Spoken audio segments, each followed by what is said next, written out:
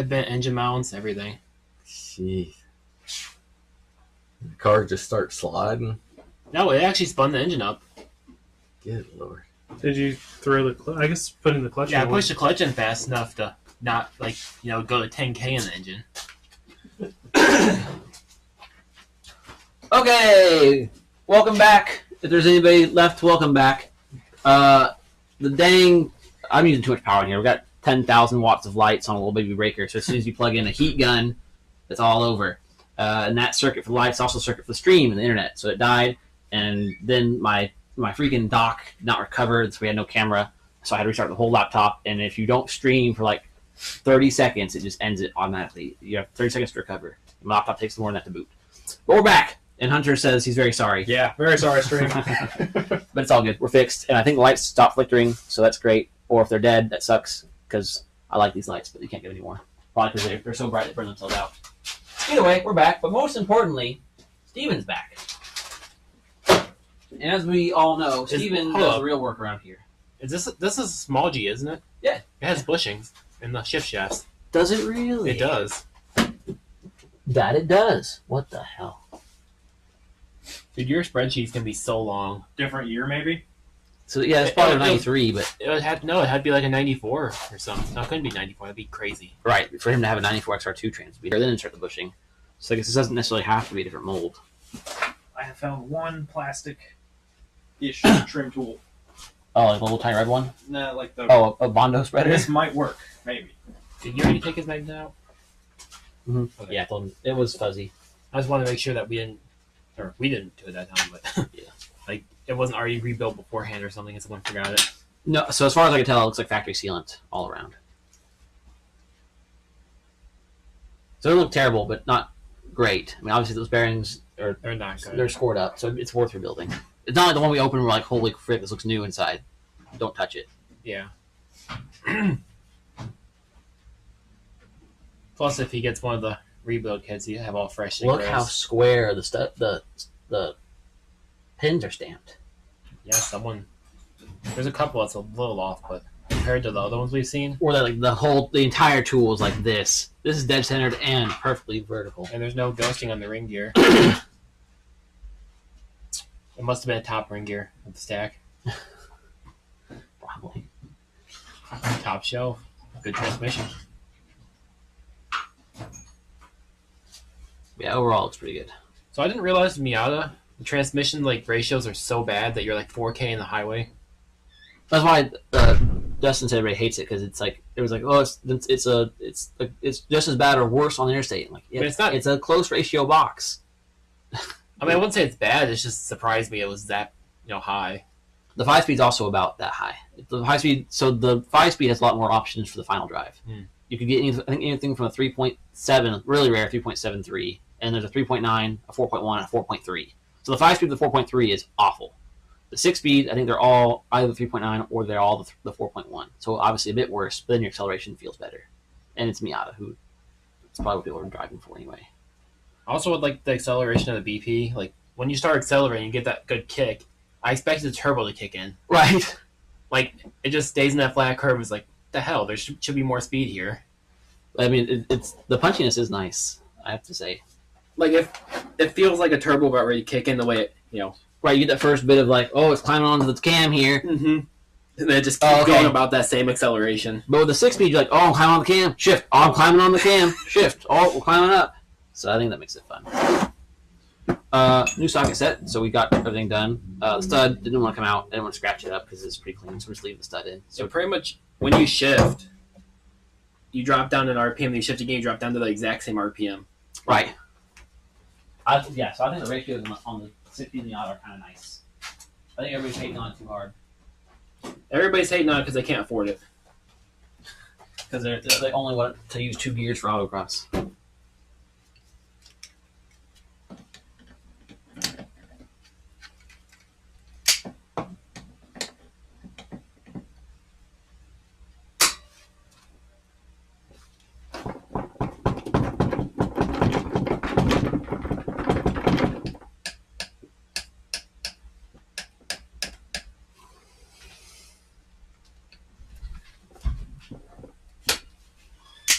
These are the bane of my existence.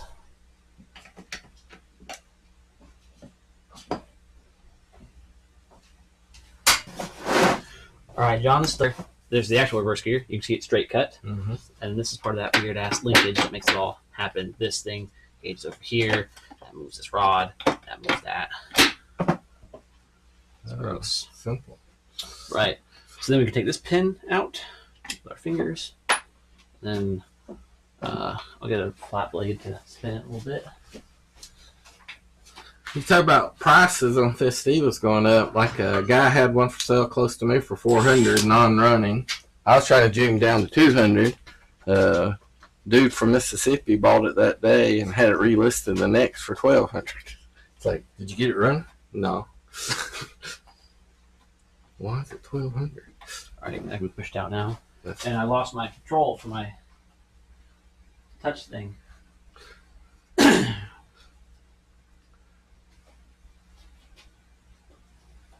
Surprised nobody is on the live stream right now. Because it broke. Do you not? Hunter killed the lights with the heat gun, and so we lost. We had like 4 people, and then we lost it. What's that? Now we got nobody. What's this? It's the vent tube. It's just a little channel to make sure you don't have oil come out your vent tube.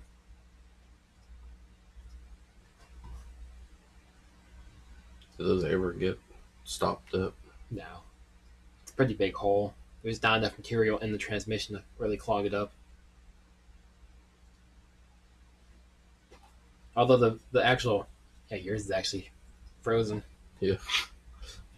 The top hat of the vent should move freely. There. Yeah, they usually just rot off. Do you put a filter on them or anything? No. Oh, we should source these. I've never seen one leak, but Oh, the O-rings? yeah. Well, actually, we just found some. Can you see? I'll see. I'll leave the important stuff while I dick around for a second. Now that, oh yeah, here we go.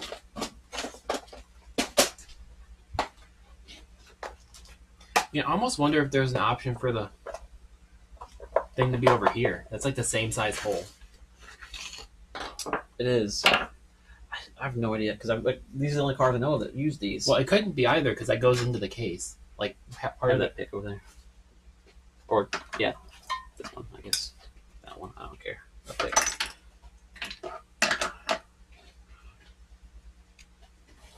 Still pliable. Yeah, we've not seen these leak before, but I figure we'll have it apart. It's one more thing we can replace. Let's see.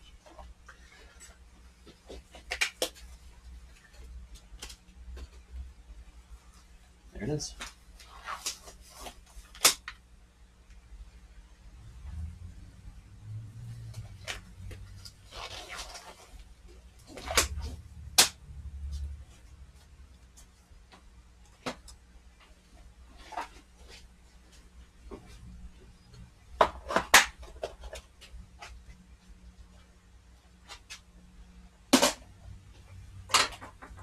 Put that in our bin.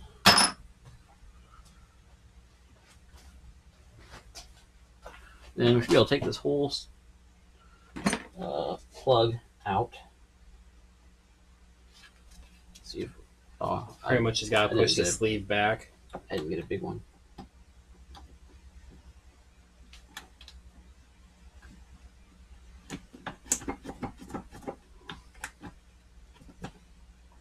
Actually, can we pull it out just straight out now without touching it? Probably. The plug's just held in with silicone. Right. Oh, no, you're not telling me. You're telling us in chat. What am I talking about? Well, I wasn't telling chat because there is no chat. Hey, there is one person in chat. Welcome. All right. Pull gears. I'll pull the diff. You gotta take your reverse pawl out. You can kind of get away with just doing it that There. way. It's not reveal. It's right here. So this is part like I can still do this myself. It's not a big deal. And then later on, you grab this, and that happens. Like, oh, maybe not. And then this happens, I would. and like, okay, now we're done. I quit. We need a Oh, it's refund on this horrifying. filter. Yeah, this. Like You request what? a trade on the filter. Oh, yeah. Well, Business seal. Yeah. Actually, didn't we? I know where it is. Yes. You guys stole it. You stole it? Yes. And you know what showed up like 3 days ago? The right ones, or like 8 months ago. They just happened to show up out of nowhere. 2 of them. So That's funny. just throw that away. Or reuse that one. It's the same seal. Well, that's what I said. Like, why don't we just use a little pick and pop it out? You absolutely can. Yeah, that looked horrifying. Like, Brian's gonna say no. that will never go back again in the right order. It's really not as bad as it seems. Once you've done one, it gets a lot easier. Looks like so much fun. They really got your plug in there. Okay, well. So, yeah, you guys remember the package from Canada that I've been waiting on? That I was complaining about? Did it magically show up? I still haven't received any tracking updates. Ooh. As far as USPS knows, it's still last seen in, like, New York. So there's your other And detent. I came home and it was inside my apartment, which is really weird because I thought my door was locked.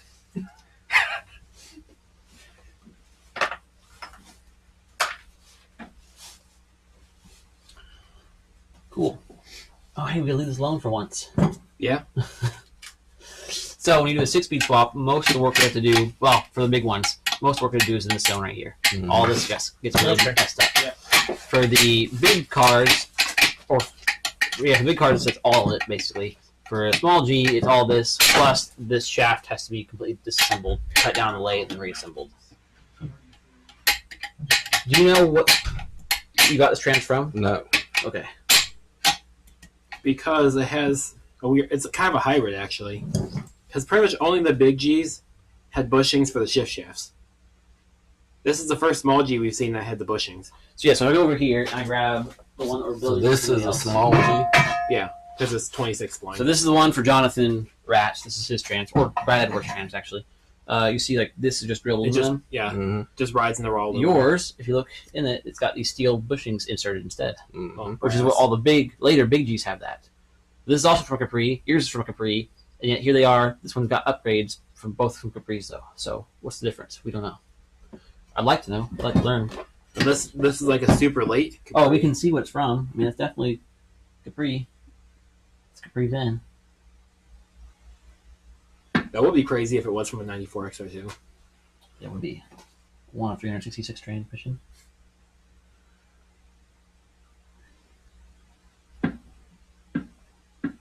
Casting looks pretty much identical. I don't see any other casting oddities on this half the case.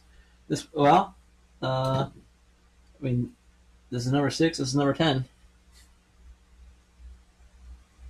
I think that's a revision number. Yeah, I would assume. Maybe this one was. So this is a 0 in the middle. I'm guessing that's year. So this is a 90. This is a 91 casting. That don't seem right because mine came from 92. Mine You doesn't got have any bushings. handheld wire brush? 2. Yeah, I think they're on that table. Well, 92 or 93. If they're on that table, I don't know where they got put. Well, maybe it's made a bunch. Maybe they made like 500 transmissions in 90, and they made another 591. I don't know. But I mean, that's 1, that's 0 on the date part of the circle. Yeah, the truth is, I don't know. That But thing's quite literally a funnel. It just the shafts are hollow. And that's how it gets oil into the gears. So back here, there's a cutout so oil can get behind there. And it literally just drips through the shaft. The same on the opposite end too. That little funnel right there at the end of the case. That drips into the steel part that has another funnel in it that feeds the opposite side. Yeah, so in here, there's a funnel built into the end cap. This drips into the edge of it, goes down through the funnel, back into the inside of the shaft. But the same on the inside. This gets its oil from being flung around, and Is this this has the one that was plastic in the string that had yes, broken? Yes, and you can see why when you're carrying it around. You got the stick sticking out. Right. And on the 6-speed, it's an extra 1.5 inches longer than this even, and it's got a slit cut in it right here.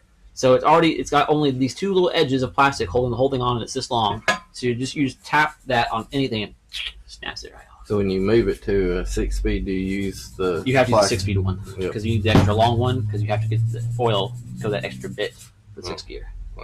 That's what it's designed for. Well, I mean, when it's inside the case, it's perfectly safe. Yeah, When you're walking manhandling around. it. Plastic.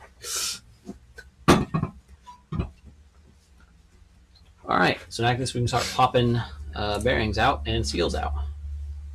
I'm gonna clean off some of the desk. Oh, and we're gonna have to do some bolt removal.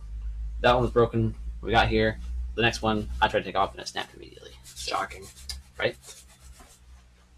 Hate that. And John's a big believer in PD Blaster, so You I just guess we need will pre this. you need PB and heat. Solves everything. I wish that was the case. I do too. It solves a lot of things though. It's like my favorite combo. I think it's more chamfered for the bearings too. Look at how chamfered those are. It does seem more chamfered. At least on that side. This I side could be looks normal. imagining. I could be imagining things though.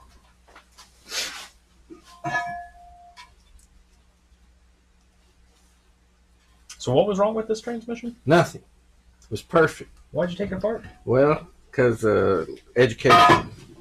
Okay, And because it's old. Now it's about to be more perfect. Yeah. that's reasonable. So for the most part, it worked fine. It didn't make any weird noises, but you don't know how worn it is till you open it to be like fully worn. And if we look at these bearings, they're not great. So you can see definite like staining Yeah. and lines, vertical or horizontal lines, and rolling over dirt repeatedly. Not ideal. If you're gonna use a transmission for racing, you kind of want to know what's in it. Yeah, is that what you're doing? It's a spare trans for my turbo track car. Okay, gotcha. I like spare transmissions. Like I said, I'm gonna try to Spare pick one up trans myself. for my turbo trans car. That sounds good. Makes you sound like you know what you're doing at least. Yeah.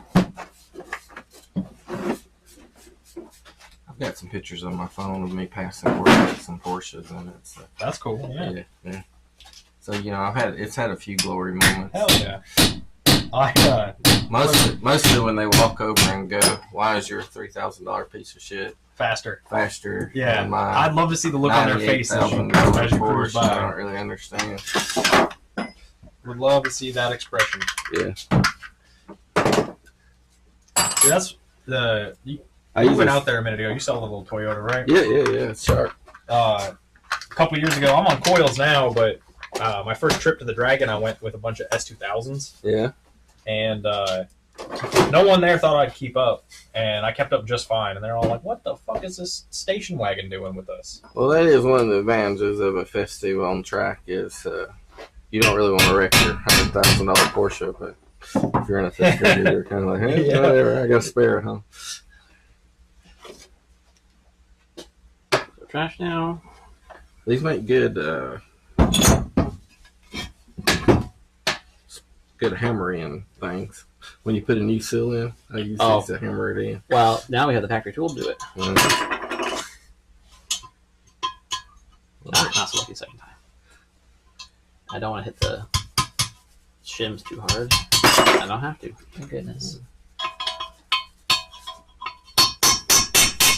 All those races get replaced or reused? Yeah, they get replaced.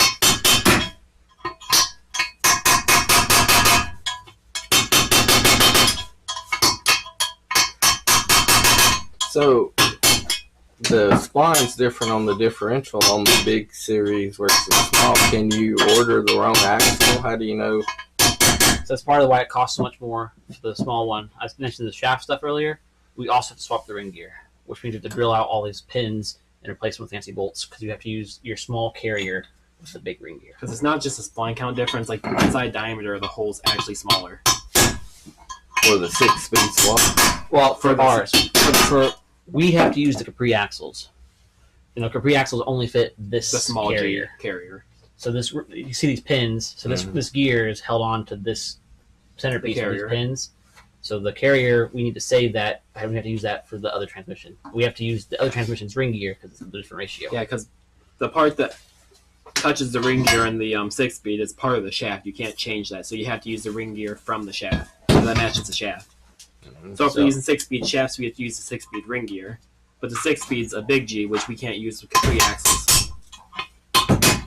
Yeah, so then you got rear-wheel drive stuff, like a truck or whatever, you have your rear diff, you got the pinion gear on the end of the drive shaft, and you got the ring gear. Normally you buy those with a kit, right? So whatever ratio you want, you just buy the matching pinion and ring. We can't do that because for us, the pinion gear is part the shaft of the gear shaft. And the big G only comes in two ratios, 4.105 and 4.38. The small G, this ratio is 3.95. So we can't use this gear. We have to use one that matches that. But we need to use this carrier. So that's why we have to swap the gear. We need the ring gear from the big G to match that pinion ratio for the big G. But we need this carrier so we can use our small axles. Now, for cars that use big Gs like the Protege and stuff, that's almost a direct swap. We can just use the 6-speed carrier if we wanted. Gotcha. Double shimmed? Nope, just dirty. Alright, spring side.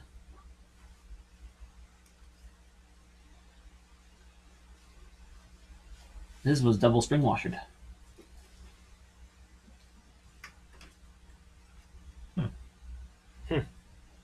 Despite, I'm pretty sure the service manual saying it should only be on the output shaft.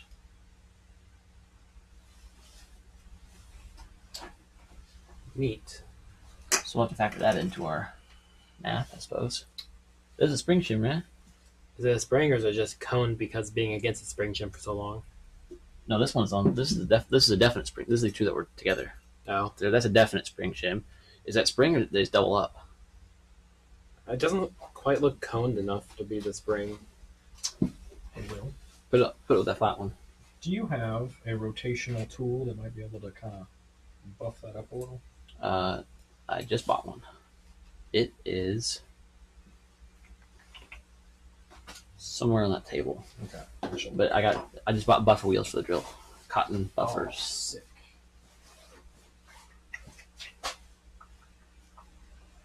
Yeah, so like here it's pretty clear it's coned. I wonder if they did. It doesn't. It's not really that coned. So now I just stacked. I mean, if they needed enough clearance, they could just use the double cone, just because it's 0.7 instead of like the biggest 0.35 or something, right, for the shims. Yeah. Well, maybe.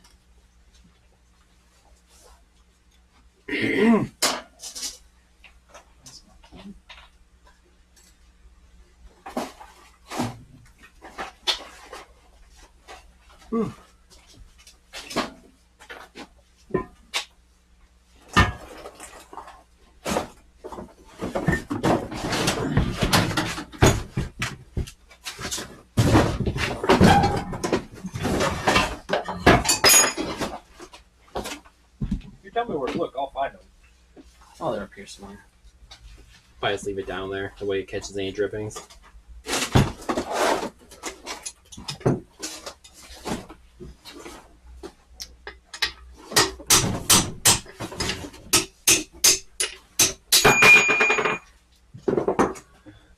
Steve and I were doing some cleanup yesterday. We got some good progress made. Then we kind of had to pause. And then we went to meet, and the police came and we left.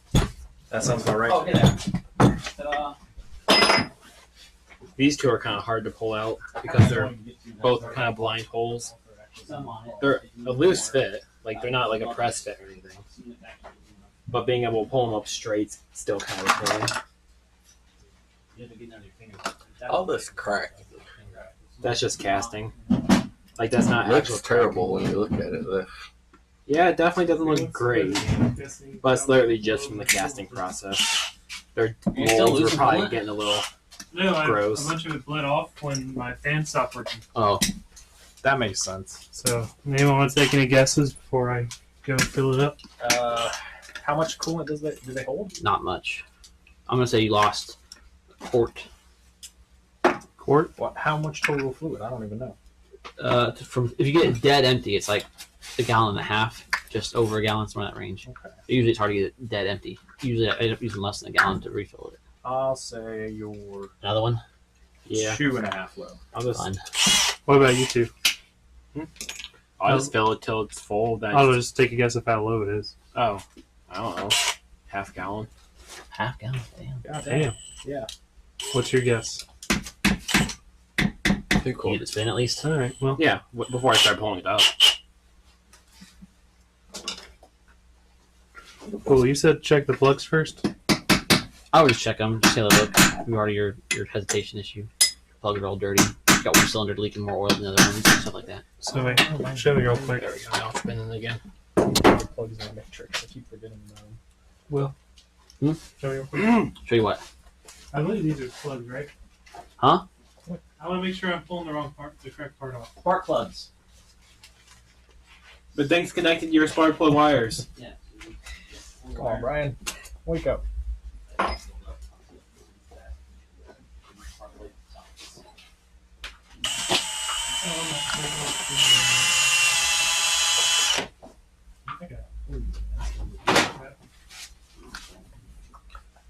That looks Yeah.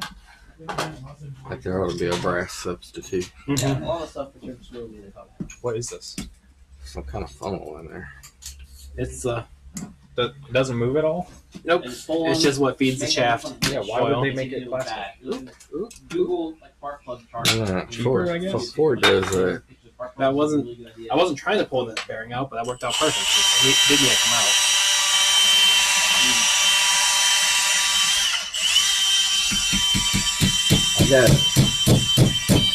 I got like 3 cars from the 90s that are Ford, and seems like I'm constantly replacing a plastic washer with a metal washer. Just because the plastic washer can't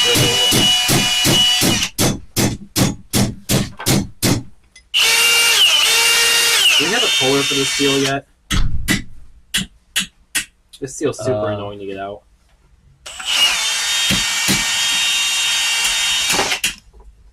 I don't think so. You want to grab me with a big flathead? Yep. I think that's how I got it out last time. It's a blind seal, so you really can't get behind it. They love making things kind of hard. engineers.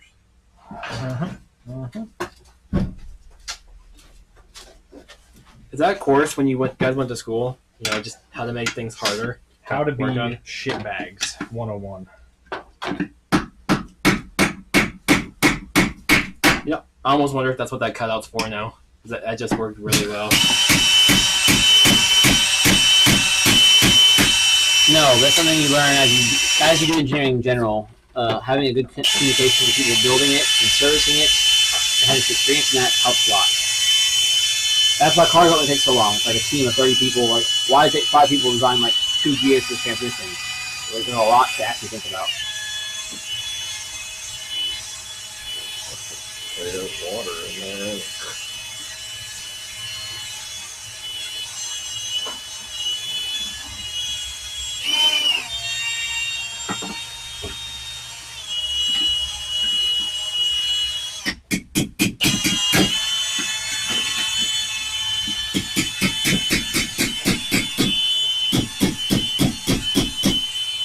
That's it. I'm sure there's a specialized tool for this. I didn't think there was. Oh, the bonnet.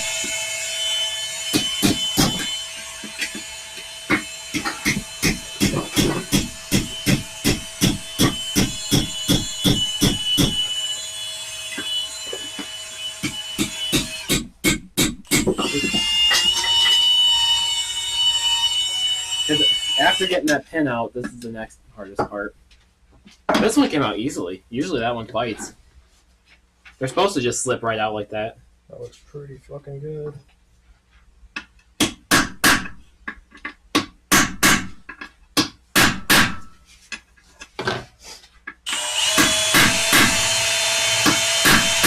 Looks like you need a Dermal notch in it.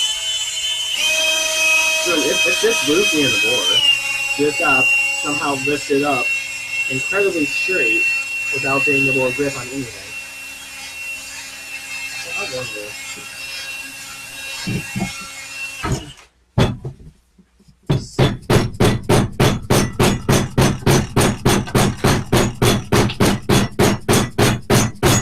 I doubt that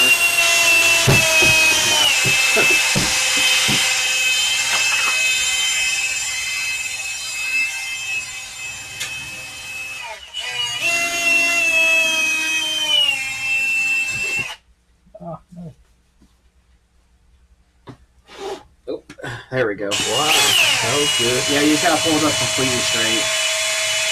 It's hard when you're grabbing on the hardened steel and you really can't get it grip. I got it. And I found the tools. Is it? It's like the Nate had the slide hammer style one. There's nowhere to grip back there. It has to have like really specialized teeth. Yeah, so I guess that's what I'm gonna buy next.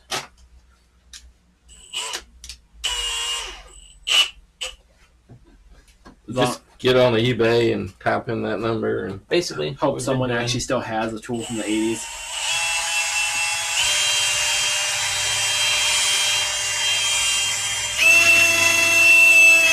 Where's the spray? Huh? Where's the spray? It's all rusty in there.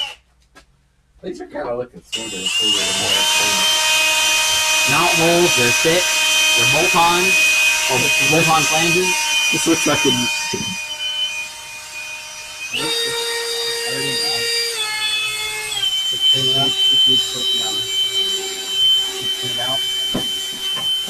I'll definitely run your part before I get some brake clean.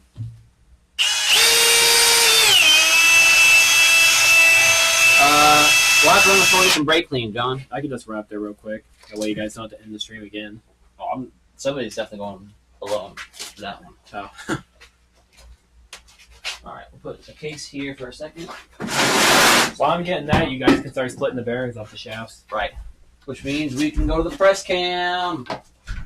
Press cam. Hell yeah. That's the shit where. That's the cam where shit happens. Yeah, look at that. Oh, did you press cam while I pressed cam? Press cam? Oh, I might have. I pressed press cam so you didn't hit the Oh, press good. cam.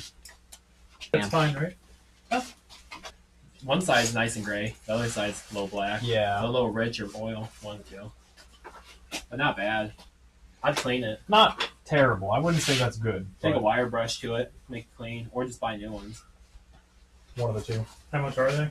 Probably like $5. Now you gotta find a Are bunch they already of in the brass. No No, idea. they're just Face- coppers. Yeah, if they're just the copper ones, they're cheap as hell. Well, I remember paying like $30 a spark plug for the STIs. Well, those are probably the iridium Metal, ones. Those are metal, expensive as hell. put these brass things. For what? Spot.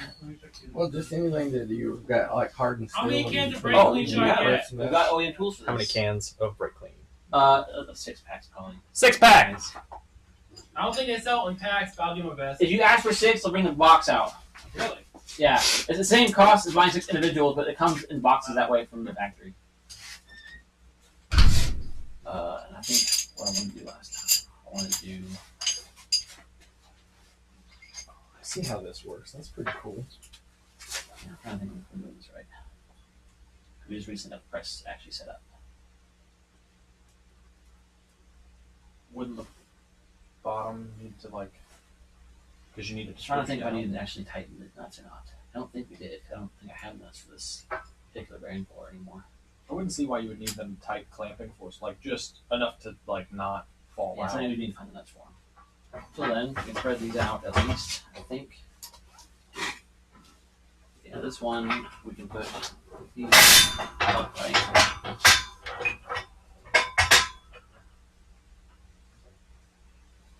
Yes. Upright, sketchy. That scares me. But a little higher. Yeah, yeah. Thanks, sit down. Alright, let's see if I can find these nuts real quick.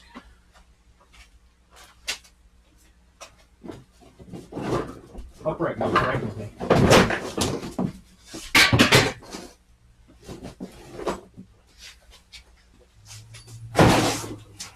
Alright, we'll use a nice one since they're gone. Racing team, the Ford Escort Guru. Yo yo. Yo, welcome back, Foreign. What's up? Glad to have you.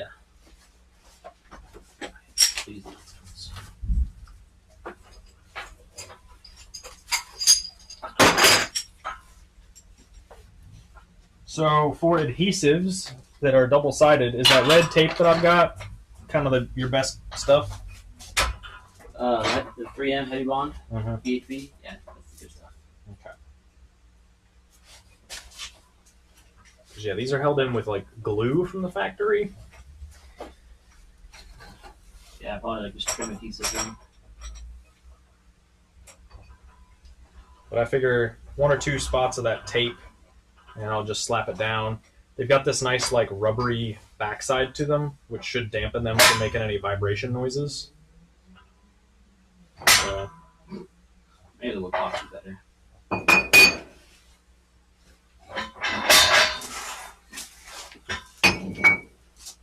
Down.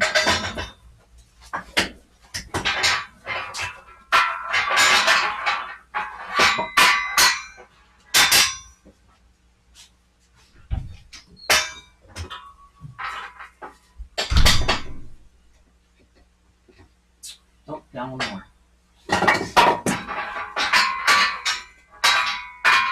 That was the second time we've used this press. Racing team, the Ford Escort guru, said, "What's going on, brothers?" We are. Oh, we need the plates back on the base. We're rebuilding the G5. So we're rebuilding a Capri cable series a Capri cable actuated G series. No 6-speed stuff on this particular one. Just nice rebuild, new synchros, new bearings, OEM goodness. And I have new tools to use the press, so we're going to try using the press this time around.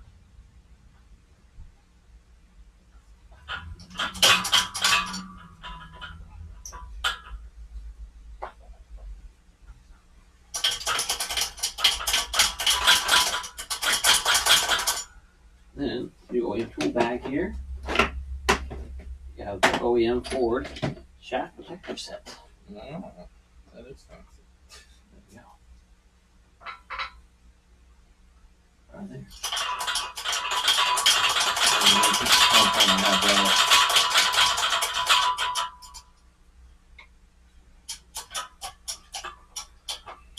And then the little handle. Oh, I stole it over here earlier, didn't I? So cheap now. They come with a 2-piece and it just sits and wobbles around. Alright, press cam. The Ford Well, said, "Oh, okay, that's cool. I will be welding a differential pin for one of my Gs." nice. Alright, we'll take it down this time.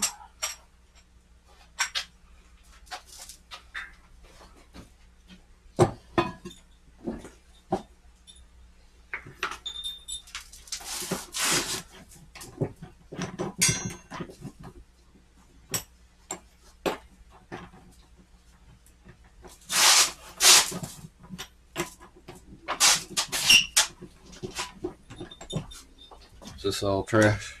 Yep.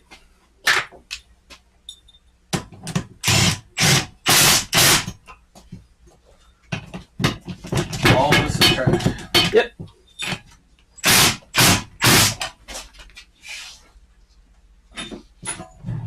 Trust issues. There we go. And where did our shaft picture go? Oh, there it is. Fantastic.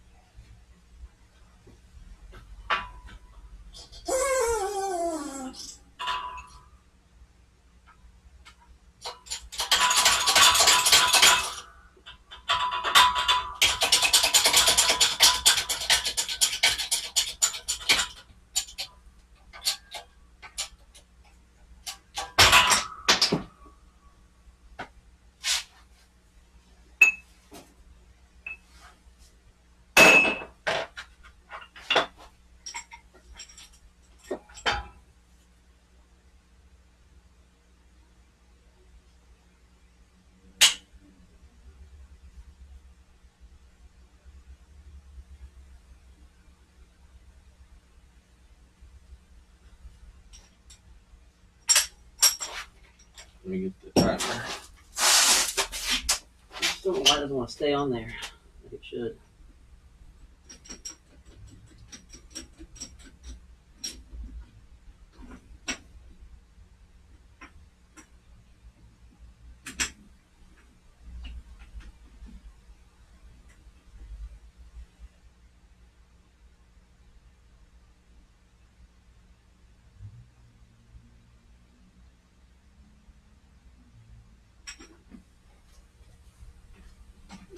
try this by hand.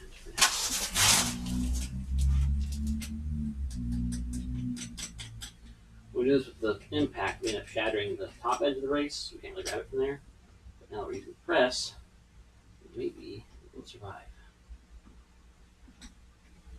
Which would be nice because that's so much bigger edge. A much bigger edge to grab on.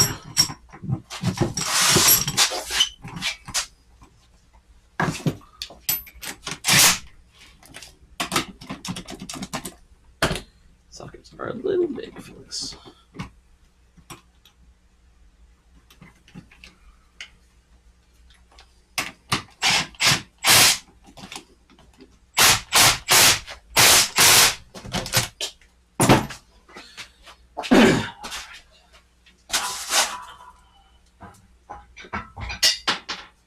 Last time I did it alone, I was like, man, this is so much easier than using the impact.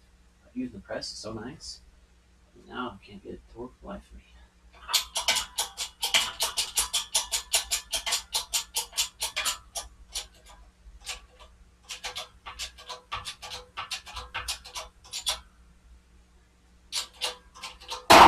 There we go. Yes, so nice. Press cam. Boom, just like that. One bearing off. Then move the other bearing.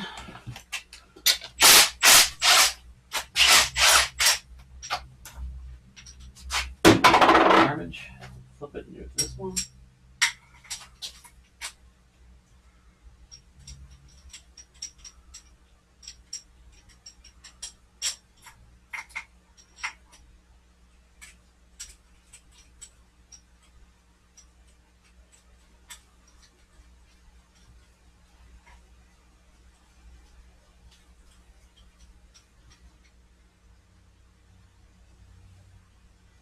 This one should be a lot easier. There's a lot more to hook on here. This is falling off.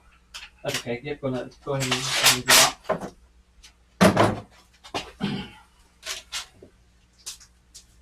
Then I'll probably just set him in it now, right?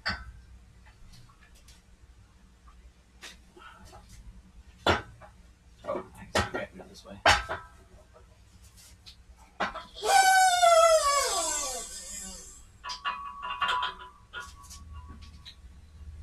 Is the press tool in the line? Yeah. Watch for one down and the thing again.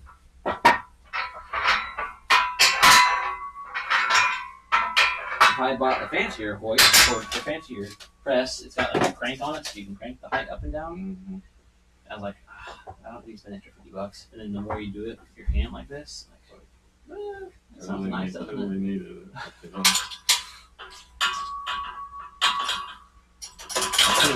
Put them on hydraulics too. Yeah. That's pretty cool. I don't know how much to do it, I guess.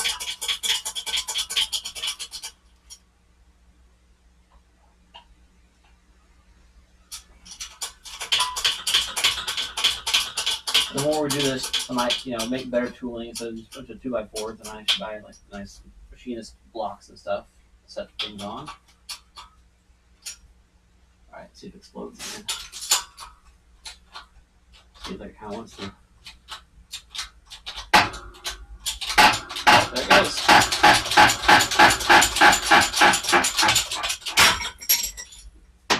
Fantastic. Wow, that's so much nicer. Put that there.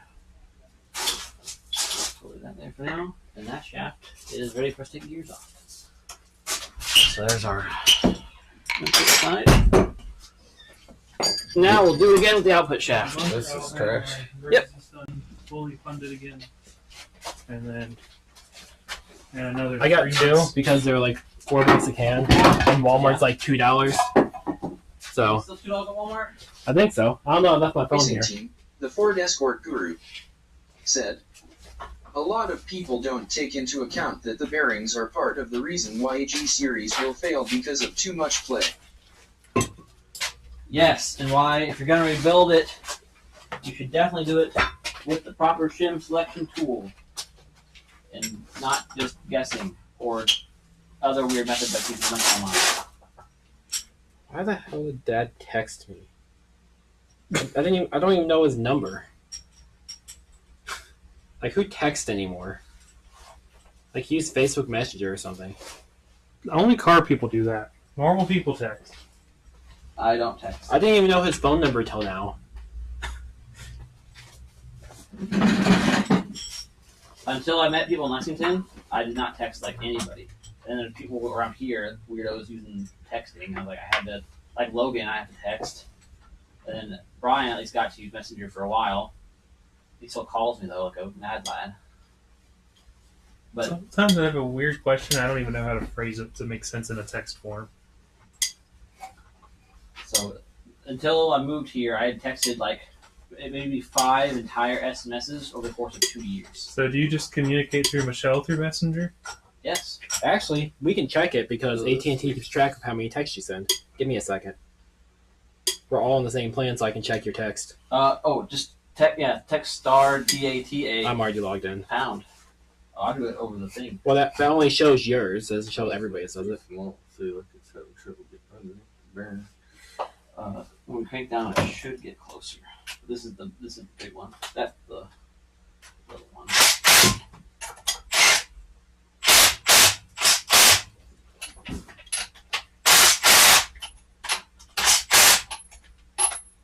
Actually, I think most of the texts that I spam.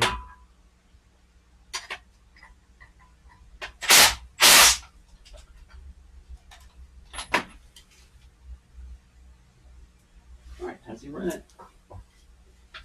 Oh yeah, Riley doesn't have any spark plugs. None? None for Festiva is what they said. They didn't look. Versales does, though, allegedly. I should have spark plugs here.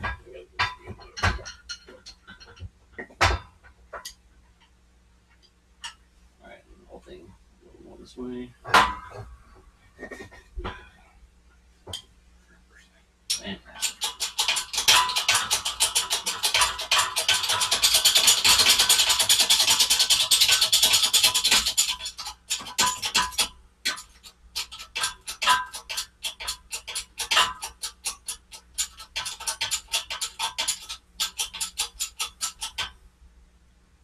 That's the max or jack.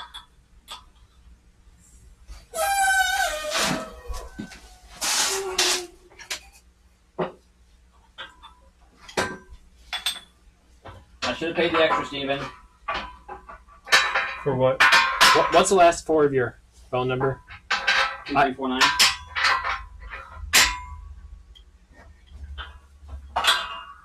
Okay. You want to know how many messages you've sent this pay period? This pay period? Yeah. Probably 6 or 7. 0. Oh. So I texted. I've sent 7. When is the pay period starting in? Probably, I don't know, like actually 2 days ago, I think. For me, it's different per person. Depends when you signed up. My mom sent 121. Nice. Who's 6855? Michelle. She sent 7.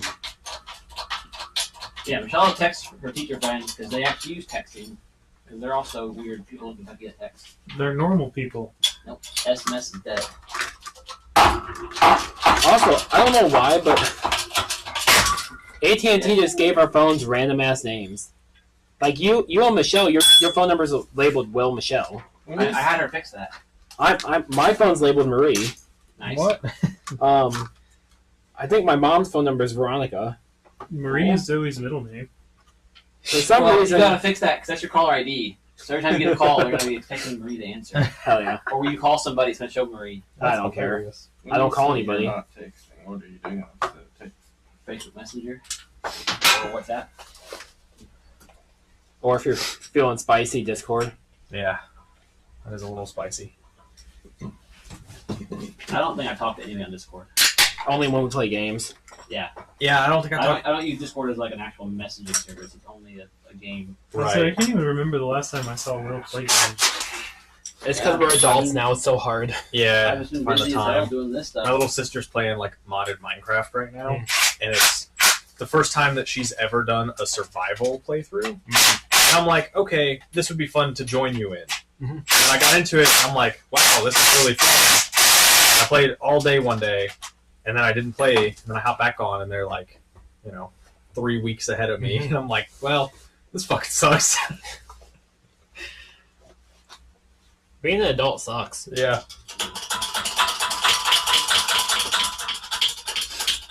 Check these out. Rain guards. These are super rare, and I'm scared to even have them on my car. You should remake them. That'd be cool. Get a mold of those. That's like an S. It's super easy. That would be pretty cool. Yeah, these were Canadian only market and like a weird dealership add-on item. Isn't the press so nice? Well, the first one I kind of messed up, but after that, yes. You were gone for that part, though. Corin saw it. Corin could attest to it. What do you do? Corin Neal. He does a lot of escort stuff. An escort professional. The Ford Escort guru, according to his YouTube. Indeed, he is. It's not loose. Yeah, I'll have to go up on the bar again.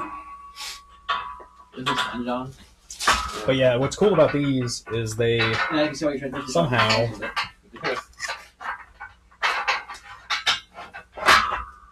Flip me around. there you go. They connect flush on the car. There's So no, is it mounted to the car and out the doors then? no, it is mounted on the doors. So the fitment's just great. It's really good, I guess. At least I think they're on the doors. Yeah, I'm pretty sure this adhesive strip goes along the. Magical. I guess it is warm out that they put adhesive stuff on. Well, I don't think I'm going to put these on today because I am a little worried about that. But they need to get buffed up. They're pretty not great looking. And So I figured I'd bring them in here off too. and polish them. They're supposed to look like this. So, how's the transmission look so far? Not bad. From what I've seen. Bearings Brand are new. great. Can I have one new bearing? How that one? Sorry, I'm putting shit in your way. You're good. Racing now. team, the Ford Escort guru, said, I was given that name by a few guys and gals in the group. Nice. Well, Corin, I would say it's well earned. Usually, if you're dubbed a name, it's deserved. So So there's your new bearing. See how shiny those rollers are? Yep. These, they're not dead, but they're stained, and there's obviously the staining is like it's lines. That's So these have been also rolling. That's from the press. no. You see those lines? It's kind of scratched. It's all stained. If it's a really clean used bearing, it won't even have like marks on it, So we'll. or it won't be stained at all. Like which one? That trans right there. Well, you'll see just Steve and I like took it apart, and we're like, "Holy crap, this is perfect!" And we just soldered it back together. you'll see just kind of like a slight dull finish where the rollers were actually hitting the race. Other than that, they'll be clean. So is there any fear that the aftermarket bearings are Oh no, these are crap? These are OEM. OEM. They're OEM. Yeah. OEM brand. Yeah. So Yeah. So hang on. So these are Nachi and NSK. That's Nachi. This is. Racing These team, should be the NSK Ford Escort Fabio. guru, said, Thank you, brothers. I really appreciate that. Absolutely. And over here, we've got 2 Koyos, a Nachi, and 3 NSKs. So these are all the OEM bearings. Is this your plastic magic, Will? No, it's in a white bottle called Plastic X. Plastic. it's better than me. No, it's not in here. It's in the kitchen. Oh, okay. Well, at least equivalent to new. They use really nice bearings stock. Oh, hey, the Nightmare bearings. You want to try the step adapter and the puller again? Why don't we try the clamp you do in the press? Okay, let's do it. That'd only work on one side though. You really can't unless the clamp extends past the ring gear. You can't get this side. And you can't get either side Oh, because the ring gear would have to go through the center slot unless we you could- hold it up we with could a build wood a or little something for it. That sounds dangerous. So the ring gear, the differential bearings are like a super tight press. Oh, give us an overview real quick.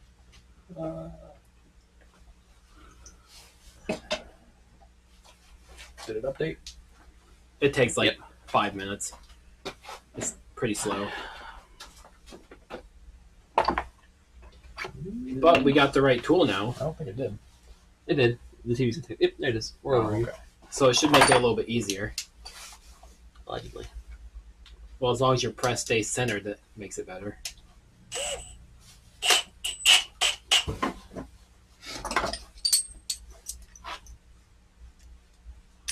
Oh, we're still in reverse mode.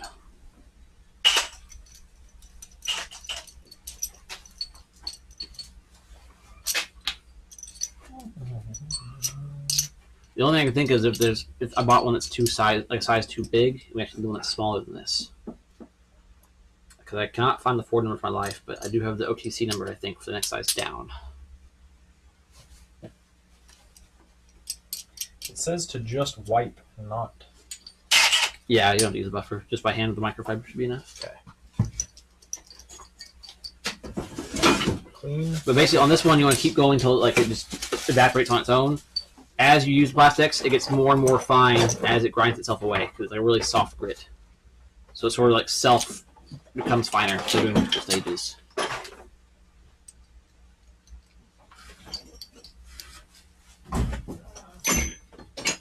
I'm an idiot.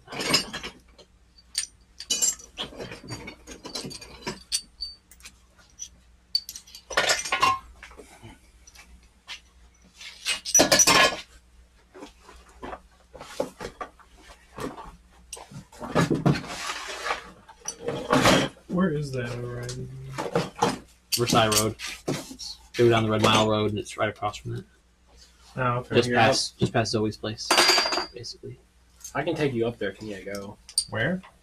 The hub store for O'Reilly's on the Sales Road. Oh. That's like, can I just take Miata? Yeah, go ahead. Alright. Just like try not to get pulled over. Yeah, it's gonna be cold. Why? Technically not registered. It's Insured, insured. We had a cop calling us the other day at the meet, and nobody cared. It's fine. What meet? What day? Literally last night. The last night Yeah. one, yeah. There was a last night meet? Yeah. Mm-hmm. I didn't see anything about it until after. It's okay. You weren't missing much. Yeah, I didn't. Was it just like a Cabela's meet? Yeah, I I saw was at Cabela's meet. the truck getting stuck was funny. Yeah. Was that there? Or was that We something didn't see else? that happen, but it was there. Yes. That's really fun. Yeah, Some- but it actually kind of looks good. Some truck It feels got himself, good. like, I'm not gonna lie. on like, Try doing a it by hill like hand this, instead with the and impact. got his tow hitch stuck on a sidewalk Disgusting. at the bottom, Disgusting, Steve. and like couldn't move. Well, the slow, Like a non-vibrating. snowbank, right? Or something? No, it was just like a hill that he had. You tried to go up, gotta I go to guess. Costco. Like, just take the dirt ramp from Cabela's into Costco. He really thought he was gonna go up that in his 4-wheel drive. He really thought. What happened? I think it slipped. Should we take the? Go slower or go back for one. I think we just need to be a little more vertical because we were kind of moving to the side. Kind of back under it. This stuff is very nice, Will. Yeah, it's magic. For Like, plastic. holy shit. That is wild. Feels good. It's gonna be a. Oh, diff's tipping though, isn't it? Just keep going. It's already sideways. Cage. Oh, Did we move it all though? Because that was feeling good. It did feel really good. I figured that would stay centered a little better than it did. Want to try the modified jaws? Aren't these the modified ones? No, those are the stock ones. Those are the actual OTC jaws. No. I cut up these ones. These two. There's a chance I cut them wrong too. There's a chance we actually want to cut it the other way. Like the angle I made it makes it more prone to slipping.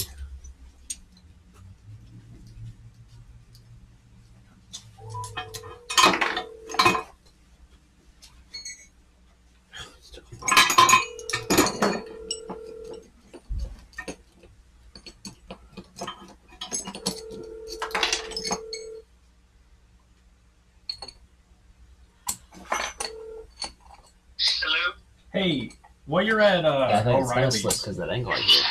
can you pick up some heavy bond 3M double-sided sticky tape? I think the stuff that Will had is like 300 stick. I mean, that side will grab the fat side. Yeah, the fat side feels good. I think my problem was getting it in there last time with this. Get Well, stuck in like that this. case, I'll probably just take the matrix up there. Yeah, you Brian doesn't fit in the Miata, guys. All right, I'll be out there in a second. The seat goes further back. Well, Will says the seat goes further back. He has it all the way back, apparently. He's got to try harder. I know a lot bigger dudes driving Miatas. All right, I'll be out in a sec. I mean, people can drive me out in furry suits, you know. Do they have the full feet on though? I wouldn't be surprised, honestly. You're asking me questions I don't know the answer to.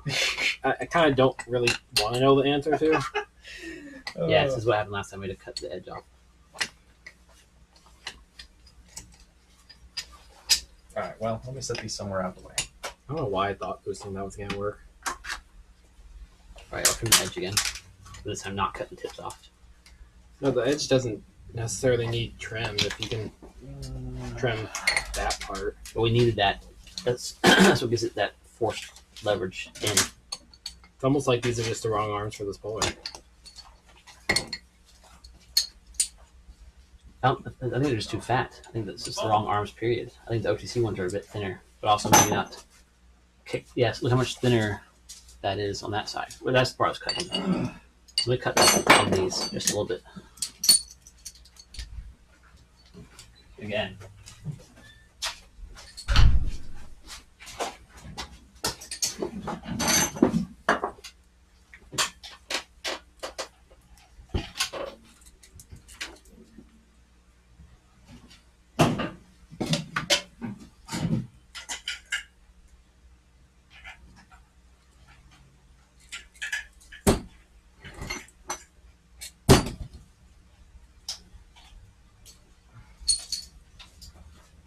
This is the one that fights us every time, Gone. This exact bearing is like so hard. And I bought what I thought were the right tools. Even then, hasn't been enough. I'm wondering if we should just cut this. That's what we normally resort to. We try not to because then it gets metal flake everywhere that we had to try and clean out of the parts.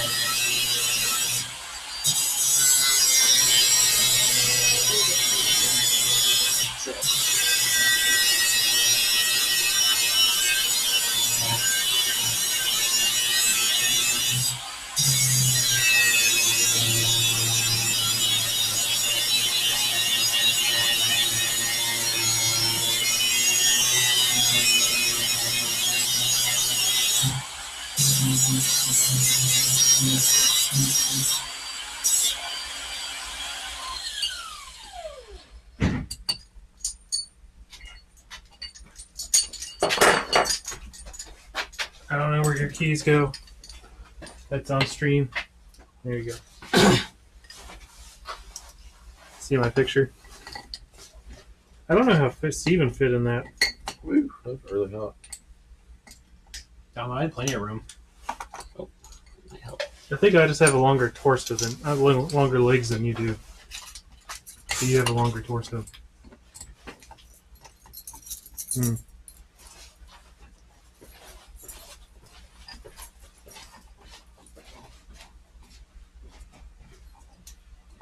Alright, and these need to tighten back down. because I vibrated the shit out of them with the. Oops. And I'm missing one nut.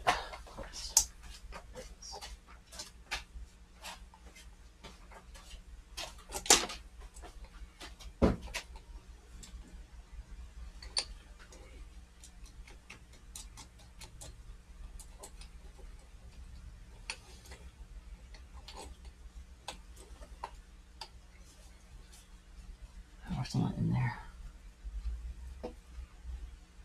Put a big This one hose is- clamp around it.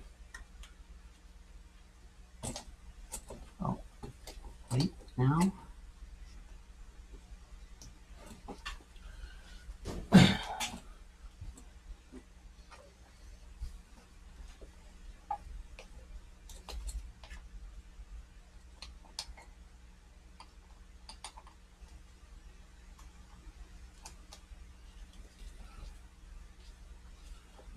Alright, nope, that's not gonna work.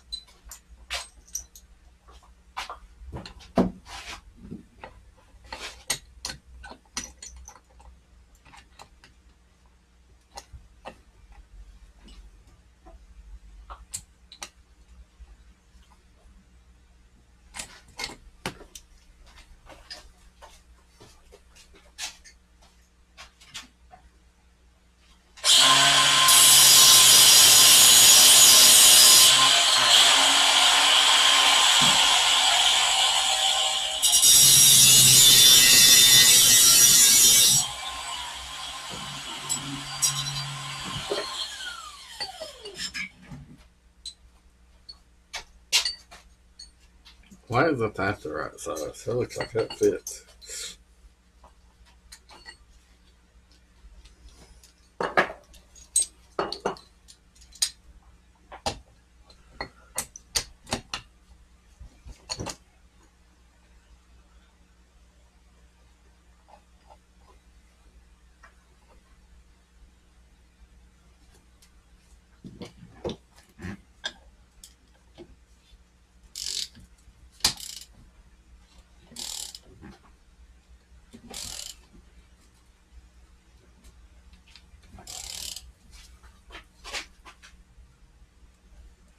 That's grabbed on good. You can pie swap to the impact then. That seems like it got a pretty good hook now. It does feel pretty good.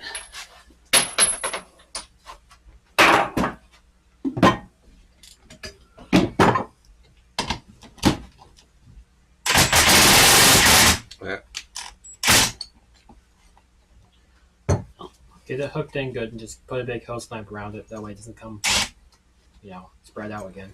I think the hooks are still like they're hitting the cast iron before they're getting in. But I think I cut the other ones too much. I think that's why the other one's slipping out so quick.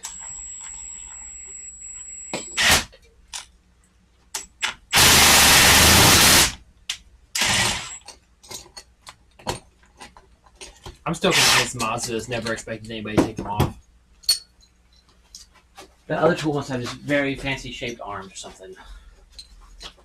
Take a bit off this edge.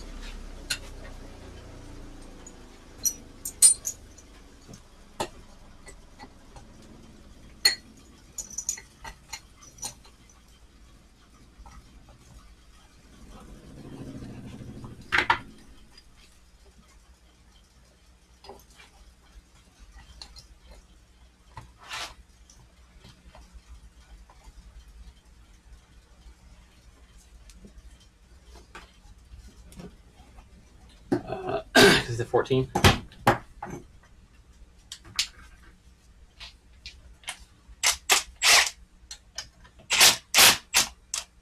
12.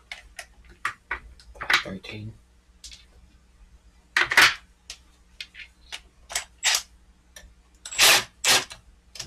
Yeah, I thought so.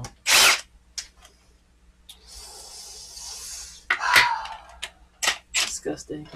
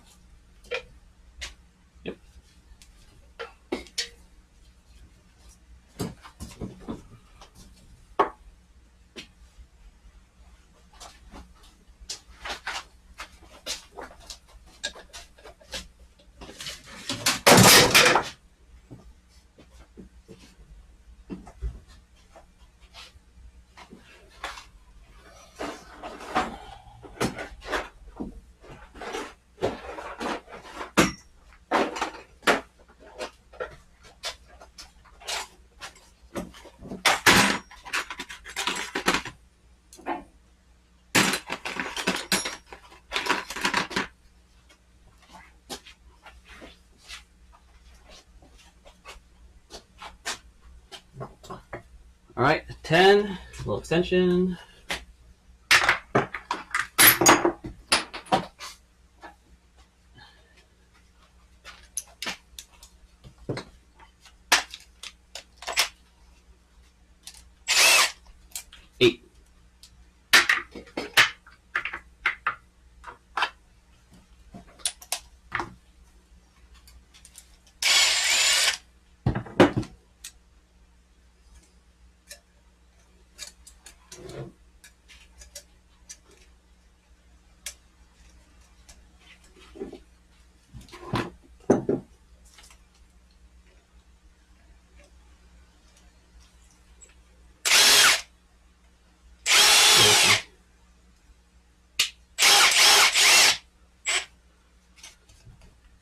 Okay.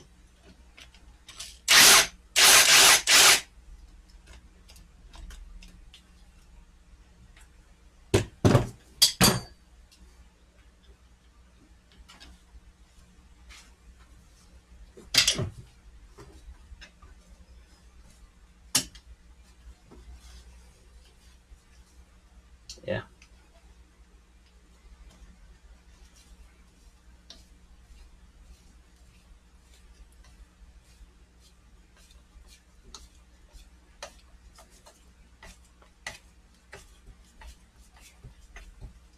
There's actually kits that come with a bolt that draws across it to keep them tight. Huh? There's a kit that has a bolt that draws across to keep them tight. That way they don't spread out. Oh, really? All right, that works. Or I mean, it might work.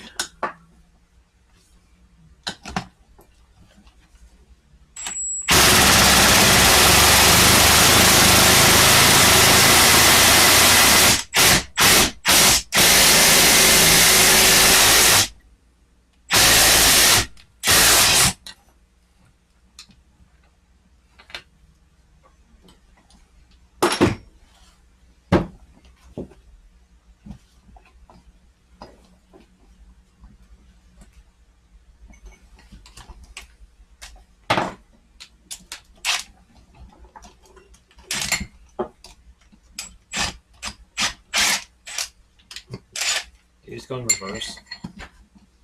Yeah, I'm trying to get the strap off so I can put it down. Oh. Instead, I just pulled the bolt right out.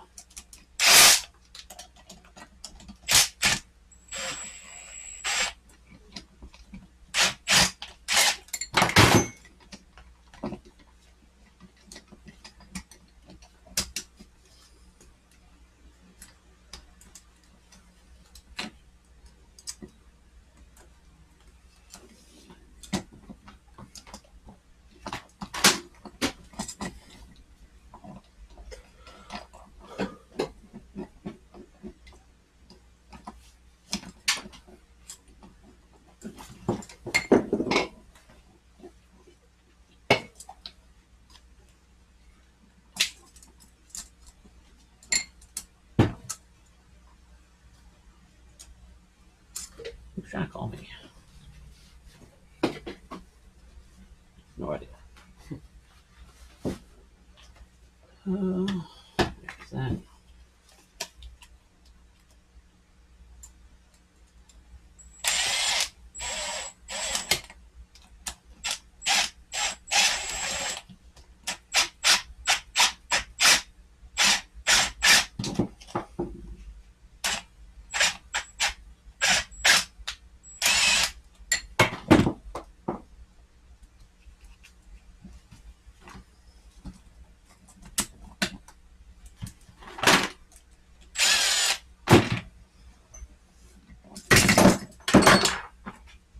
Clamp stopped working. Hmm. I think I need to be bent like here instead. So basically, you could say it's going really good.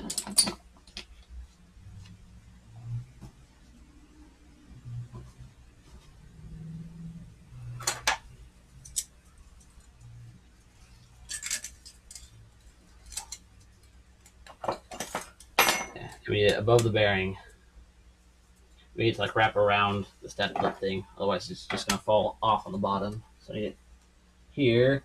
I want to catch that.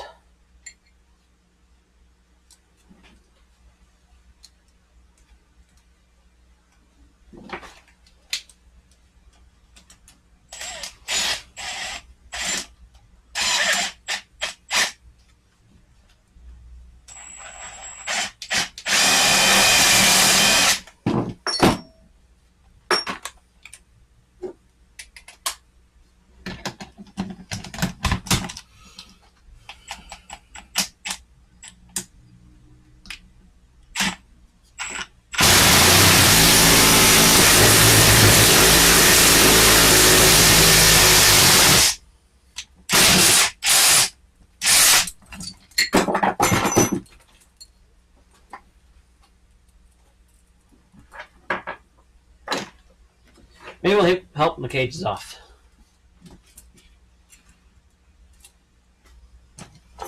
That screwdriver right there could probably pry the rest off. And deny this tool the satisfaction. Might want your block. Might want a little oil. Yes, I do. Just a little bit on the threads. That's good.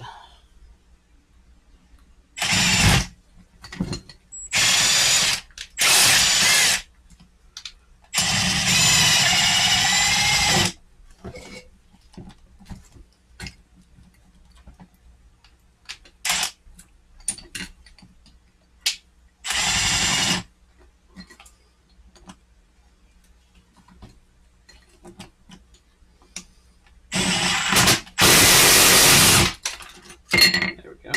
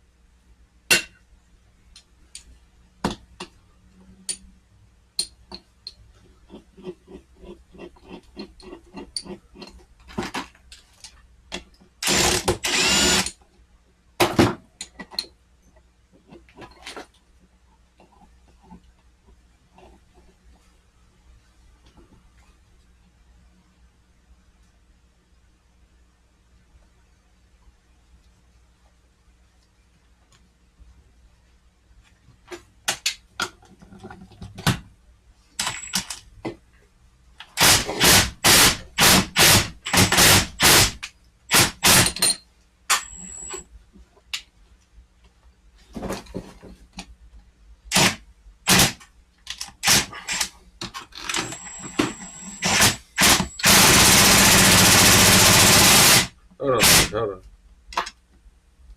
Oh, I like that. Yeah, Steve, you're right with another one of those?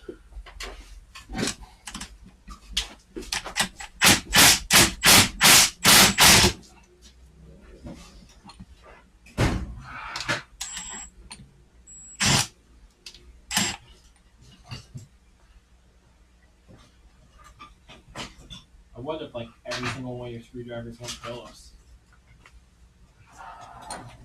It's the best I got. Okay.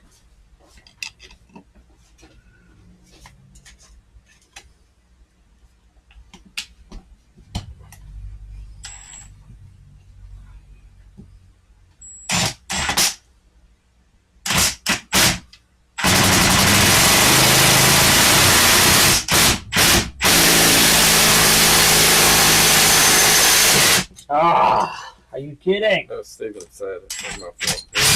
Here's a bigger screwdriver. Need a bigger screwdriver. Got a punch that big?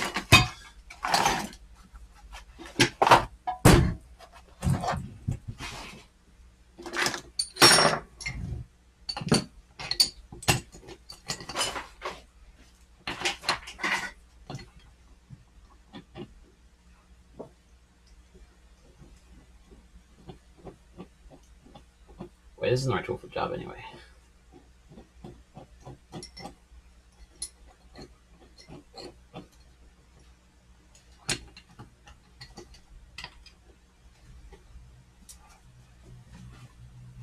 It's probably also because the way I cut these, I didn't do it perfectly even. I think it's making it kick over and one's getting loose.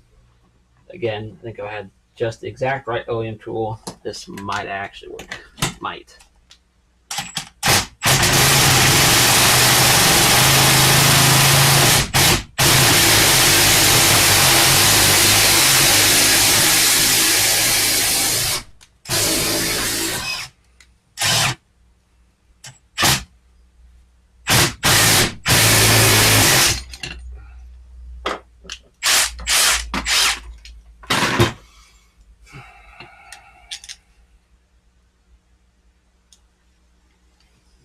Could double up. That one actually would stay centered. Good idea. Well, it's still gonna kick to the side, so you need to. Hang on.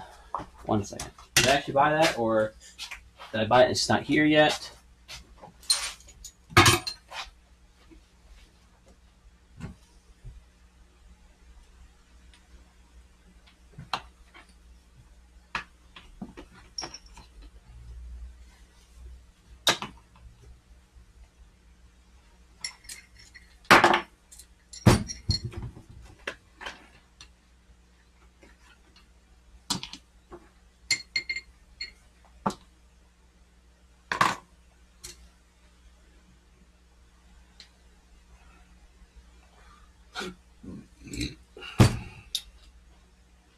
I hate you, USPS.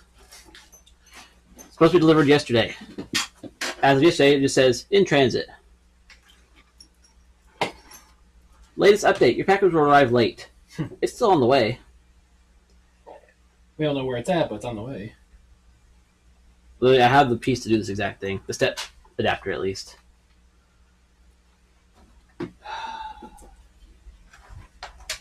Probably gonna be just cutting it and cracking it again.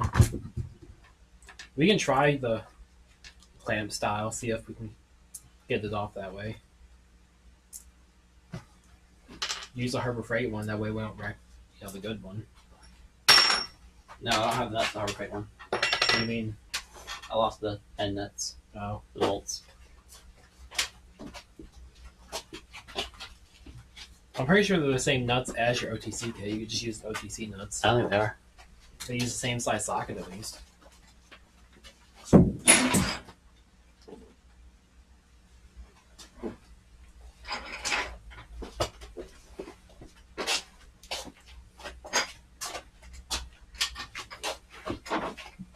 Nope, not the same. OTC is bigger.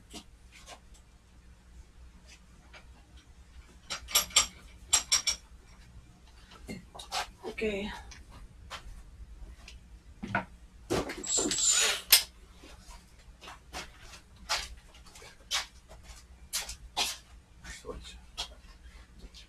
Persuasion tool. I kind of want to try welding it, or just, can we heat it with the TIG? Yeah. Let's just heat it with the TIG and see what happens.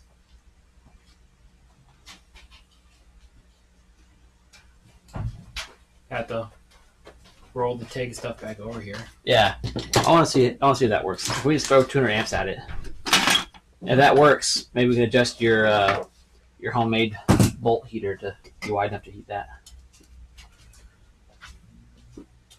Well, adjusting is literally this. If you're talking about the induction one, you're just bending a wire. This is all wiring. Yeah.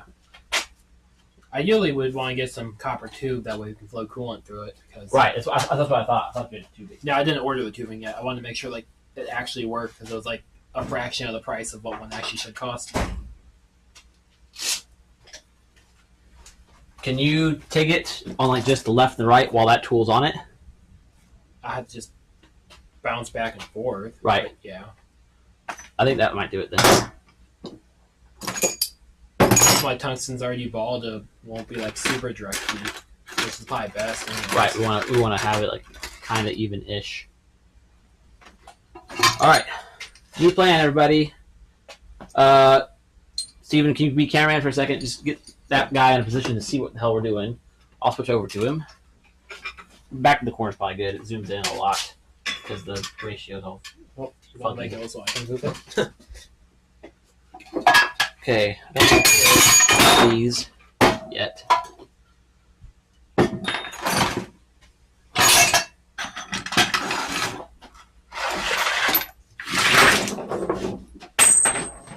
Nice. Bandage socket down. Nice. It's a really good stream, guys. It's a really good stream. So glad we're all here for this. If this works, then Cleo has to go buy a TIG. That's the only reasonable solution. It's the only answer. Right, John? I'm in awe of the power here. Is my gas tank still over there? Can you still call it Redneck Ingenuity if it's like a $1,000 TIG welder? I mean, with coupons, it was only like $8.50. Oh, okay, then yeah, definitely Redneck Ingenuity then. In that case. If I didn't use coupons, then no. The coupons make a difference. Anyways, is my gas still over there? No, it's like it's between the toolbox and the yellow car. This side.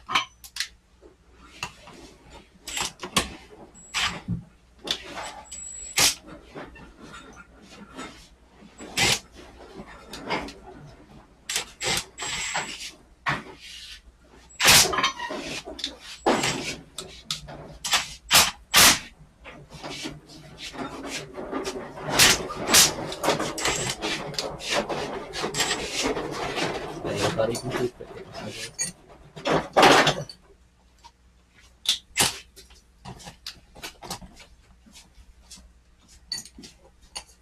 I mean, we could do something even wilder and stupider. We could plasma gouge it out. with the TIG or with the plasma torch? Well, considering I said plasma, I mean, you can. I mean, TIG is just a form of plasma, right?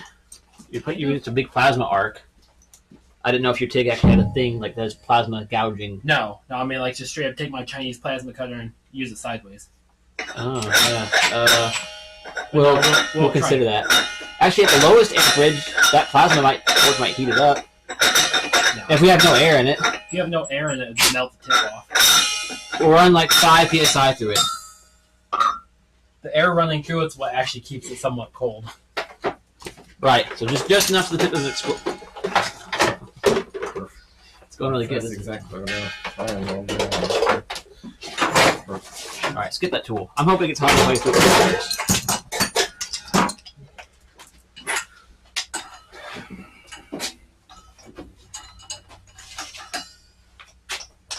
Might as well leave this out because we're going to have to make an engine mount. Yeah, we're going to have to fix John's case. What's wrong with The E-Series one that's cracked. Oh, yeah. I thought you somehow broke his case, the 5 minutes I was going to the store.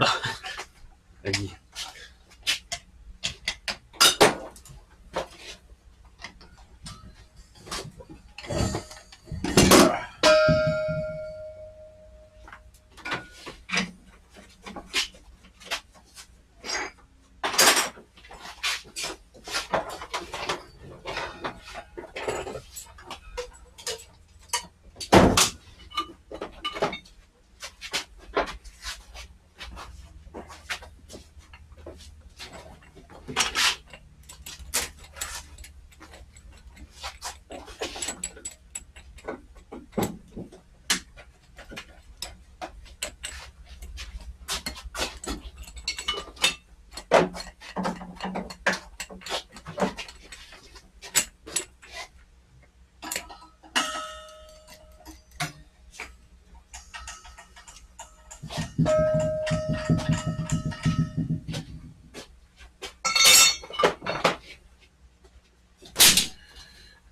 you know the definition of insanity? That's kind of looking good. Trying the same thing over and over again and expecting different results. Aha.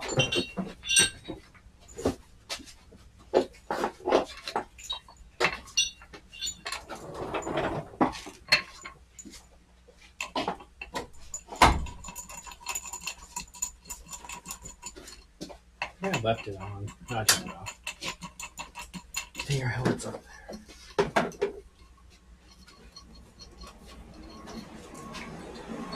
What would be more useful for me to buy, an acetylene torch or a TIG? I mean, I know TIG generally, yes, more useful, but since you have already, should I buy just a torch? I mean, either or, honestly, because lugging that thing back and forth is kind of annoying. So true.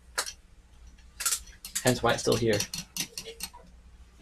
Hopefully, if it's in the back of Aqua, it should. Considering that's the car I brought it home in.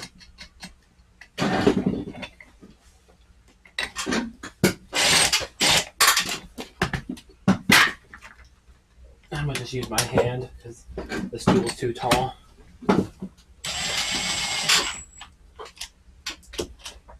Alright, looking for me to get in there. And I can rotate it Maybe for grab you. that ground. Huh? The ground strap behind you. It don't work without that. Yeah. Probably just grab onto the ring gear somewhere between here. That way, Yep. both sides.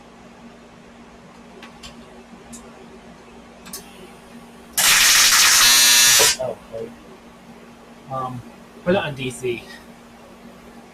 Just click the other. There you go. Until it says DC TIG. Yep.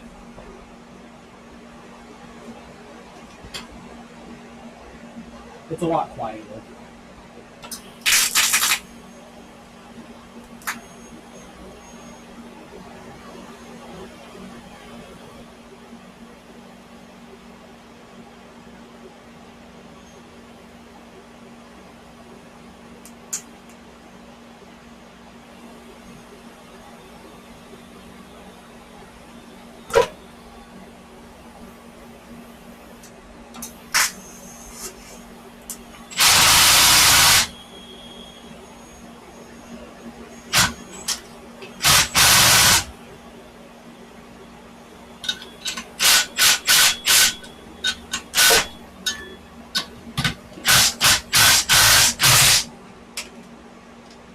Right. Should have used the bigger one. I'm trying to think lower. Something it's got.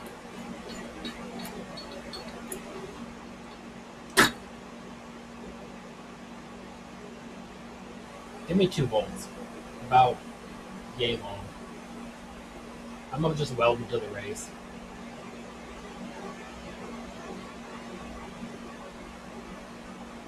And we'll just chuck them up to this, so about that. I don't have anything that long and that's thin. I got long ones that are like in 14. As long as they fit in between your polar. It doesn't have to be super long, I guess. 'Cause your polar can go pretty low. Oh, you know what? Hang on. The alternator bolts.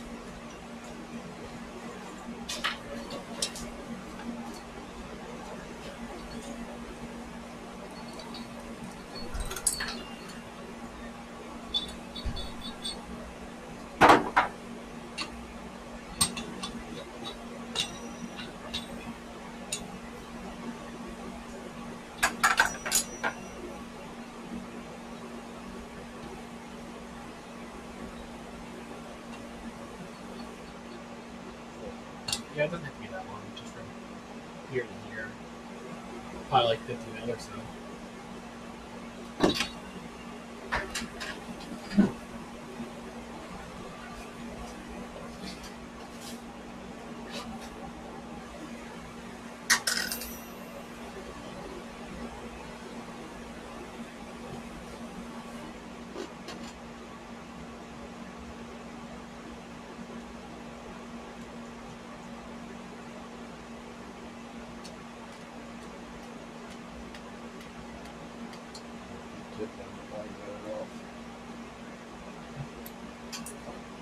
I just need to grind it to a point again. Ugh. Be careful, it transfers heat really well.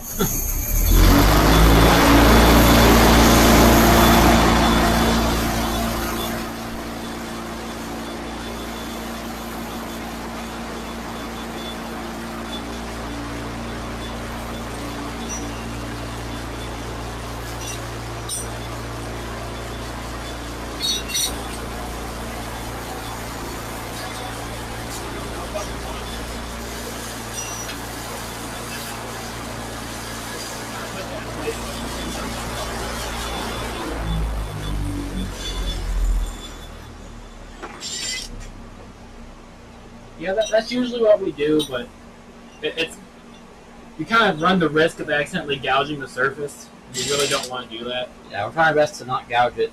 We have, like twice. I'd rather not.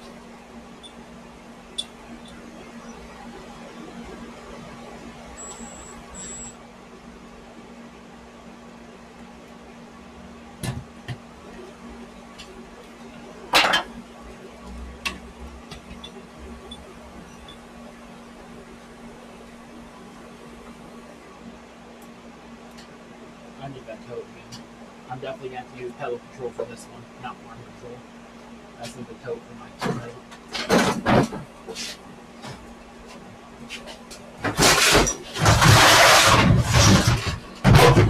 That's possible. Be careful to not weld the race off.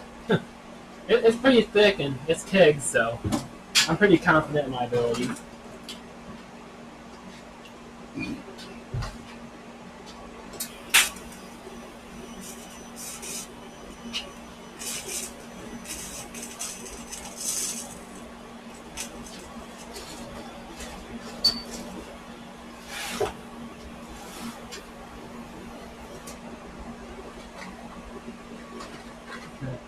I can't tell because your helmet blinded the hell out of me.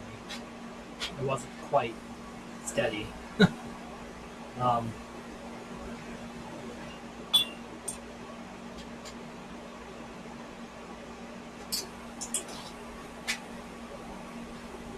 Please don't blind me.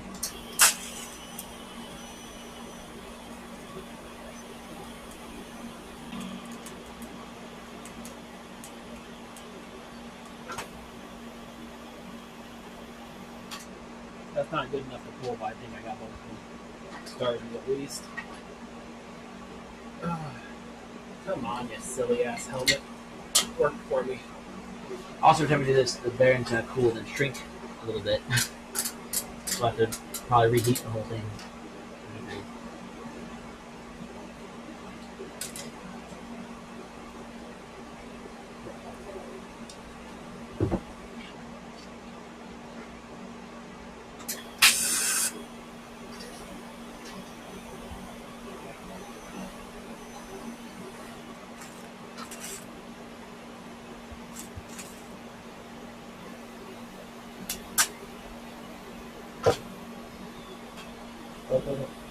Huh?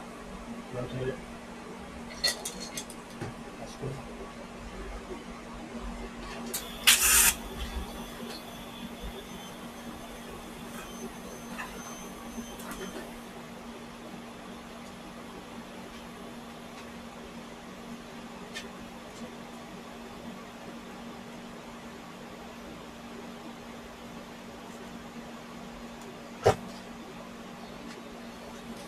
Rotate it.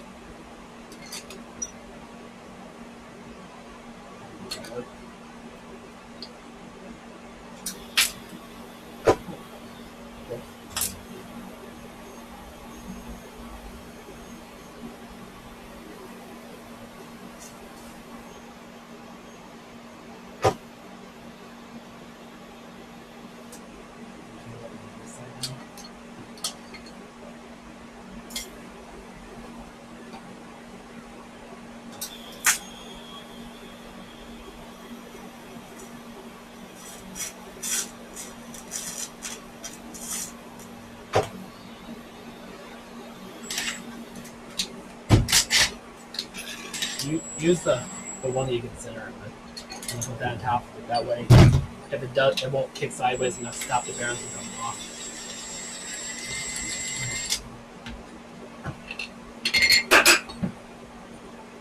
I think so, yeah.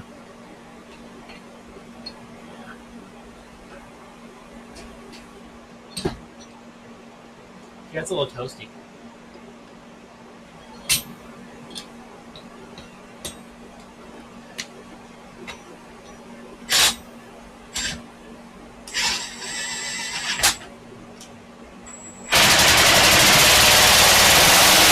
Heat up again? It's blazing hot already. Wow. Talking really hot. The power of TIG weld.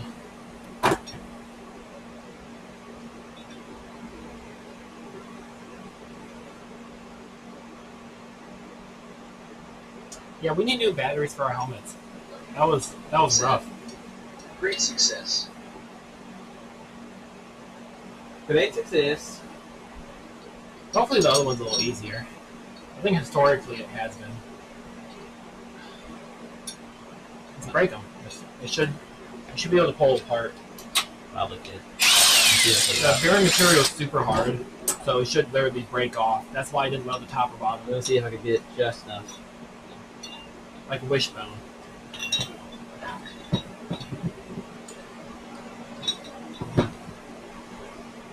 Should be solid. Well, I guess give her a whack with a hammer.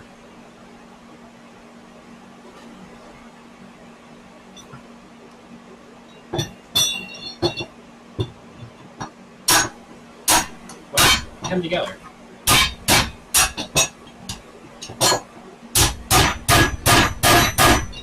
Just 2 bit of welding. But here. Chop them off as close as you can to the bearing. That way we can reuse them. Bolts. Yeah. Not as bolts, but as pullers. I missed it, but did you talk about the chem sensor already? I'm looking forward to that. Oh, I have not yet, but I would love to. I have no clue why they chose to go with such a tight set.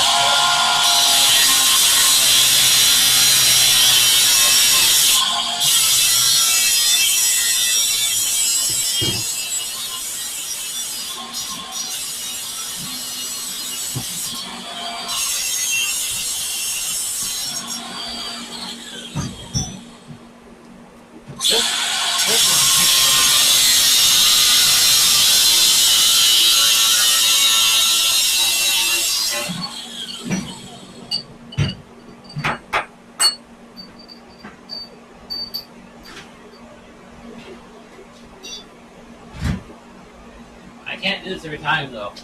Yeah. Bolts are a little pricey after a while.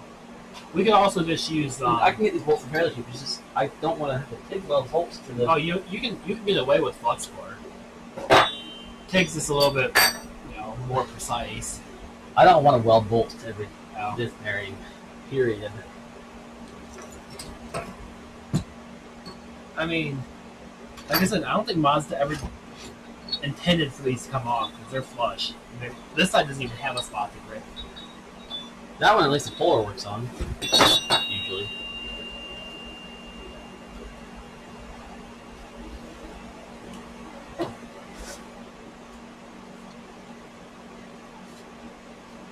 The destroyer said, I can't wait for the Q angle kit. All right. I get it. I'll give Steven the iPad and we'll do a quick little peek. I know you guys just can come back and watch it later, do a freeze frame, but we'll do a peek.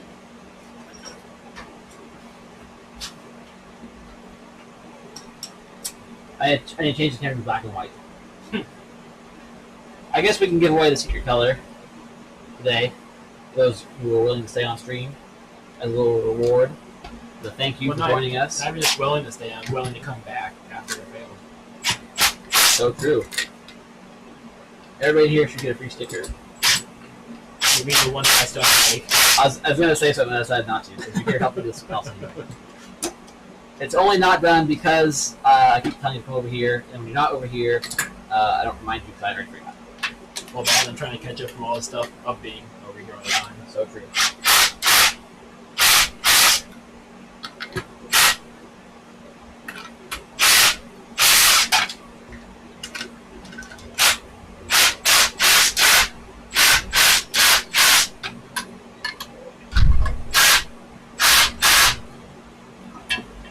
Are you lunch? No. Still good to see you anyway, I guess. I mean, my blood sugar is like 90 right now. So you're ready for lunch. That had Autolites in it? That's Gross. Are those bad? Autolite is just a cheap breed. They're not that You bad. want some HTKs, ideally. Dirty as hell. That's a clean. For a B3, they clean really brand. don't care that much, though. That's a pretty good looking plug. Honestly, I'd say it's a little bit on the lean side for a B3. This one for sure. That one looks okay. That one's a little gross. Wasn't terrible, but That's probably the one-cylinder one. I think Right it next could to have the been PC misfiring. This one's got a lot of oil in it, but I it's think- still got a clean burn. you got some right here. Yeah, that's typical. Okay. Fine. Someone want to go test drive with me? Maybe in a minute. Yeah. We'll finish this. This bearing pull, this last naughty ass little bearing. Dude, that thing goes sideways all the time. Just use the proper tool. We still don't have the proper tool. The proper one's That's lost in Indianapolis. That's way more proper than a adapter. Schmopper, Steven. You can't even. You literally just bought like so many 1980s You don't tools care if to I do this take proper. your- And the right one's still not here. You don't mind if I take your remaining G6 stuff? Do what? G6, whatever they're called. Diabetic thing? Oh, the sensors. Yeah. Yeah, I'm so used to G6 being a Mazda transmission. Oh, yeah. It's like, That's a very Man, we fair... like messing with the diff, like G6 stuff. I'm like, what G6 stuff, brother? there ain't nothing left. They're all in transmissions. Yeah, the sensors. Yeah, and I have more too. The sensors, especially transmitters. What did I just lose? I mean, don't you have to use one of those new... Okay. But yes, the sensors. Yeah, we got plenty. Ask Michelle real quick. She can go grab you a bunch. Yeah. I don't know if I owe you anything for it. No, I don't think you pay for the sensors. Damn, I said pay for the transmitter. And if I recall correctly, it's not much. Alright, well, I'll bug you on Monday on figuring out what I need to do to change Well, it out. tell Michelle now. Oh, no, she gave it to me. I just didn't know if I owed you anything for it. Oh no, you have to ask her. I don't think so. I'm pretty sure the sensors themselves don't cost me. It's just the transmitter. And if I Racing remember, team, it's cheap. The Ford Escort guru said, "That's crazy, I'm working on my differential now." Do you happen to have a better way of pulling these damn bearings? Because they're a pain in the ass.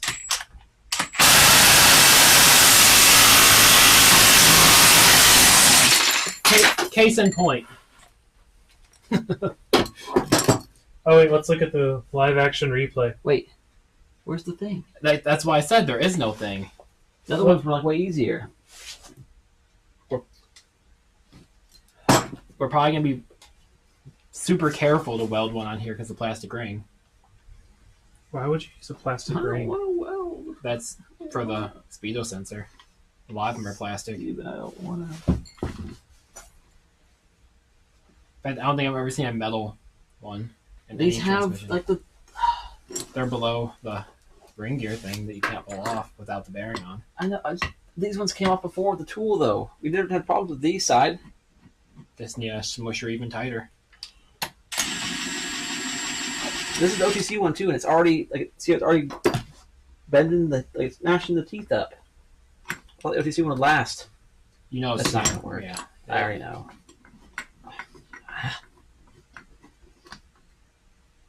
So far, the weld's only like 100% success rate. It's gotta. I have to Racing cut that. The There's no way Ford that's gonna work. Escort guru said, "You're probably going to have to cut the race off carefully." No, you nerds! I refuse. I already did all the other ones. I left a nice little line in mine. Fucking hell. Alright, fine. Have it your way. Shit. I will burn my corneas off one more time for the transmission. Squint real good. At least it kind of What gives were you you thinking for food? Whatever you want. gives you a little bit of a warning at least. Because it You're the- flickers a you're little the bit, most, then it goes like- to full brightness. Limited as far as food goes. So whatever you think is good. Not Well, Canes. That is very bad for me. Yeah, that's what I heard earlier. 'Cause I said Canes. Michelle said that wouldn't work. I said okay. So what do you think, Brian? I've never tried pizza. So far down. We can get pizza again. There's some in the fridge, but we can also order another one. Welding rod. Yeah, go tell Michelle. Tell Michelle mellow mushroom. Ask her if we have a mellow mushroom like coupon on Thank her you. car or something. Are you looking for these? No. I had one over here, but yes, those, but the one I was already using. That's fine. It doesn't have to be all the way down. I'm going to hit this one hot and fast. That way I don't melt the gear. Yeah, do you want me to put like a piece of metal or something to shield the... If we had some aluminum foil, we could probably just wrap it in that. That should be enough heat dissipation. I'm sure Michelle's got some inside. Or will have some inside. Although if we do melt it, we have extras. They're all the Yeah, exact melting same. is not a big deal. I don't think we're gonna melt it. That's just going to catch fire. Yeah. Fire is bad because it's going to push away the argon, all the smoke. It'll be fine. Yeah. Sure. Like I said, if we do melt it, we have at least 3 extras from other transmissions we tore apart. Yeah. Save Send for- it. At least tack it. And, They're already, the bolts are still warm from last time. I did the math on our. Your thingies are right in the way. These ones. There you go. Oh, I felt that. I need that ground. You felt the little buzz? Yeah. Yeah. Right to the bolts. What's even worse is when you have like your arm bracing against metal, and then you have your TIG rod sitting here waiting. You know, click the trigger, and the arc goes through your rod, through your hand, through your arm, instead of to the metal. Yeah, the high frequency start is pretty aggressive.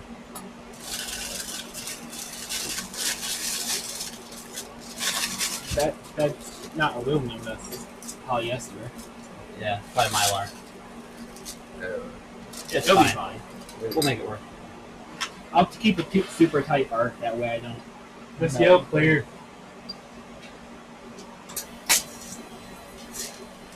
Clear what? When you're done.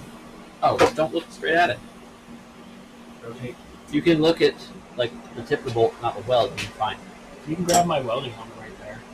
It doesn't half work, but it'll keep you from getting blinded. It's, I can't grab the ring gear. You know, in like 5 years, Steven's going to be in charge of your department that you're working at. I'm gonna be like the CEO of this company once it really takes off or something. That's not whoever's below the CEO, CFO. Who? Whenever Will's, company really takes off. Offhand entry CFO? Yeah. No, not CFO. That'd be Michelle. He's Financial CEO. officer. What's she? ACT, the Ford Escort guru, said, "Cut that race off. That's what I did." I refuse. We did it for the last two. One of them turned out okay. It took it 10 years, and then when I nicked the damn thing, which it's not a big deal to nick the thing, but I just don't want to nick the thing. It'd be really nice if the Ford tool would like be available, or the ones I had that were a clone worked. You guys are so scared of going blind. Huh? You guys are so scared of going blind. I'm over here just straight raw dogging this arc whenever this thing stops working. And I'm thinking 6 degrees and I'm safe. Brian put his whole back to it. It doesn't bite hard. Oh, I'm just watching through the camera. The camera hates the AC starts.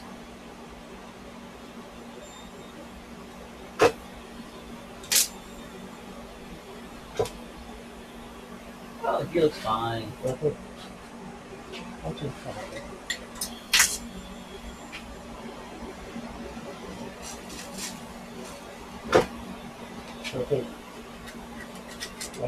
180.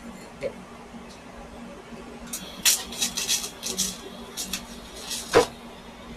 ACT, the Ford Escort guru, said, "You have to remember that's not a true Ford differential." Should be good to just pull it.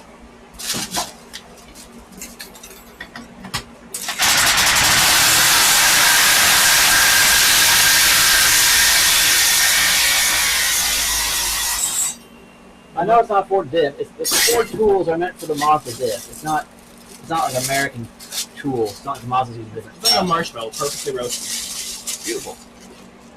She's mint. Not soft at all. So yes, look at that, perfectly pulled with no, possible gouge marks. And I'd show you guys, Mark, we already installed the other ones that I broke, so we'll never have So- to know. It's annoying, but it works. Just had to buy yourself a TIG, or I just keep forgetting to take mine home. Yeah, like I said, I'll buy you a nicer one. You can use this one. All right, here. We'll do that in a second. Back to overview. All right, guys, I'll give you that sneak peek now of the cam sensor. Overview scene.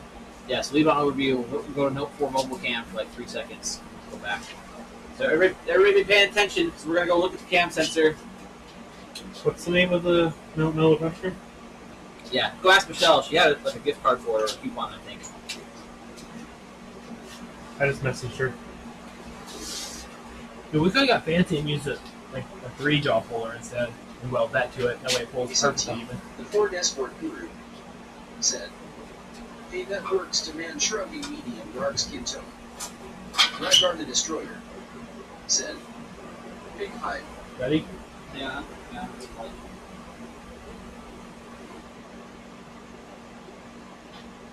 Alright, yeah, go ahead. Okay, tapping. 1, 2, 3, untapping. There it is. There it is. I don't know if it Nothing's- actually changed. Nothing changed. Alright, tap it in and leave it for 5 seconds. Let me see it. Hey, Ryan, watch. We've only No, got, it only got changed. 6 people left. No, change back. He just wanted a quick little. Oh. Yeah, he wasn't trying to show it off too much, just a little peek.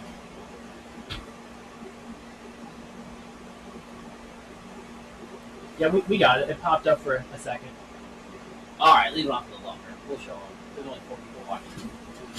There I it mean, is, guys. Zen Industries cam angle sensor. Solid CNC. The first 19 are the only ones that are going to be in this color. Each one's going to be hand etched with a serial number. It's like number 2 of 19, number 3 of 19, etc. OEM sensors. It's going to come with new hardware. It's going to come with a drill guide. It's going to come with a bit you need. Oh, dude, they're so nice. So nice things. They've got brand new Viton O-rings to seal against the inside of the cam. It's going to come with a brand new connector. It's going to come with sealed pins. It works. So you should see those in the store in the next 2 weeks. Alright, get back.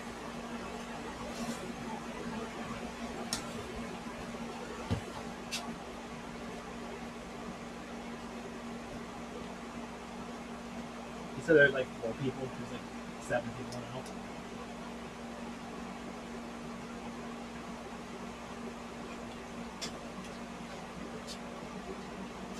The Destroyer said, "Looks like it would go well with the set of his adjustable chem gears."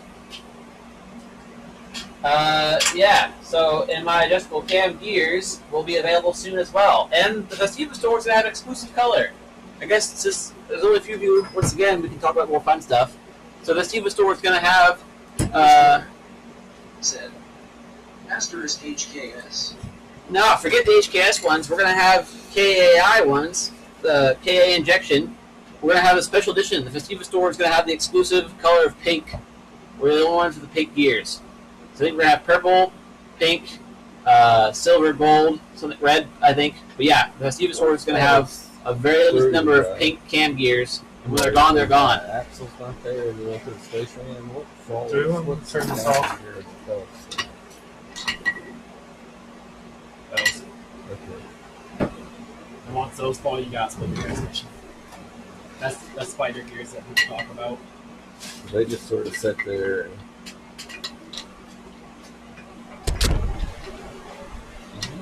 That's the whole reason why Will's got an axle he shoves into the transmissions. Yeah, that, Or, these are now- actually what your axles engage with. Destroyer said, put those bad boys back "A in. very cool smiling face with sunglasses."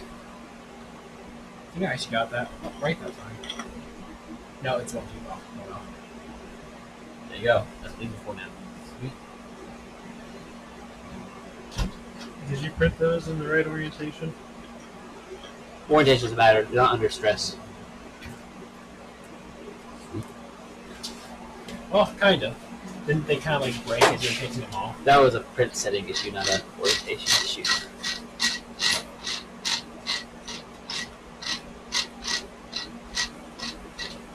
Ah, yeah, I just want to do off. Remember when I did that? Like, In and a Delta? transmission we actually needed to use? Yeah, The the Ford day of. Escort guru said, "We ordered 2 sets of the last run of those chem gears." Yeah, and so now we got a few more coming. It's because the store is getting a batch. I might actually have to buy a set if I'm getting my V6T up to yours. I won't say up to your standards. Your V60 is like way outside Too my much, yeah. league. Yeah. John Allen's freaking out, man. Is that John Allen? No, John's freaking out because of how much money he put in the V2. He doesn't know how to handle it. Well, it's kind of like Phoenix. At some point, it's still a Festiva. Like, at what dollar amount does it become something else? It's still got the shell. That's what I said last night. I'm still on Festiva control arms, Festiva sway bar, Festiva rear beam. Your body's relatively unmodified besides cosmetics. Yeah, besides engine bay shaving, which is just for looks, everything underneath.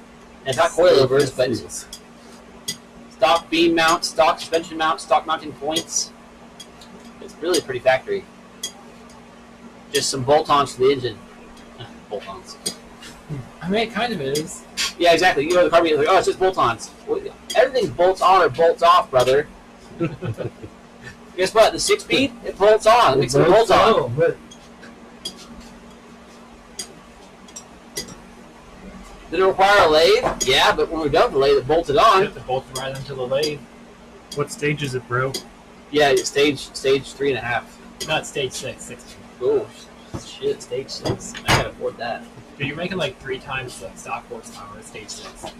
You could film be like, man, what stage is this? You should start selling all your parts and stages now. Ah, Just do it. you're no longer CFO. What's the one for crap? My brain ain't working. The one who advertises. Or head of Marketing? advertising. Head of marketing? Yeah. I'll be your marketing man. Nope, not anymore. Dude, the Honda boys love stage stuff. This isn't the Honda Boys. We got some Honda boys in the Festiva group.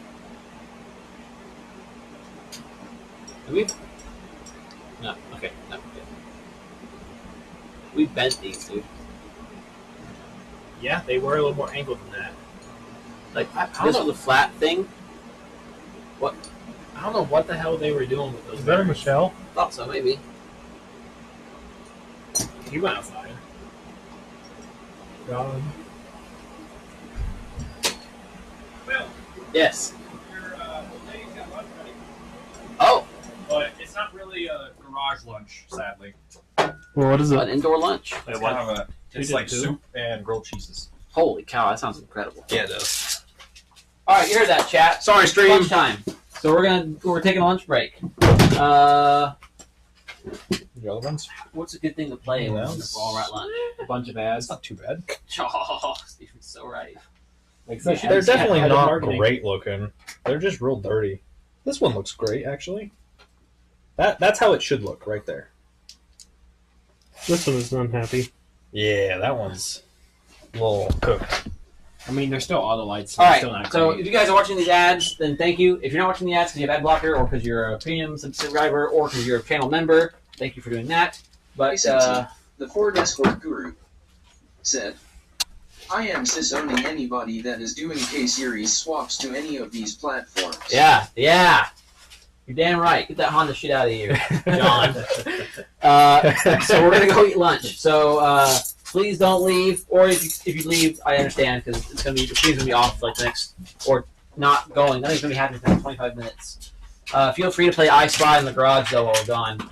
But yeah, we'll be back Here. shortly. Can you hand me the polish and the rag there? Soup time. I'm going to drag these in your house and play with them. If you turn my gas off. I can't believe how little that dog is, man. I was expecting her to be a lot bigger. Yeah, we really thought she was really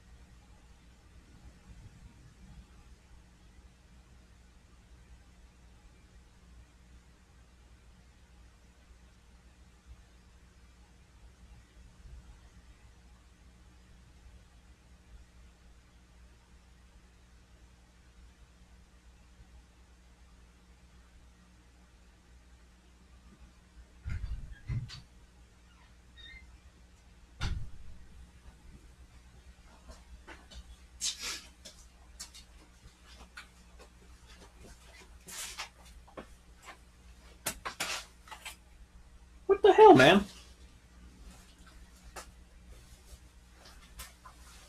Where the fuck?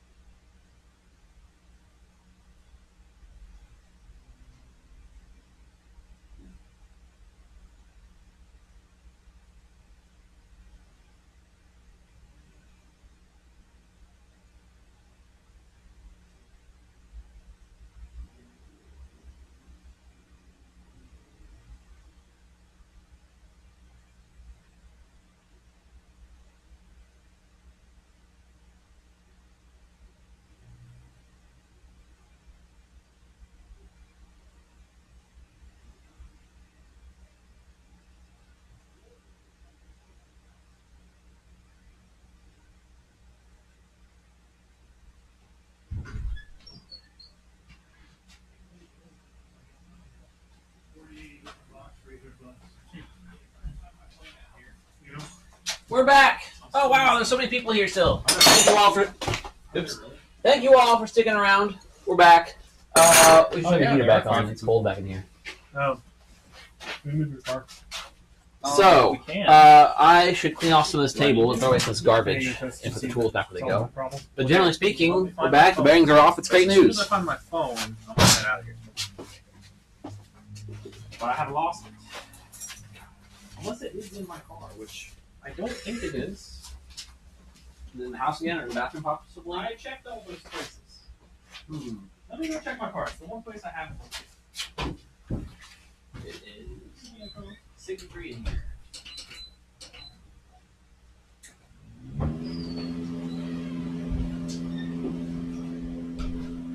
All right. Oh, 2 people just left. Looks like they got reminded they left the computer on.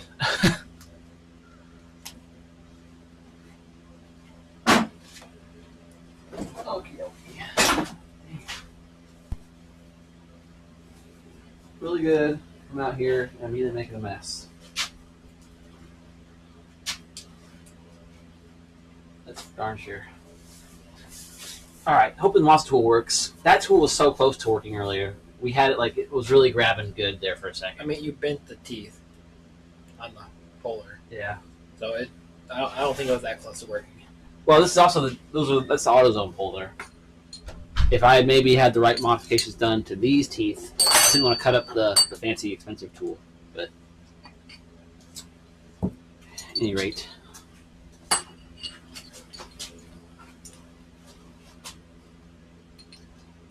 Been on these for a while though. So I can take all of this crap and it can go somewhere else.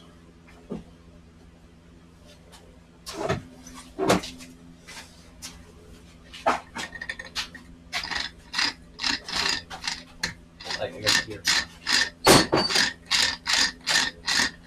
Old plugs. Don't need that. These. Don't need them. This. Put back on this.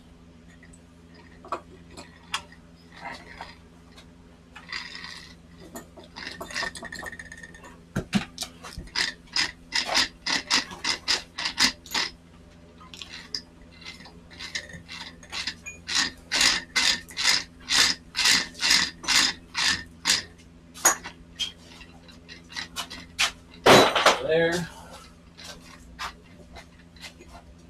Alright, well, chat, does anybody do anything fun today besides watching the stream? Not that watching the stream is not fun. I think it's fun. Is anybody actually still here? They forget the computer was playing the video. I thought you were supposed to leave it out. Walk away.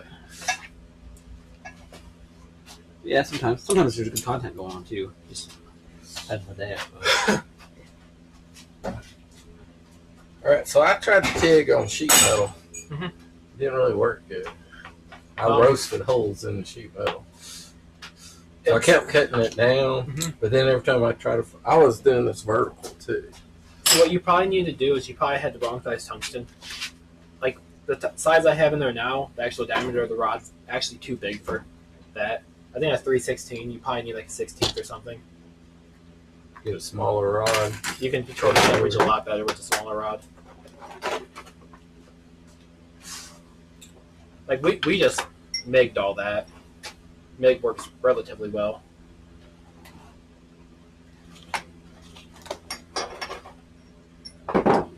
So I don't really know how to weld. I just bought a TIG. Me neither.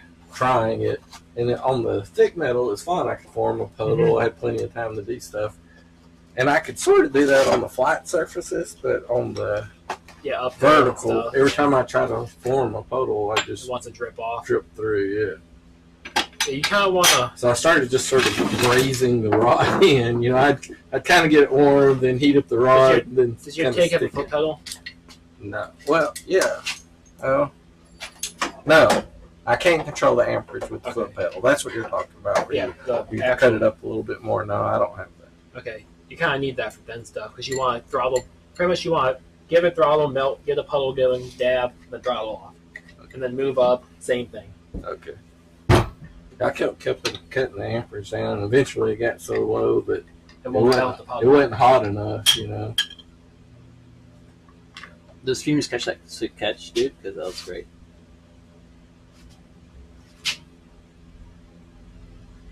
So this is. I covered it myself. Oh, it kind of caught it. Yeah, close enough.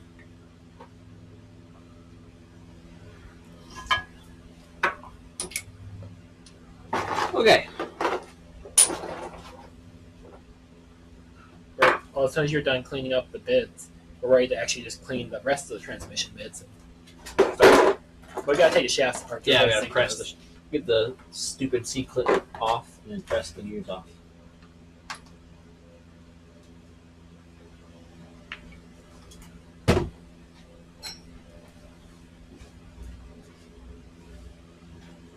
Alright, I think that's all the track. This here. That's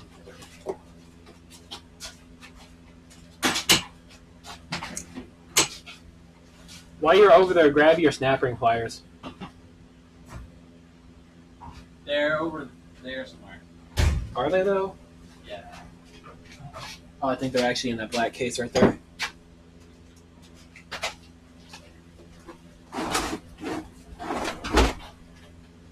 It's kind of nice having a little bit of countertop space. What? It's kind of nice having a little bit of countertop space. Yeah, isn't it? Yeah, something.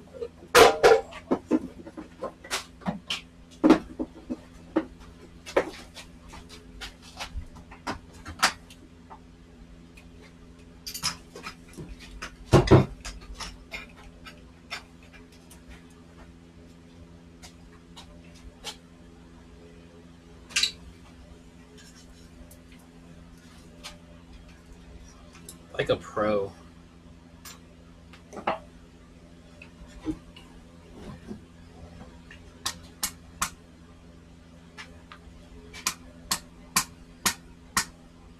Yeah, I get that by hand. Where's the rubber mallet?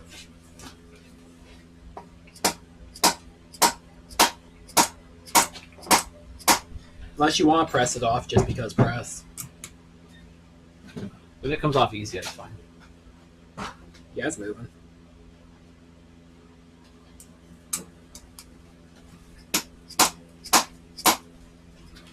I'll just get preemptively do that. That way I don't lose one.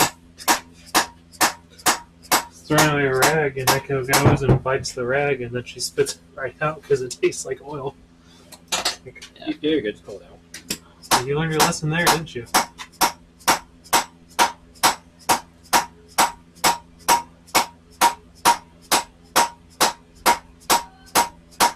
She's in here!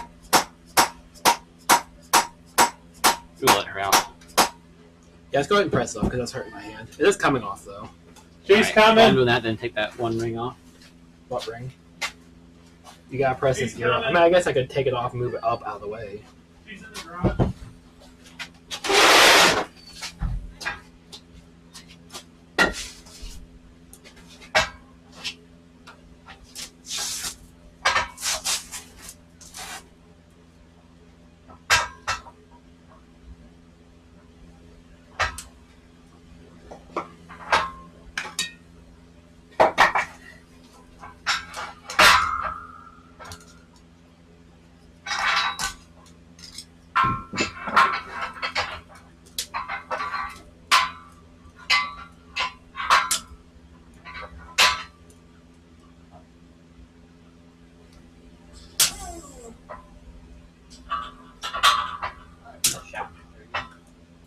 The little shaft protector do that. I think it's over in the box on the table. Oh,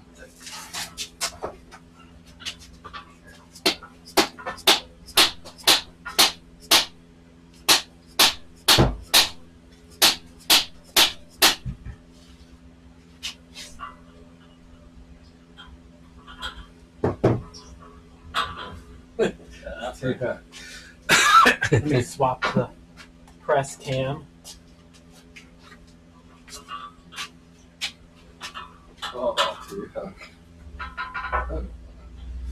Steven, press cam. That's literally what I just did. Oh, you're so good. Like I said, head to marketing. I know exactly where it needs to be. That's not really marketing, but close enough. When you're marketing your own skills. Exactly. Weirdly.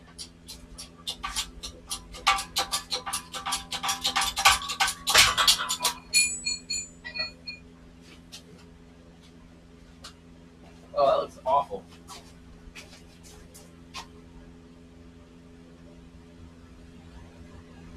Yeah. All right, let's replace that. Good thing we're building this, John, because that looks terrible. So this year. I'd almost just replace the entire shaft. Good thing we have extras. Yeah. Yeah, that was melting. Like you're about the money shift like I did. Yeah, this is gear. Toast. So the bearings might have been okay-ish, but that definitely would have been an issue. What? Show me. So I this, see this is the bearing starter surface. This is what rides on there. It just that explains why I couldn't get the rest of the way off. Oh yeah, it's actually grabbing pretty tightly right there. Oh, and that's the like fused on you. Mm-hmm. Mine was a different gear, but same concept. Exactly the same, like, failure mode. So yeah, both of these need replaced. That's not really savable since the sipes are filled. But this pulls off. No, Right. that's part of the shaft. This side is? Like I said, that's why it's a good thing we have so many extra G5 parts that we just don't really need. Yeah, it's terrible. That and then I think it's the third gear. Alright, we'll keep the synchro set. I'll go find a shaft and press some more off. Good thing I saved all those, huh? Yeah, we were really about to just toss them in the scrap bin, and we decided to save them This last. is the input side, though, right? Yeah. Okay, so we have a ton of those. Hey, here's one. Okay, show the camera how bad that third is. You're still press cam. I think you. Yeah. Yeah, change it. Alright, so here's a good shaft. So this all the gears are pressed off. This gear's part of it. You see here, file cast, there. You have this machine part, all these little sights for oil. This one that we just pulled off, I don't know. If there's I'm on gears camera. still on it. Yep. You can just hear it. You have to slide them off. Yeah, so you can see there The where the back- sights are supposed to be. The back's how it's It is supposed just to look. absolutely murdered. You see how mushed up it is? It's galled like crazy. That is toast. And the inside of the gear is the same. Yeah, I'll see if I get the focus with my hand again. You can see in there,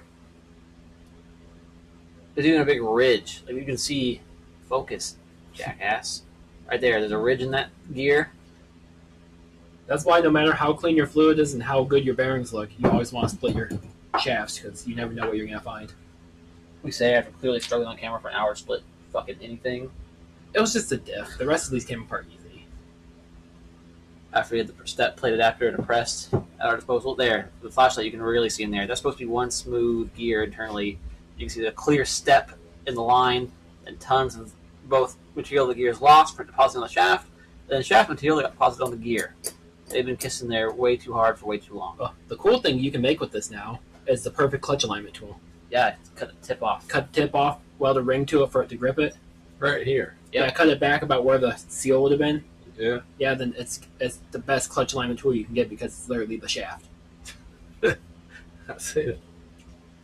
All right. So this is mine. Yep, that's junk. And you're saying cut it about right there? Give or take, Yep. yeah. As long as you have enough room to grab it out after it's. Yeah, you can have that back. Put it back on the shaft. I mean, hell, you Show could your keep it friends full how bad length it if is. you wanted. Horrifying. All right, and then we'll take this one. We need to find another replacement third. And we get this bearing pressed off.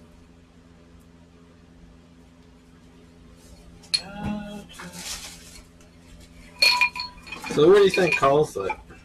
Lack of oiling. Yeah. This looks like G5 parts.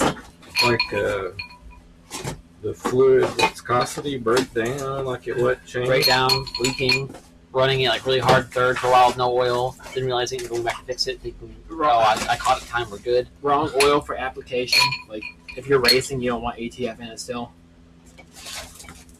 I use that motorcycle stuff. Okay, can I actually get that broken gear real quick? Just the gear. I just want to make sure I match up the right one.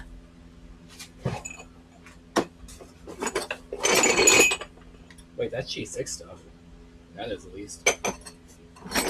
Oh yeah, this is a G6 box. That's probably your box then.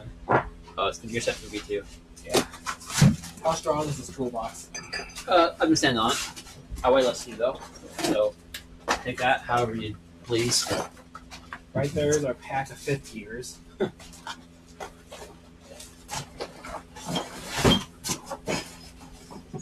ideally, I don't want to split another shaft if we don't have to. We should have another gear in here. Yeah, since I split the shaft already, the gears from the shaft should be out. Okay, there we go. Here's some gears. Remember how I always throw these away, thinking like, why would I want these? This is why I just throw them away, right here. This is how you end up hoarding all your stuff. Too much stuff. There's too much games I swear. We would ever need a stock G530 year. Bam. Wow, that looks incredible. You know what? That's one from the shaft too. Because I was gonna say this one's got like maybe a little galling on the very bottom. It would have to be from the shaft because all the other shafts are whole. Well, yeah, but so show that galling right there, just a tick, Mhm. and look at that last edge of the gear. Yeah. Is that the right one? Wait, that is the right one. Okay, goes this way. Yep. Yeah. Oh, It doesn't grab though. look at that. So if you would use that transmission, I'm guessing within 100 miles of pi would lock that gear up. Wow. But you can feel how much drag it has once Right. it hits that growth spot. Yeah. And just 'Cause to keep when- it fancy. When you're not in that gear, it tries to free spin like that constantly. So if you stayed in third gear all the time, it would last a while. Because it wouldn't be free spinning. Kind of horrifying. How many transmissions are falling apart out here? I mean, they're 30 years old at this point. And you have you don't know the history of it. You don't know how it was treated. We don't know the history of any of these things. So we know the history of some of them. Sometimes you at least know the mileage, and sometimes you know for sure when it's bad. Like the one that I had last time, where I said like I told you about the G6 tore apart, where it had terrible synchros. But they told us straight up when we bought it, hey, we've been riding it with no clutch. I'm like, all right, well, whatever. Turned out I shouldn't have said whatever. Should have been like, oh, no, thank you. But it was the first one we Yeah. found in months. So we were kind of excited, I guess you could say. I was for sure. Yeah, 32. Good thing you just bought a big old set of them. I had a 32 out already. Oh, is this it right here? Yep. I'm going to go back to the overview. Just because right now it's aiming at nothing. Okay, I also need you to help me real quick though. Oh, we're going to polish. I think so. There's some too. Where's this PB? Oh, okay, you already ready. For our overview. All right, so there's just a tiny bit of galling on my old shaft. It felt fine, but we're gonna clean up the scratches with some 2K sandpaper while we're in here, just to make sure it really is nice. Is that your shaft or is that my shaft? Good question. I don't know which one we split. It don't matter though.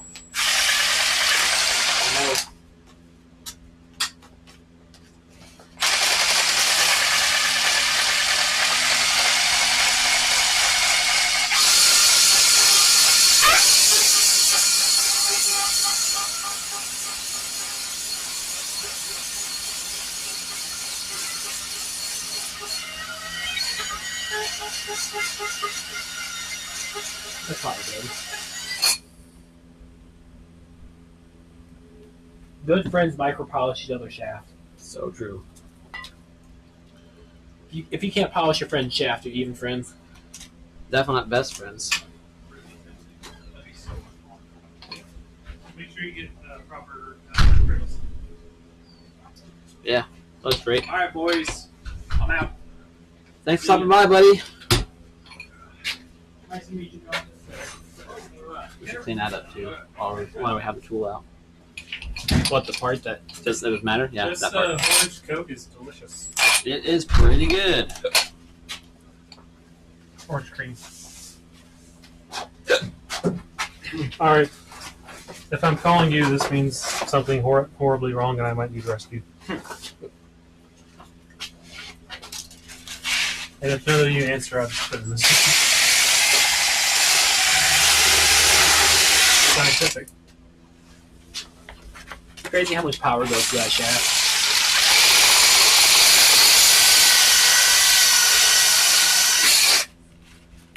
Trying to clean up now where the seal sits. It's all rough from, I'm guessing, water intrusion at one point. Here.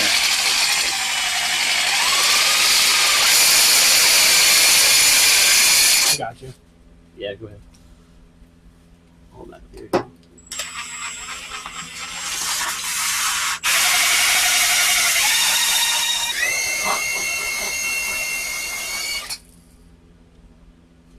Yeah, then back to the 2, maybe. Either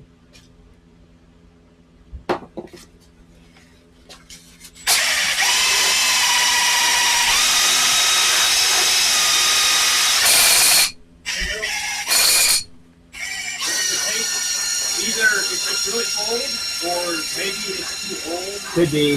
I've had a long time. It's not great, so you might want to get more. Sounds like a good idea. Clean it off with the Oh, that's rag. great. There's balloon over there.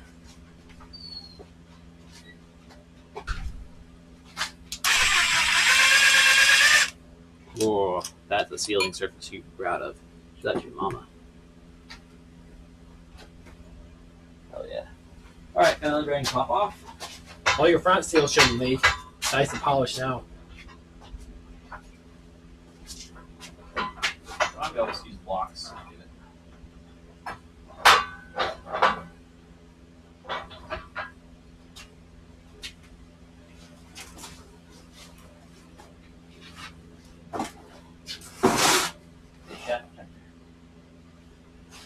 Oh, back up here. Yep, there it is. It would be done. Well, I mean, it changes where was instantly. it set? Oh. It goes on the edge of this. Oh, you know what? I don't like it. You can't see it because it's up in the way.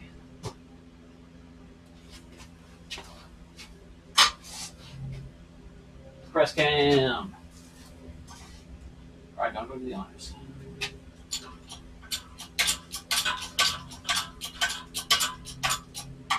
Don't forget to hold your hand under it to catch it, I as will. per manual. I'm gonna start moving.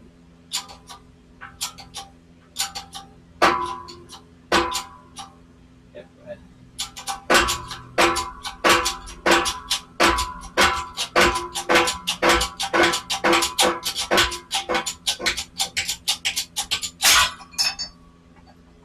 Like that.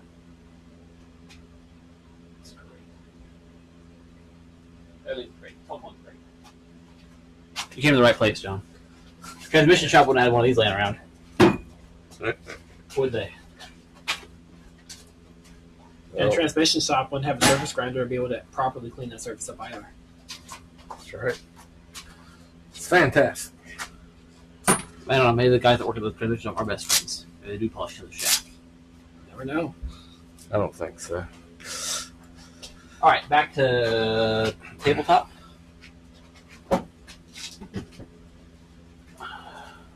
Well, we can actually start assembling that shaft then. By we, I mean probably me since I'm over here with all this stuff. Probably so. And then while I'm assembling that shaft, can you do like a split cam with press cam and this cam? I can. Because Are we're you gonna, going to talk to the Note 4 one? I'm not gonna probably talk. Well, I'll probably assemble then ramble to you like usual. You should ramble the camera. If I don't quit talking, I'm gonna absolutely destroy my lip. It's already mostly destroyed.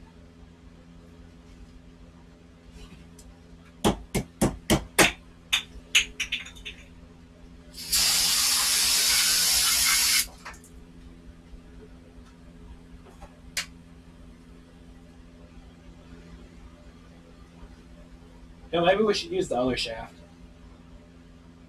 This is the one that we kind of mushed the threads on a little bit. We can fix it. Pick up another shaft. We got so many shafts. Pick up another They're shaft. not threads that's really used because they're past the nut once it's tightened. We can just take a die grinder and clean it up. We trade a thread file. I don't think you're gonna thread file hardened threads like this. Oh, can't find that. They're pretty mushed down. Well, we got more. We got more. Well, I'll take the die grinder. I'll clean it up a little bit and see the thread engagement.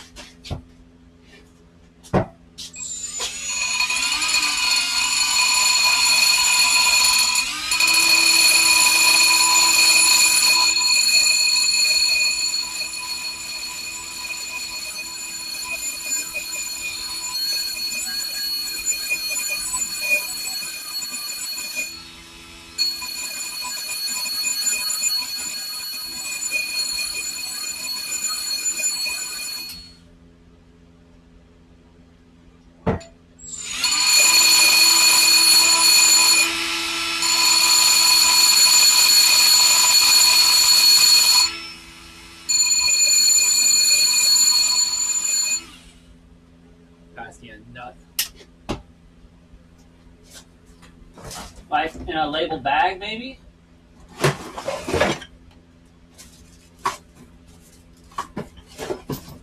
at all those nuts.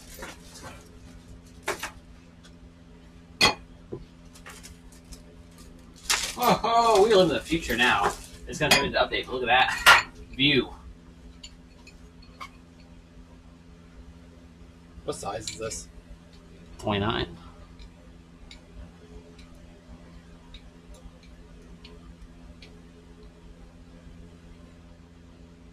That looks straight.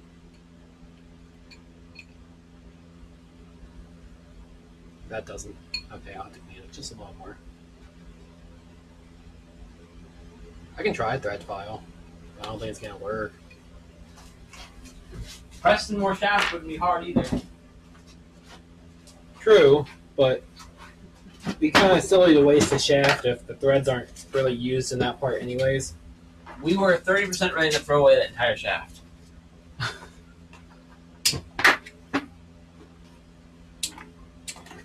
Do you know what the thread pitch for this is? No, but that'll tell you pretty quick. Ooh, I think that might be it. No. Definitely not that micro. What's the chance of this being standard? The shaft? Possible. Oh, hey, take the handle off. Oh, it's double side. Oh. I think that might be a winner. Let's double check all the other ones though. It does appear to fit right down in the teeth. Dude, thread files are like voodoo. I don't understand how they like actually work. It's what saved my first Festiva spindle. Because like threads are conical, like Right. but these are straight. It's just magic. It's a straight representation of a conical figure. You can get almost every shape in mathematics by slicing a cone in a certain direction. I mean, I guess to be fair, you're only touching one point, and at that exact point, they are straight. Right.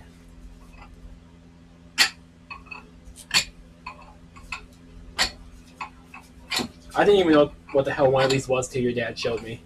And he had that kit because of my Festiva spindle. Just absolutely getting bone. And he had this A kit for a long time, but he had the Entra kit because of that. Alright, where's our cone? You know?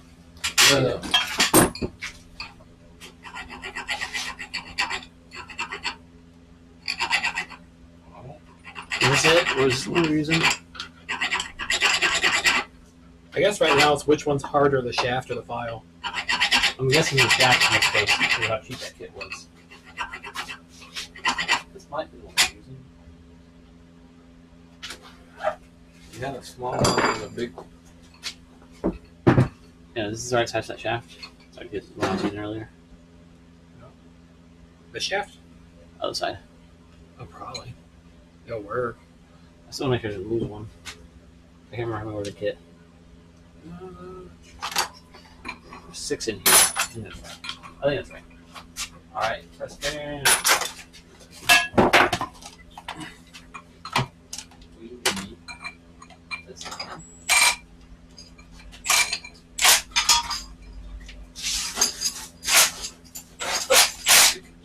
This is about the basically lay it loosely in here. Don't want to lower that down into the wood.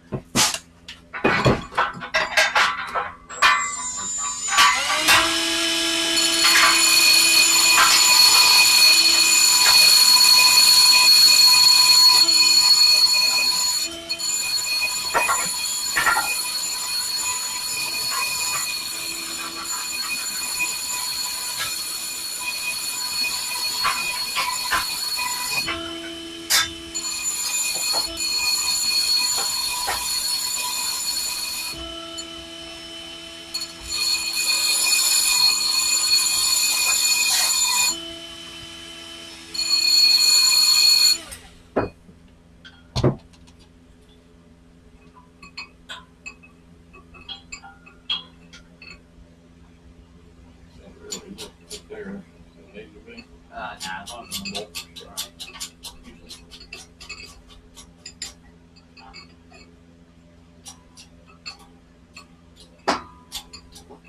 Press cam. There you go.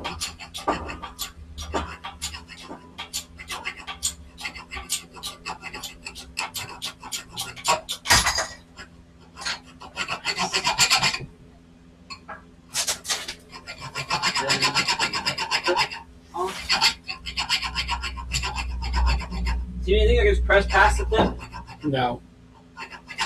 Chamfer?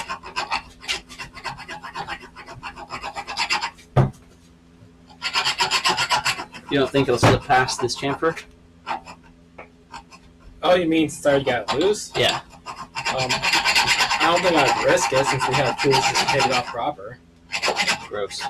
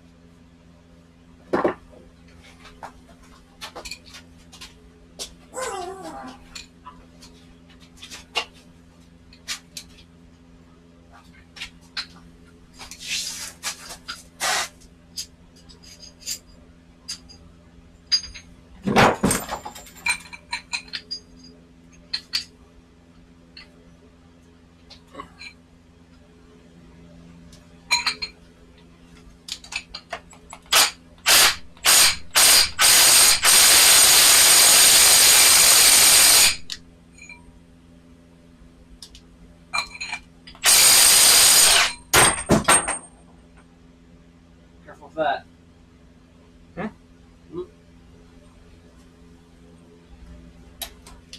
It's going on straight. I think I just need to touch the teeth up a little bit more.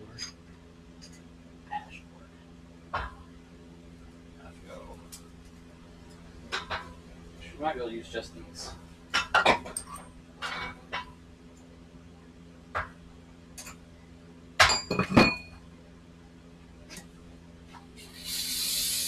And we'll probably have to go up.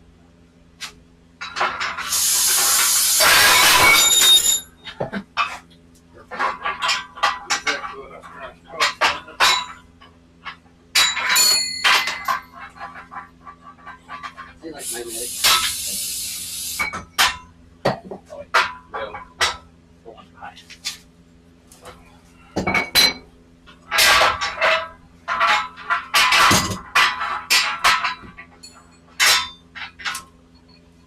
If I ever do this again, I will go by the 20. Like future sites. With the adjustable this thing. Yeah.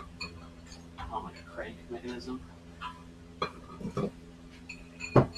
Alright.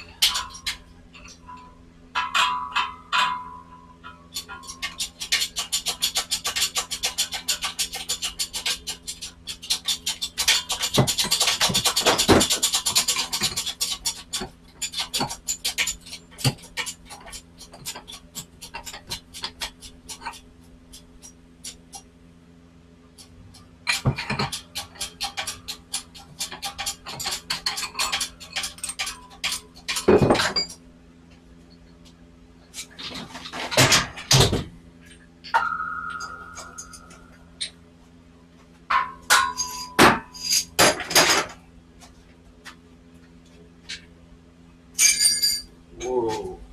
1, 2, 3.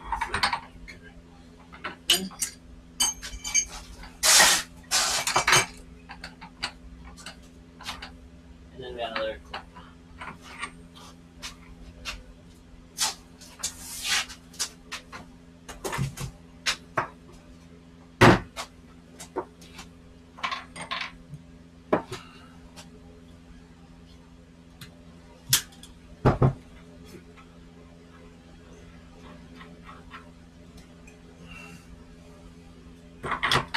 All to get to those synchros in between. That's why it costs so much. Okay. We'll just have to press a different shaft. Also, Okay. these nuts are boogered up now. Okay. If you happen to have like an M20 tap, we can, fix them. That was a joke. You don't. I have two big ones. I have at least a 16 and I think a 14. I don't think I got 20.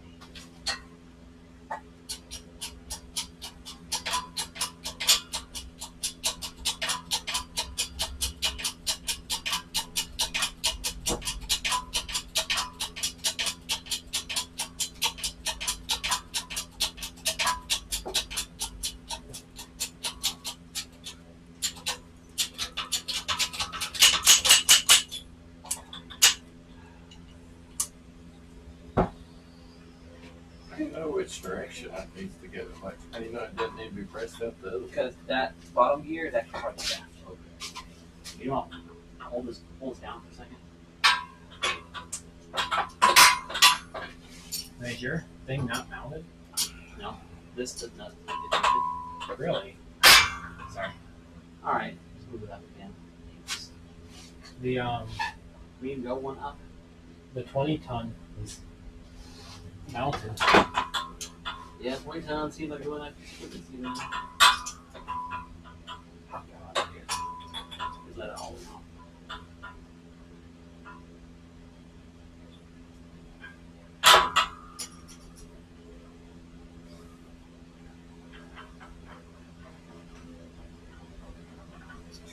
Not sure how far you want me to go.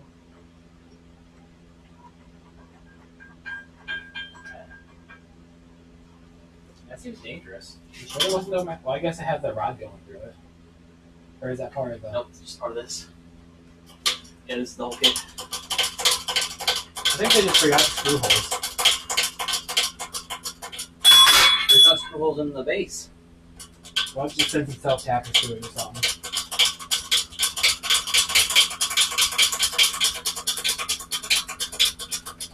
So that's dangerous as hell. Your jack would better just go flying off. That's, it's retained loosely by these two little welds, Steven.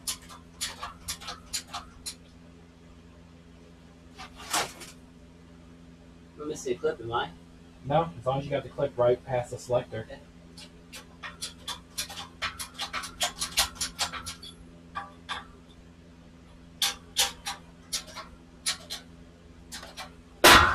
Woo!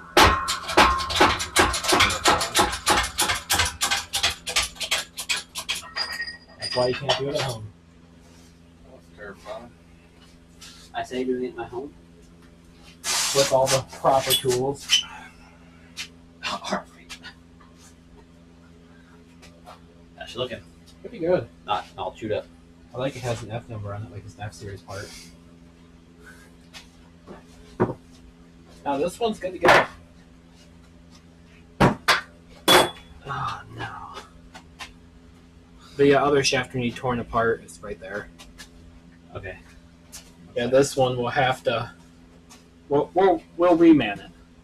It just needs the threads fixed. We'll have to get like an actual die for it. I don't really think I care. Oh, We're okay. about to have so many donor G5 in here, like from other people donating it. I mean, your other gear set we're gonna keep here probably. His other G. So he's replacing this shaft with his own other shaft at the end of the day.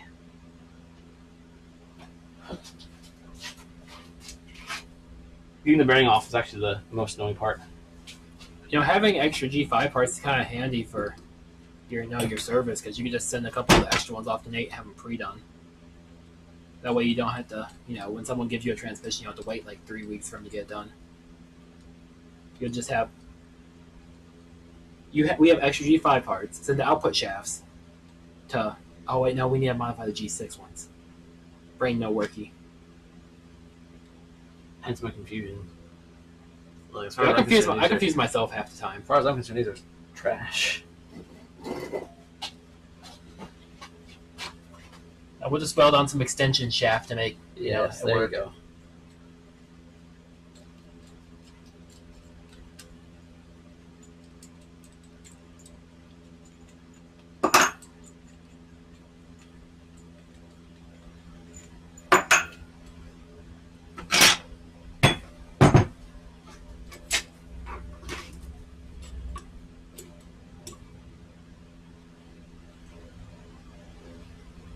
It'll probably work. Probably won't. I just love exploding bearing capes just over the floor. My favorite thing to do.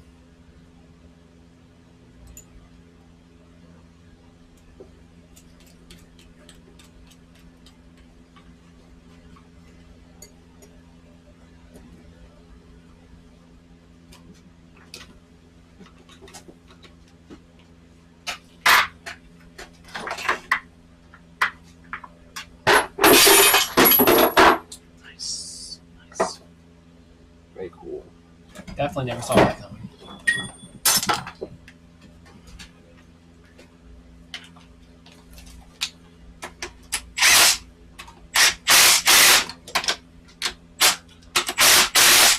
She's grabbing pretty good.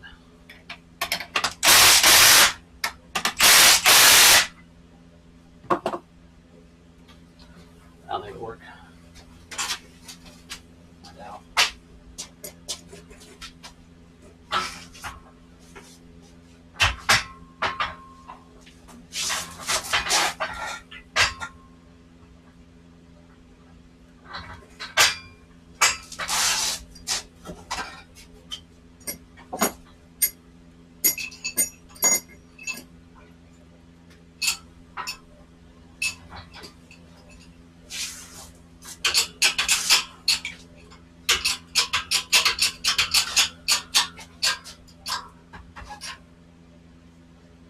That's very nice. Figures. But I play it tighter since there's no, bearing cage annoying.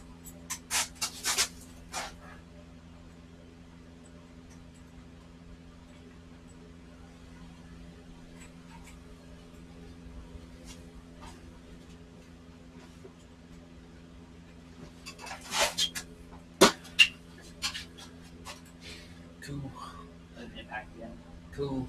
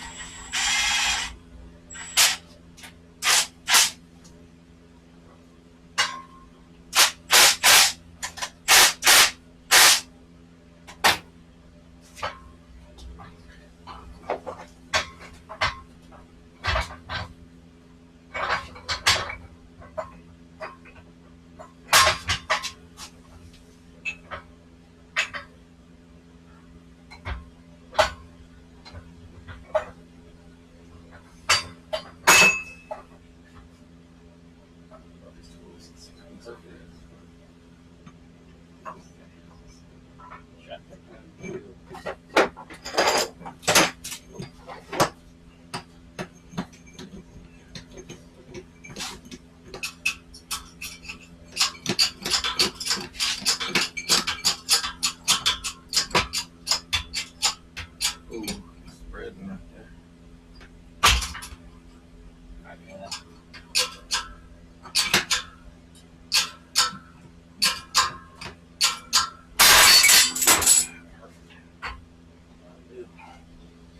Alright. Switch to the big tool over there. Not that one.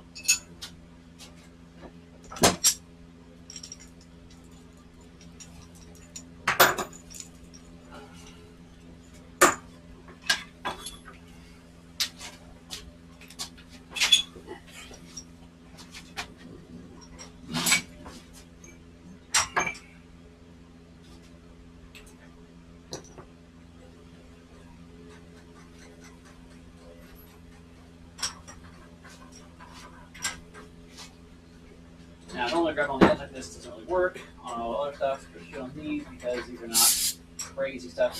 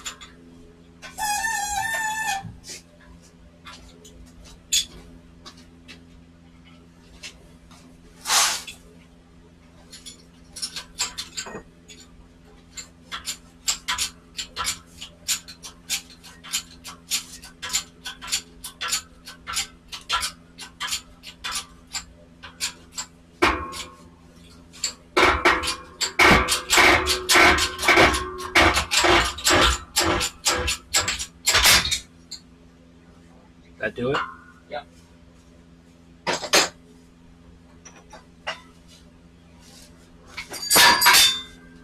Gears. Small one.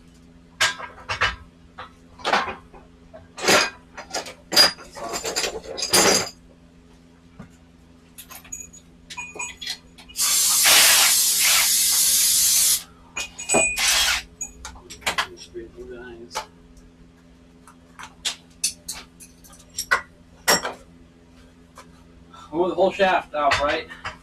Huh? We hold the whole shaft here? Yeah. Alright, got another spring clip down. The silly pliers. Where's our shaft protectors here? Fantastic. Alright, we're ready. We're at the max part of that. Okay. So all the way off.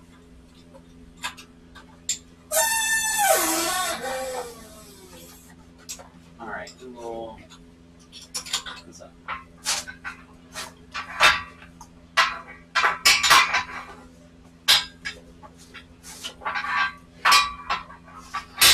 Great. Easy. Fantastic. Now on right edge.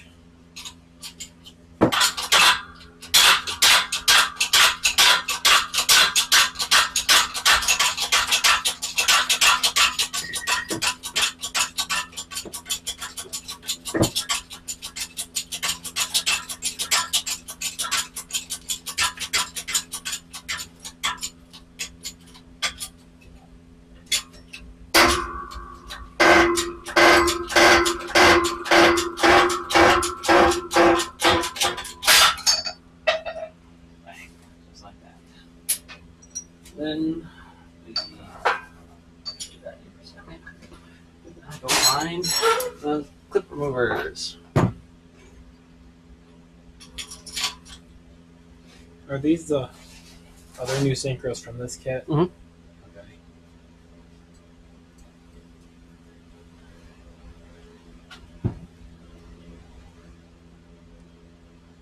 Just want to make sure that they actually matched up.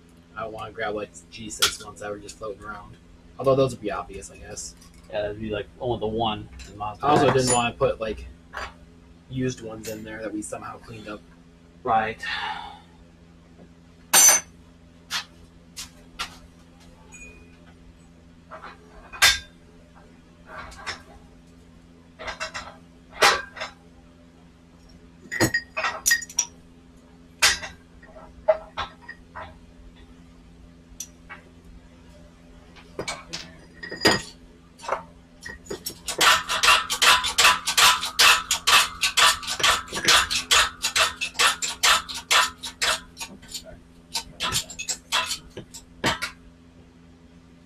We get it to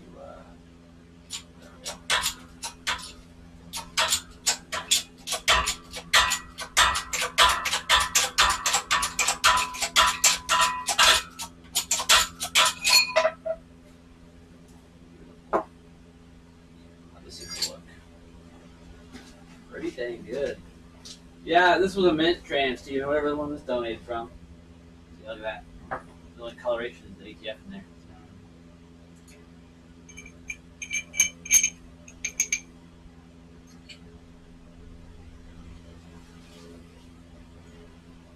Where's the bearing sleeve for this?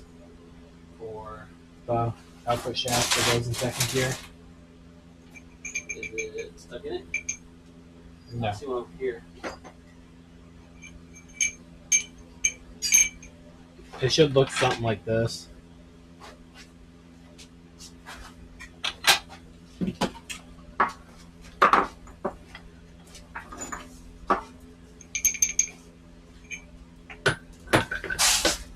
That's definitely second gear.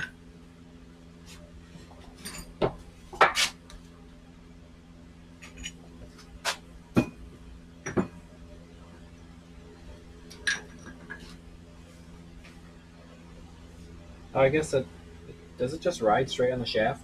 Yeah, it does. That looked like, teeth or something. Right. But now that's It's oil channels. Yeah, first and second ride directly on the shaft. Is there a bag that's not being used yet over there? I do need this press back on though. Okay. I also need the teeth from it. They're over there. Oh, wait. I have different teeth on those teeth. They're there. That's the ones from third, fourth. So what's Oh, that? I see them over there now. They're heading kind of between the sink row. Are those the one for the one next to it? They're all the same. Okay, here.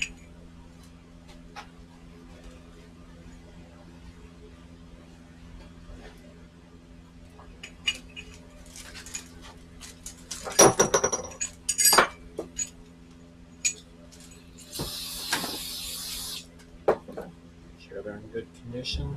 Yeah, they're minty. What was that? I'd say just don't worry about it. I like your philosophy. I like your style, Steven. This is the good one? It's the one we just had. Okay, That's the one you just took apart, then yeah, it's good. Which means it probably needs another polish. This one actually looks pretty good overall. Actually looks great.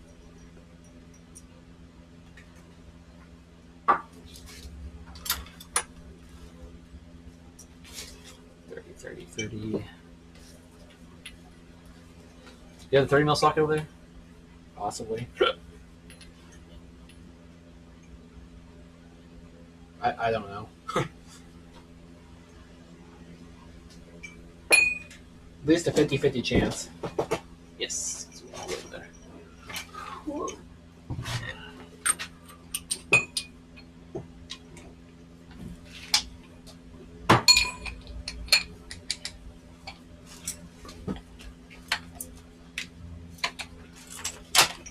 I think this one we probably go straight to the 2K since it's much nicer. So we're doing that surface and then that surface.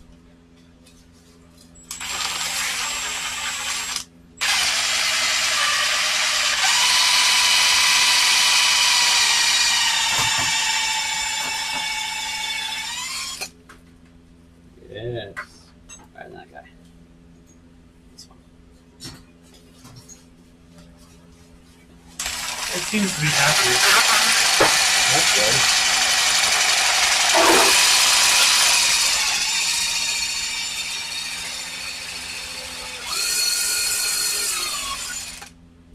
What are you doing? Polishing the shaft. Why? Sometimes just, yeah, polish your buddy's shaft, you know? I mean, like, what is it? Don't be on my foot. It's a new 8, Brian. So this one stays there. Where's the bad one? The bad one. The one that was mine Yours, is yeah. on the front porch. Oh, you already took it outside? Yeah. Well, it was like toasted. All this metal was galled to hell. The gears like get stuck on it. That would have made the transmission very unhappy within the first 10,000 miles or so. It's good thing we didn't. Way That before way. that, with how much I was dragging. I mean, it was still working though. Was it though? Was it something you pulled out of a car that you were personally driving? Not you. No, Or is it just a spare you had? it's just a spare I had. Well, yeah, that transmission could have just been dead and someone sold them up. Oh, what am I doing? I didn't fit in here.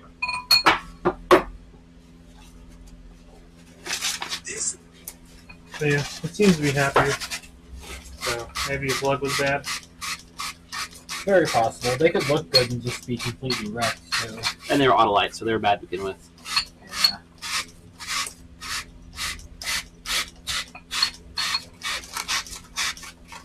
How far do you have to drive? Not even 5 miles. Yeah, you're probably fine. It was 100 miles, and I'd be sure some electronic things just gonna let go at any moment.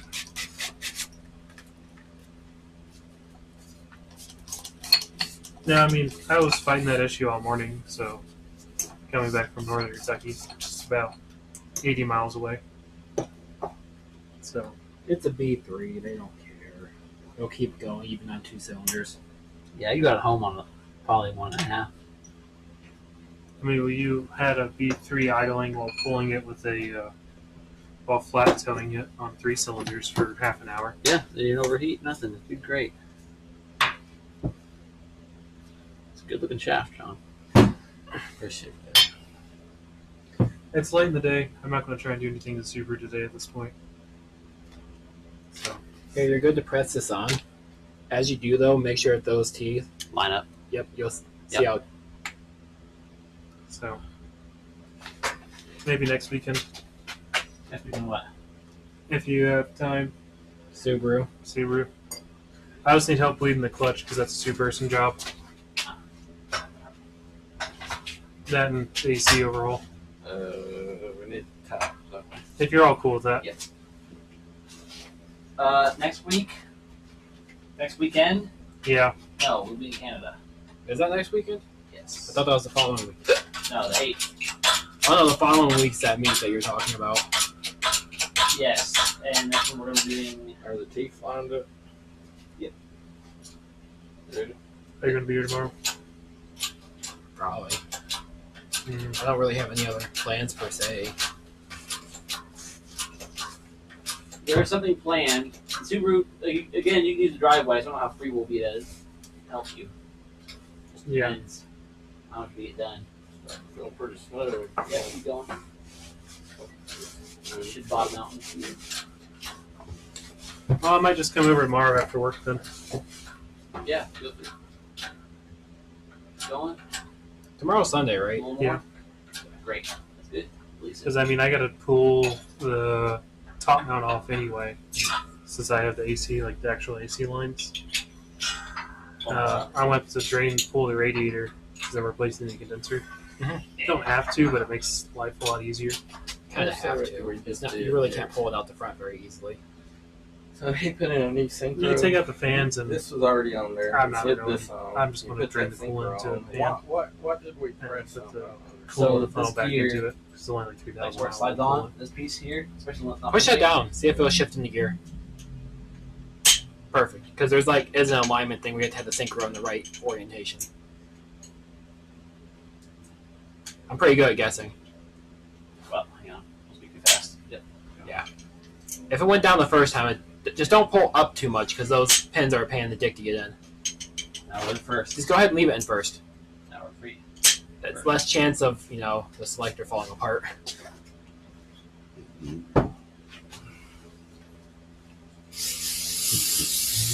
Where's our tap set open? Oh, yeah, it's right there.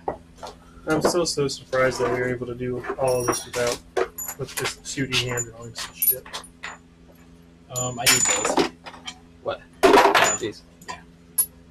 I would really love to give like a lot of the Lockheed Martin's Concourse engineers in like the 60s and 70s just modern day materials engineering and like a basic CAD package and just see what they could do. You know? I mean, they're still doing it. Just don't let them know about it. Always talking about going back in time and giving their Well, engineers I think CAD. their current engineers also kick a lot of ass. You just Yeah. don't hear about it. They only let you in if you're at the top of your game.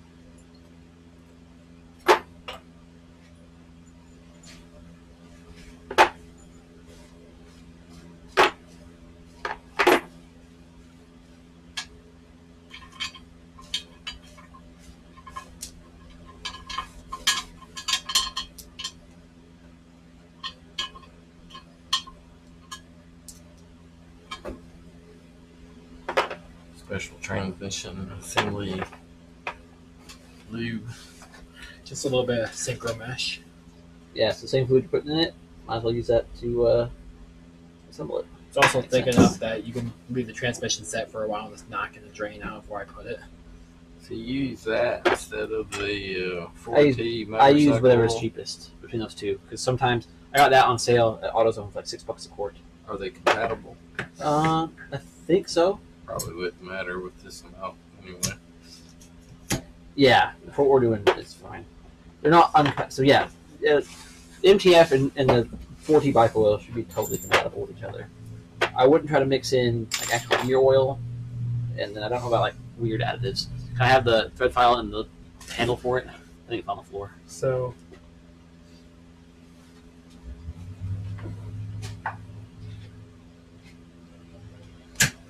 I guess my question is, what are these for? What? Those splines on the inside? These? Yeah. Probably for another gear.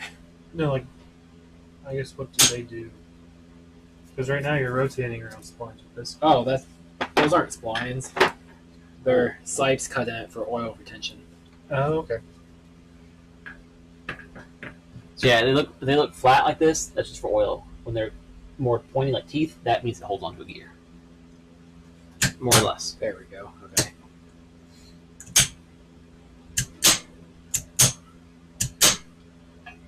Lovely. Pretty sure those are clipped the one. And it's upside down. Well, it can only go one way. I meant the selector. The No, selector the- can only go one way too, right?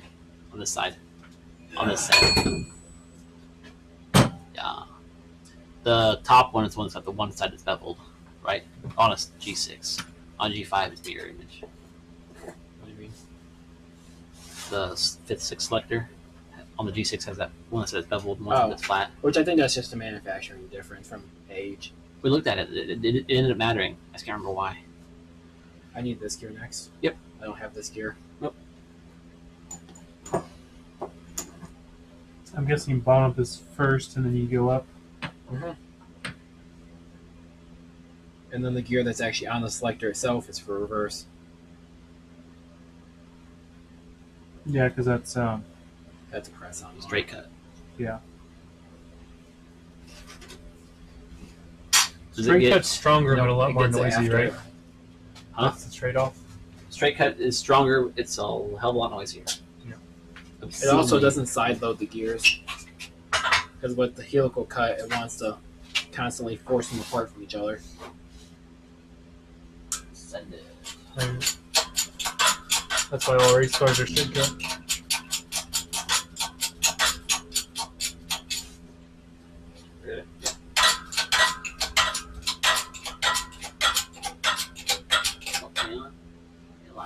I'm just surprised it was spark plugs. Yeah. Okay, go ahead. We'll see if it goes away. It might come back. I mean, if putting spark plugs in fixed it, then it's probably not going to come back. Unless it fouls the plug again. If that was a plug in, then there's a bigger problem. Probably. Perfect. Maybe burning a little bit of oil too rich, something It like was that. still moving. It just Oh, is it? felt really tight. Like I said, as long as it survives for like another 6 months, I'm okay. Oh, shit, easily. Those are another 6 months running the way it was. You way underestimate a B3. Takes a lot to kill one. I'm used to fragile motors. Yeah, this is the exact opposite. Thanos couldn't kill a B3. Yeah. Zoom, zoom, zoom. Click. I almost did. Takes a lot of abuse to kill a B3. I mean, I ran it at court low for like a month. Doesn't care. There's a guy up the road from the guy that I got the transmission from. He was driving one with a hole in the transmission block.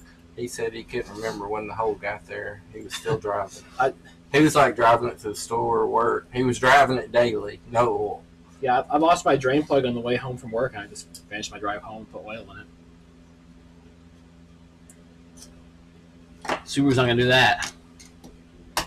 Subaru, you put the wrong oil in and it gets pissed off. Now I need this top gear, It's to see the last of the cost of which the I think is wrong directly oil. below there. Hey, it does like the Rotella oil though. Mine runs a lot better on the T6. Really, mine hated it. Oh wait, T6, yeah, it's better stuff. T4, it doesn't like thick oil. Subarus are not a fan of thick oil. No, my Festiva likes the Rotella T6. Oh, Festivas don't give two shits. They'll take anything liquidy. No, just my Richards are a lot quieter. It's just like cleaned out. T6 is half soap, half oil. Am I stupid? Is that the right gear for that? Oh, there it goes. But to say, like, that needs pressed on now. Steven says after pressing it a quarter inch with his bare fucking hands.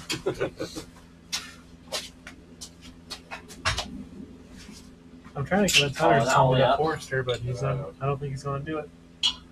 Probably not. Any car guy, it's hard to sell a car you just bought. Screw that in. Even if you hate it, you want to play with it first. You might sell it later. Yeah, well, depending on how long it takes, I might just buy some.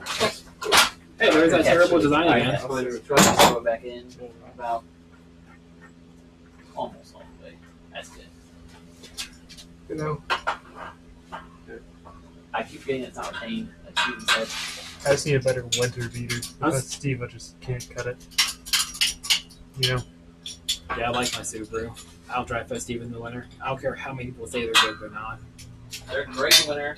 I don't think they like cold weather. In terms of running, they run fine. Like my In terms of speedometer.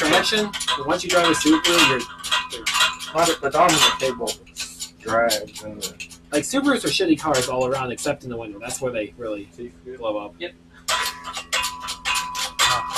Brian Lee put winter tires on his yellow car and try it. I mean, I've had Subarus for like a decade now. I think it's fair enough for me to make that I think opinion. it's not bad at all. So no. Yeah, we can try it. yeah, I've been driving Subarus almost a decade now. Actually, over a decade. I think I got my first one 2014. All right. I need it again. Oh, no, I don't. My parents use any have bearings? killed 3 motors, but also when you're making 500 wheel horsepower to 800 wheel horsepower range on a DJ motor, it's not a question of They blow up When at stock just- power. Power doesn't matter. In fact, less power. Actually, power kind of matters. Hey, look, it changed colors. 350 is about the most you want to make on a Oh, never stock mind. It's block. supposed to be like that. On what kind of vehicle? Subarus. Is this the same one? Like, is there just an extra one over No, here? these two are not the same. Top, bottom one are not the same. Well, I know, but was there 3 boxes? Yeah. No. I don't know which one I gave you. I think I You gave me a you pair, so I need this one. So these I 2 need are the end ones. Yeah. And then this one's probably the, or this one is probably the bottom one for that. Check on that one. Check the race on our tester. Okay. Let's mix this top.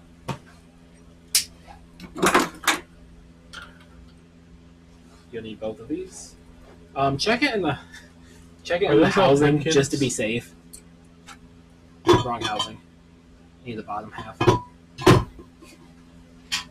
Are those all Timkins? No, No, not they're at all. even better.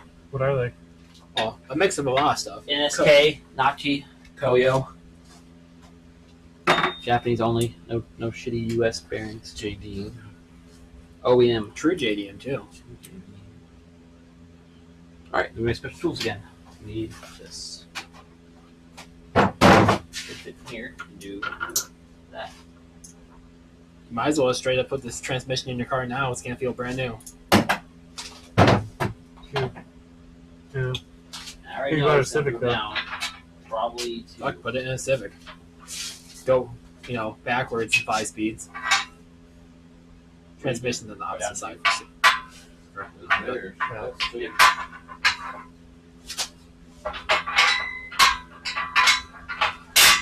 Yeah, that's one thing I don't like about mine is the rods. I'd rather have like a chain system. Oh, I guess I did. Sorry. Somebody I'll do it sometimes. No, by heart. I should draw a line on to say like, yeah, put it here for this step. Yeah, we should- This step. We should just put hydraulic rams on the side. It's hydraulic, so you can press right against it. So you have infinite height adjustment then. Yeah, or like buy a nice press for $200. We had a designer to use for this fucker to do in next week. It's 30 machines plus an oven that's as long as This whole this thing, garage so is. step on it. Yeah, someone who personally works with machines like that, I wouldn't want to design one. Not bad. This has a step flip on the inside. We only need to make 13 custom robots.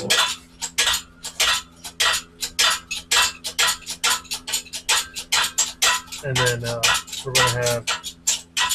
Are you familiar with Fennec at all? Or no? What? Fennec, the robots. Oh, we have all Japanese robots here. This is where, I don't know if Fennec's Japanese company. Probably not. It doesn't sound like it is. same as A lot of our customers are Japanese. I'm pretty sure it's all the way down.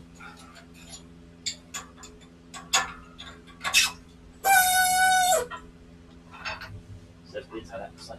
Yeah, they are. The company's name is an acronym for Fuji Automatic Numerical Control. Doesn't that do the same thing on the backside? But yeah, we just sent them a PO for like $2.5 million in robots, which puts us in the top 10% globally of robot purchasers now. Well, maybe we need to start designing robots. It sounds like there's a good market there. Nope. Brian, you love your job? No. That answer your question, Steven? Well, I mean, like designing the robots that they buy, not like the systems that they use them in. This is another. You're talking to another engineer that hates his job too. I feel like almost every engineer just secretly loves their job. Unless you design Festiva parts, you probably live in the dream. All- Live life and live with dogs. All engineers are really just masochists at heart. Keep going. I mean, you're not wrong. I mean, I took this job because I knew it would be hard, and I knew I would learn a lot. I know I learned a lot more quickly than a lot of my peers. You know? I mean, fuck, I got 2 years of experience, and I'm going to say that I designed all the frame and guarding. There we go. Dang! All the frame and guarding for a $28 million line. You know? Yep. Pretty good resume Oh, yeah. point. You guys use scans, or you guys use other types of sensors, or another brand of sensors for all your safety?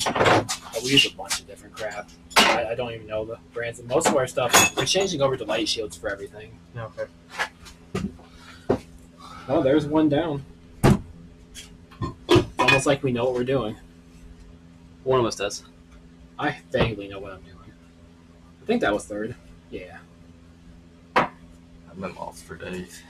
I'm very excited about not being at home trying to do this on my own. I'm so excited about it. Got kids at home? Nah. Married 6 years, a lifetime ago. No kids since. Spent years having fun. Got old. Parents got old.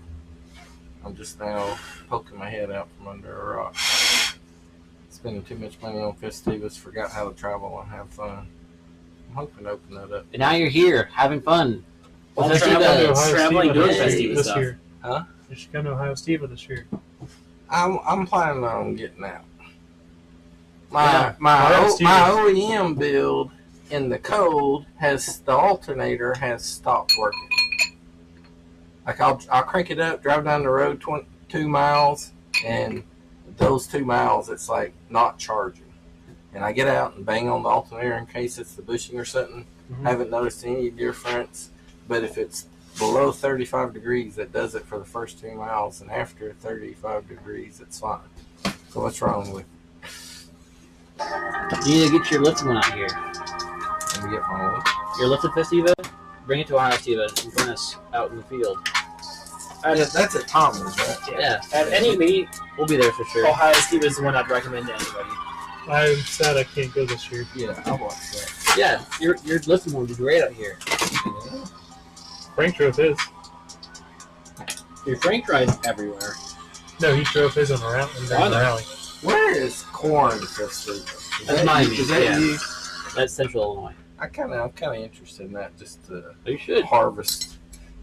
This sounds like a good vacation. It is. It's a great time. Harvest You festival. get to camp out in my mom and dad's yard and The center hub. do I need cleaned off. Yep, I'm cleaning everything off. You can just take that for now. So where is that at? Your family's? Yep, Central Illinois. That's about 5 hours from here. 4.5. I just like the idea of going. Depending To on how fast you drive. I just want to go to the Corn Festival. Yeah, That's- it's great. That's my big draw. I want to go to the Corn Their Festival. sweet corn is pretty Sweet good. Corn out there. Festival is a great time.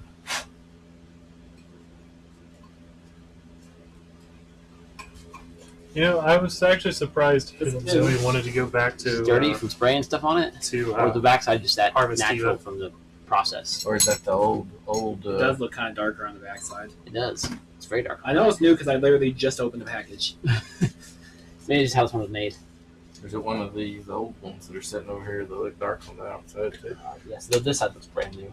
This is weird on the back. Probably just how this one was formed.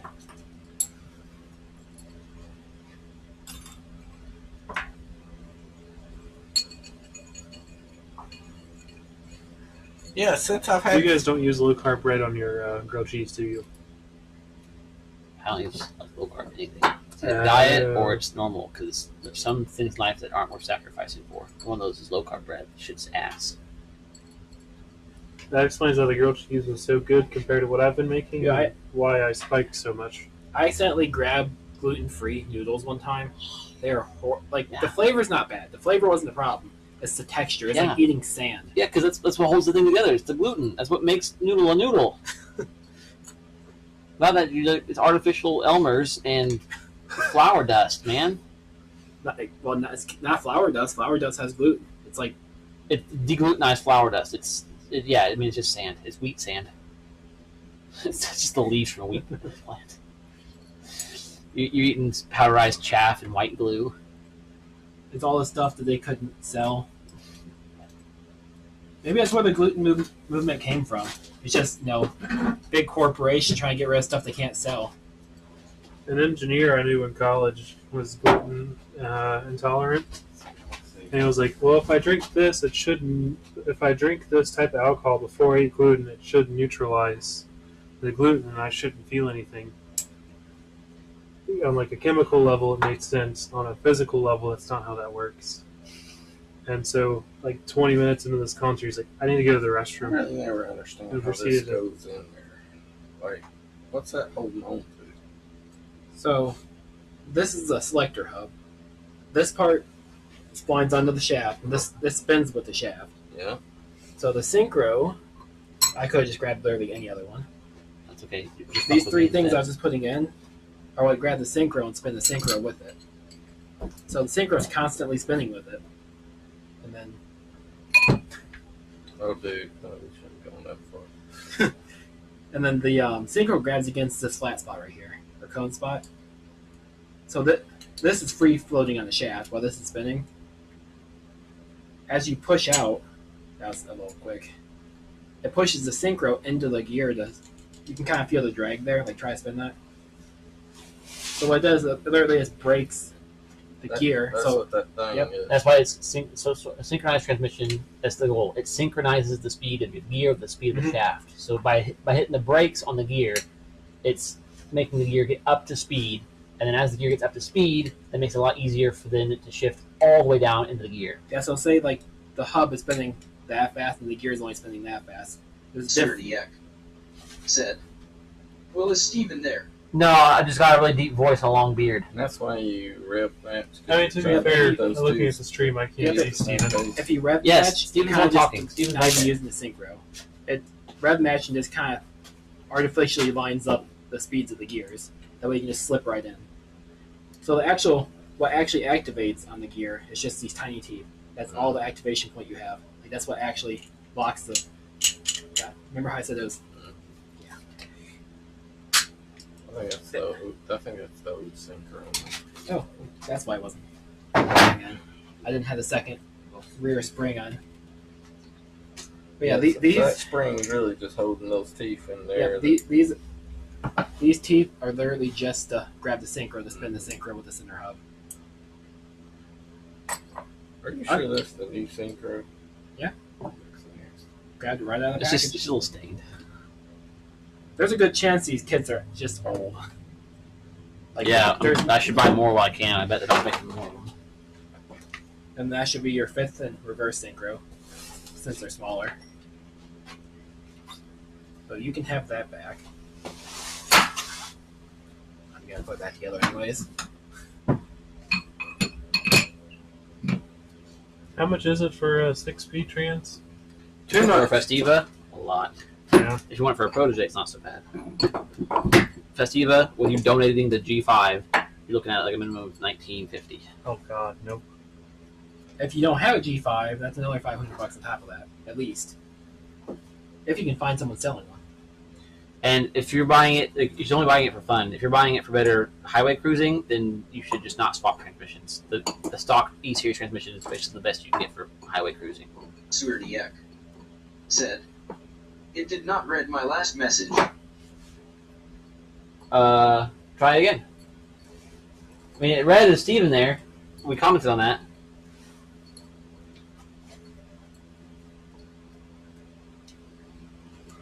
Are they reversible? Like when you modify it, put the 6-speed in, can you go back to a 5-speed? No. What? Because you have to modify the shaft. Oh no, yeah, you can. Yeah, you could put the Again. gas back in. I don't know why someone would want to, but yes, you could technically revert back if you blow up your 6-speed internals. It'd just be a pain because then you gotta swap ring gears back. Right.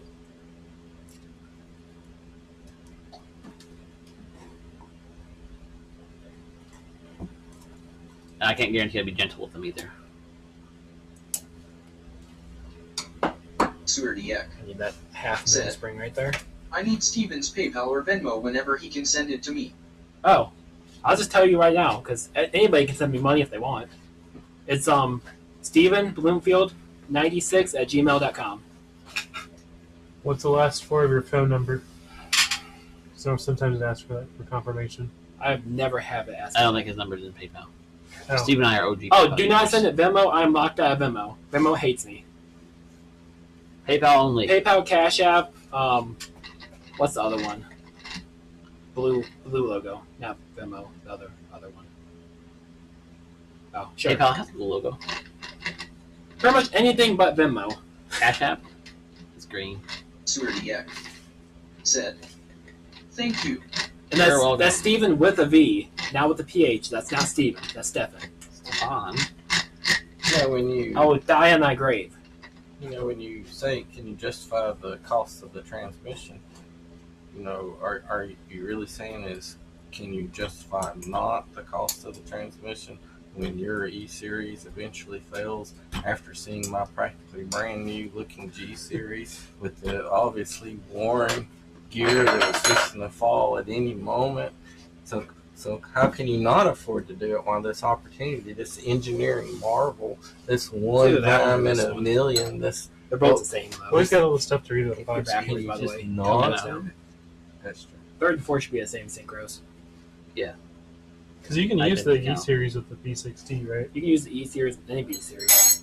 Yeah, any B series transmission can go into any other. I don't know which way this goes. I'm pretty sure No, I this side meant, goes like- down though. Or are you going to blow up an reference shaft. E-Series? Grab a reference shaft. There was You a can't see that part. a It's kind of in phase. between I've got yours. an E-Series of my B60s, but Give there them was a phase where they were give them telling the people, offset I don't right know if it there. was these guys Yes. or not. I'm Were pretty saying sure it's a that you deeper needed side. to move to. That's what you did Why with should- Miguel's car. Is you put a Actually, it is that way, G-Series 'cause that side gets a transmission clip. in with the D. Miguel's? Yeah. He's still E series. Is it still? Yeah, E-Series? the 3 little divots that Yeah, I side thought gets you a said clip. You launching can kind of see the tear up reference or the transmission, witness like of the an clip. autocross. Oh, okay, I yeah. think launching any E-Series is a bad idea. Dude, I've launched mine all the time with my B60. I've I loved it. The E-Series? Yeah, I've always heard your clutch is E-Series. your fuse. They literally can't hold enough power to break anything. This is not my advice, chat. I've always heard do not launch an E-Series, even on wet You pavement. shouldn't launch any transmission. That's just bad. Like on wet pavement, they say You don't you're need not a- supposed to you don't- bind your Sewer E-Series. DX said, "Will get with me later. I am sending Steven money for the B60 engine, so I want to get with you guys for the swap." Ah! Do you have any idea how busy I am? Are you selling B6D engines? I have a carb B60 engine for my rally car that I'm selling. Oh, that was yours? Yeah. No, I drove that car. Yeah, the silver one. Yeah. Drove amazing. The engine's super strong. It had like 70,000 miles or something silly on it. I don't know why I put it in that car. Oh, so We were you're going right. to take it out of that car? Yeah. We were in a rush. I didn't have any B3s. That's literally the only good engine I had at that time. And I still feel stupid for putting it in. It's still super healthy though. It's a great motor. Great.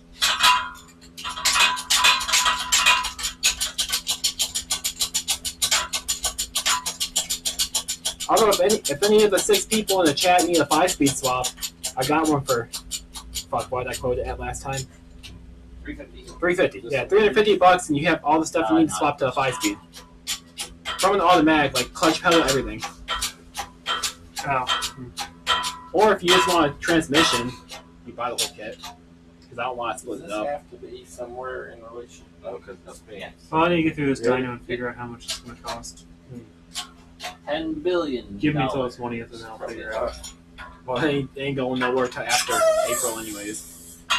Because me and Will's literally booked up till like mid-May.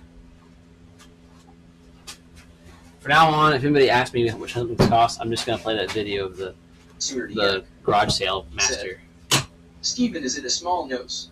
No, I'll actually, give you an extra $100 for the 5-speed trans. You better get more than that. I can sell the kit for $350. I just need to actually list it. I listed it once. I had someone say they were gonna buy it, and then they just didn't. What is it now?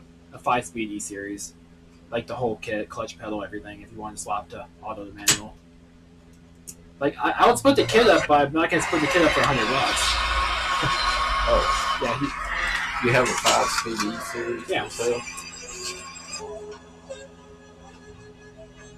How much do you want for your 5-speed? Is this copyrighted? I don't think so. It's already an edited version, shortened version.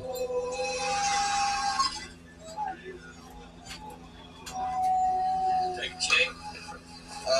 I'll give you 17 and back. Is this a built 5-speed E series? Is this a rebuilt 5-speed E series? No, but it could be for the right price. If someone buys the transmission and buys all the parts to rebuild it, I'll rebuild it for free. How much do you want for this? There you go. rebuilt 17. 5-speed E series? Said, Oh, as in a small nose, you didn't confirm that grinning face with sweat. now I'm pretty sure it's a large nose. I'm like 85% sure it's large nose. How much for that engine over there? $17,000. So are you selling a 5-speed Yeah. E series? How much? I'm trying to sell it as a full kit for $350. That way I don't waste parts, because any parts I don't take off the rally car is getting scrapped. Oh yeah, isn't that the rally car with the broken strut tower? Yeah. I don't really need the kit, but How did that I would happen? like a built E series transmission. Well, you're getting one. You brought it already. We're gonna Yeah, get to we're it. gonna weld that crack up and everything. It's gonna be great. Was this the next gear in the stack? How did that? It's the only one how over did that here, so strut it should tower be. made I'm of trying to some bogart Rust. all of you. Oh, was it rusty there? I got two in there. Both have stock axles. Still, to this day. Oh, did you ever figure out how much that black shell was that you mentioned? The legit black one. Yeah. I think I know how much he paid for it. I don't know how much he wants for it. You remember how much the synchro kit and bearing kit was for an E series Yeah, it's like 160. for both, like the whole kit? Okay, so I got one in the car. 350 plus 160. What's six? That sounds like a lot for an E series. $500. Yeah, for $500 you can get an E series fully rebuilt. Like what? I'll rebuild it for free if you just buy the parts to rebuild it. We can just do it on camera. You can watch your E series get rebuilt then if you buy it from We me. can just build that one that's got the case in half. Just fix the hole. Yeah. But it still needs the shim selected and the bearing placed, but it's already open.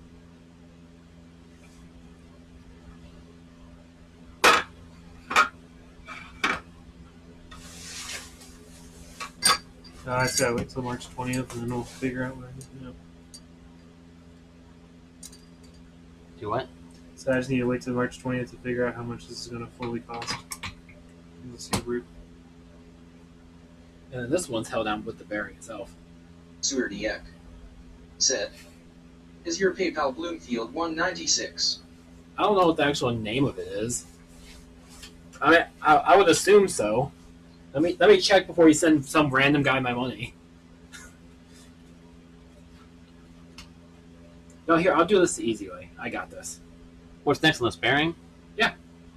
Match it up and make sure that I got third and fourth in the right spots. I don't think they're reversible. It looks correct, but we will check. Is this camera on or is it the overview? Overview. Dude, why is I don't understand why my fucked up finger works best for my fingerprint scanner. Alright, bearings. Peace. That has that, yeah. That's where this doesn't hit it. I can't see. There you go. Just scan the QR code. It's working. It looks pretty clear. Alright, you can pause it if you need it. Yeah. Alright, bearings please. Tiny bearing, and then the normal bearing. Is the tiny bearing the one that's in the spots? It does look pretty tiny. Does indeed.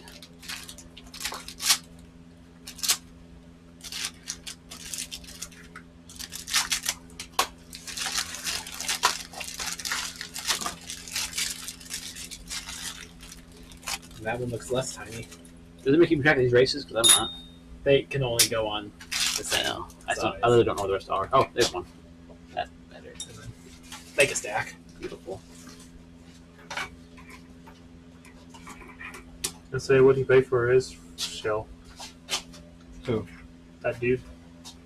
The black one? I'm not at liberty to say. Oh, okay. Well, figured I asked. What sort of Subaru do you have? That one. No, he's got an STI. Money pit. Gotta go down. All Subarus, Brian, not helping. Gotta go down. I sure picked up anything higher. No, that's I might be able to turn it. Can we turn it? Yeah, we'll just Sewer Dieck said, "See if you got it." Some Hey, random money. dude named Bloomfield's gonna be very happy with the random stuff that he's got. Yeah, I got it. I also see your text now that I didn't see earlier. artist ring. I think we stretch the springs out. Racing team, Not the that Ford Escort guru, said, "Man, I got one side of the diff pin welded, then ran out of welding wire. bad. Oh, Man facepalm me. I hate that. He's walking the deal. Welding dip pin. Well, time to grab out the coat hangers and, just start taking it. Still not all that. You know. What happened? It's not We all lost. of it. We lost space. Now. I We have screwed more. it in. All right.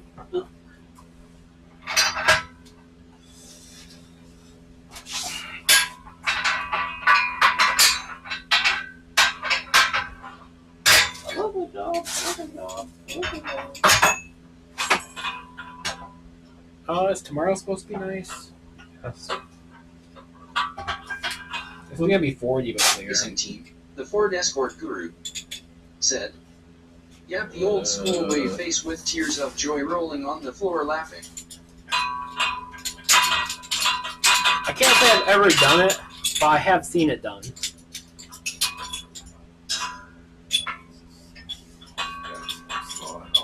Between that and just taking 2 car batteries and tying them together to make welder.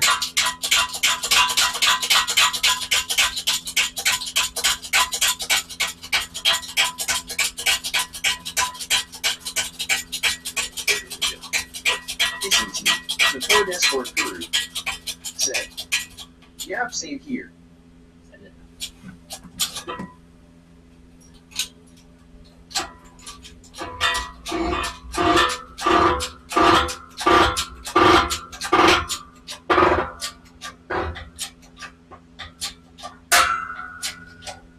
Sounds like you got it. I guess that's the as far as I don't know, Steven. What do you mean? We missed something. Did we miss a spring clip? I don't think so. Put them all on. There's only one on that side. Where is it? In. Where? Oh, it goes on the other side of the selector hub.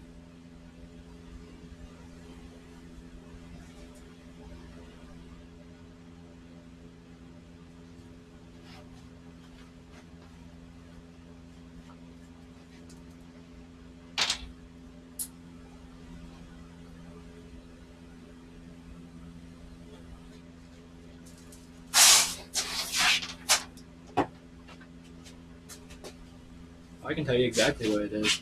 You didn't line up your synchro. How not? I had it turned and shoved up. I was holding the whole gear set in the thing. Your notches aren't where they should be.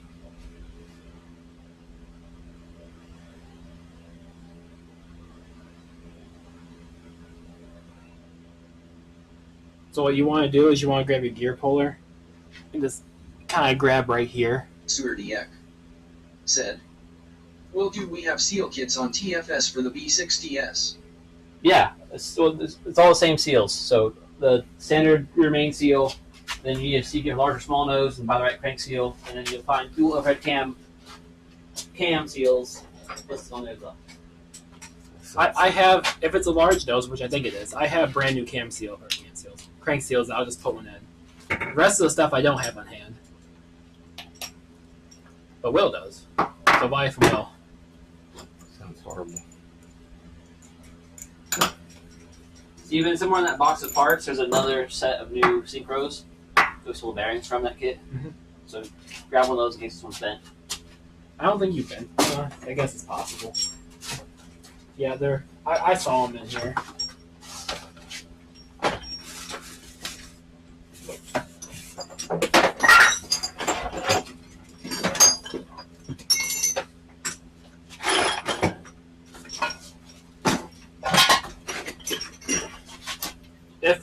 If Will doesn't need me tomorrow, I'll probably just go ahead and pull that engine out for you. That way I can start getting it resealed. Oh, as long as I get the seals. Did you win? Tomorrow, unless you need me here tomorrow. I don't know what I'm doing tomorrow. Honestly. I mean, honestly, it's going to take like 20 minutes to pull a V6D. That's so true. Why? Because it's like 6 bolts. It's going to take me longer to get my cherry picker out there than it is to get the engine out. Now are they just a lot faster to pull than the P3s? Identical. The V3 should only take 45 minutes tops, like fully dressed, you know. I'm just gonna pry on the synchro then, Steven. I don't think I'm gonna be able to get it in another That's spot. fine. It is definitely bent though, so we'll have to replace it with that other one.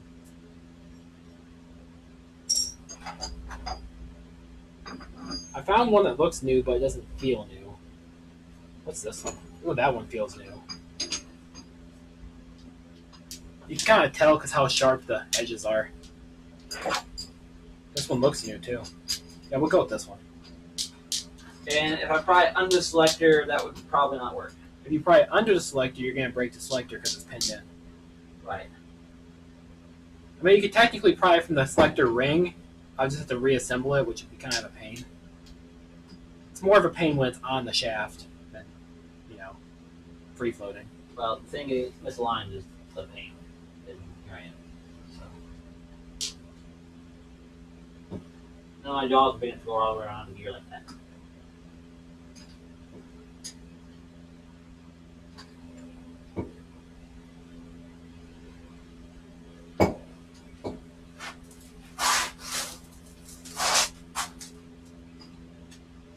Alright, let's see if this works.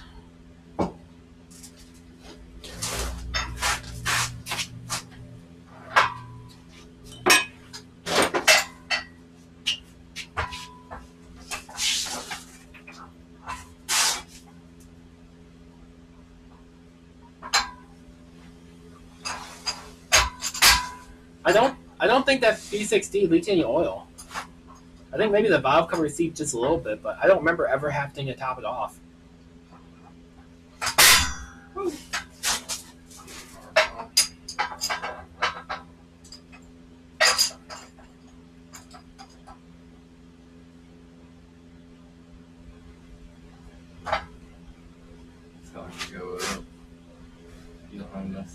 Although, if I'm replacing the seals, I would recommend getting a water pump timing belt kit since I already have to have the stuff off to replace the seals. If you're even still watching.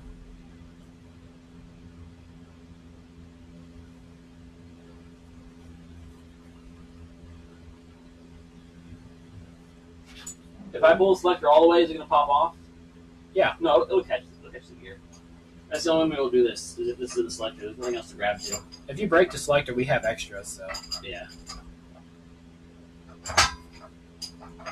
just watch. I'll drop those pins out. The 3 little pawl things, like you want to call them. Racing team, the Ford Escort crew said, "What gear oil do y'all run?" Depends how fancy you want to get. Typically, well, I was running Synchromesh for a long time, and Synchromesh got expensive, so we're using 4T bike oil, which works really good. Most people go with the thinner stuff. Like me and John use the 1040 4T. The thicker stuff isn't bad. It's just a little harder to shift when it's cold. Although my transmission was failing when I used it, so who knows? It might actually be fine. Recently, I've been using MTF because it was on sale. It works great. that shaft back up. Like right now, we're reassembling it with synchro mesh just because it's nice and thick. Yeah. It says synchro mesh in the front. That's a synchro mesh bottle? Yeah. Whatever. It says synchro mesh MTF. It says both? Yeah. Nice.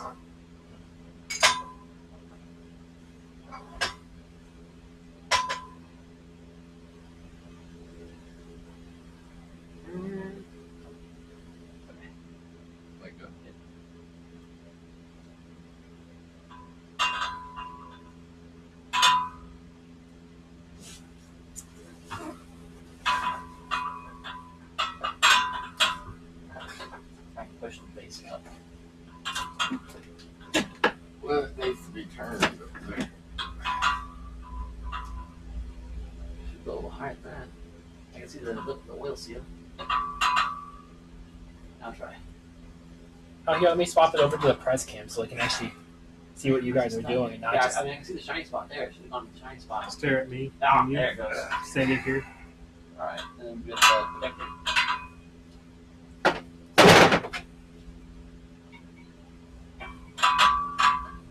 Yeah, Bill offered me an aqua shell, but I didn't.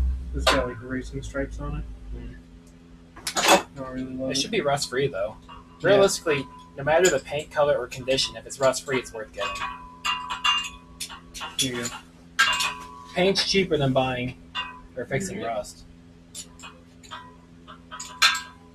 I think it's an aqua. It's kind of hard to tell. It's a little faded. Yeah, I don't. Aqua and Surf both look really similar. I just don't love that and the fake hood. And Wait, does that hood come with this? Yep. Okay, never mind. I thought that was a GTX hood for a second. I mean, it looks the same as Ariel. Might be okay. Yeah. It probably is Aqua then.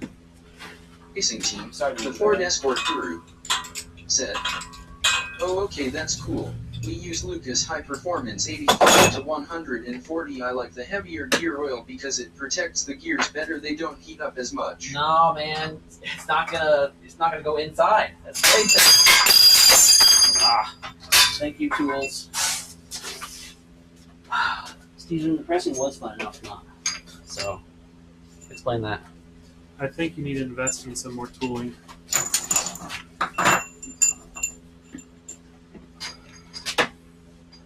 Yeah, the thick stuff just it makes it hard to shift. The oil galleys for the shafts aren't very big, so it kind of has trouble getting into the gears until it's like actually hot. Like there's a reason why stock oil was ATF. It's kind of designed around thinner oil. Unless you're in Australia, then it was I think it's like 90 or 80, 90 or 75, 90, something like that. Whatever the smaller gear oil is.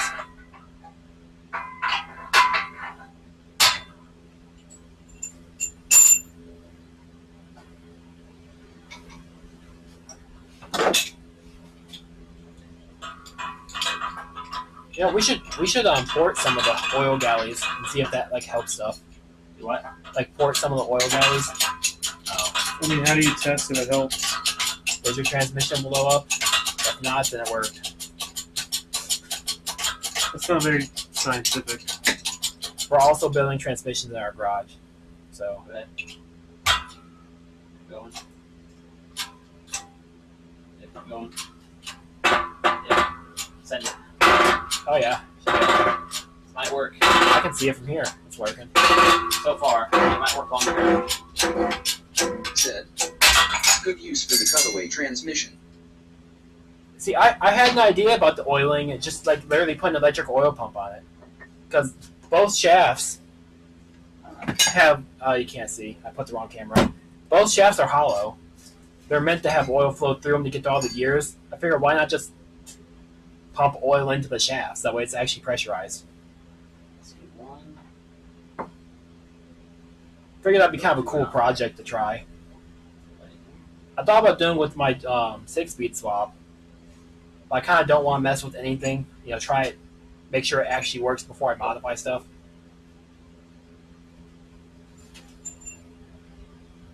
We have extra of those if you lost them. There's another tooth in this.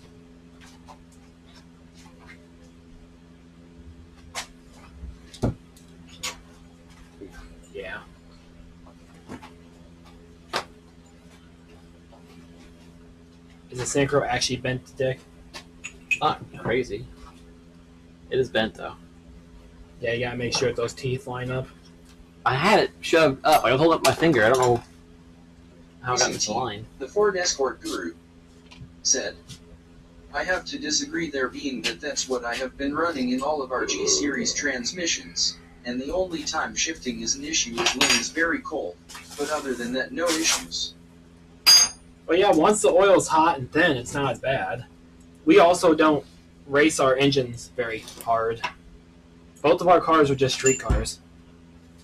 I don't know. Charlie's got a lot of miles on 2050, and it's got really good additives for synchros, so really good oil. The synchros normally that go first, or is it normally gears? It just depends. It depends on a lot. Did you find that third tooth? Nope. There's 3 just sitting right there. We'll use those. I don't want to. I also need all the parts you just had right there.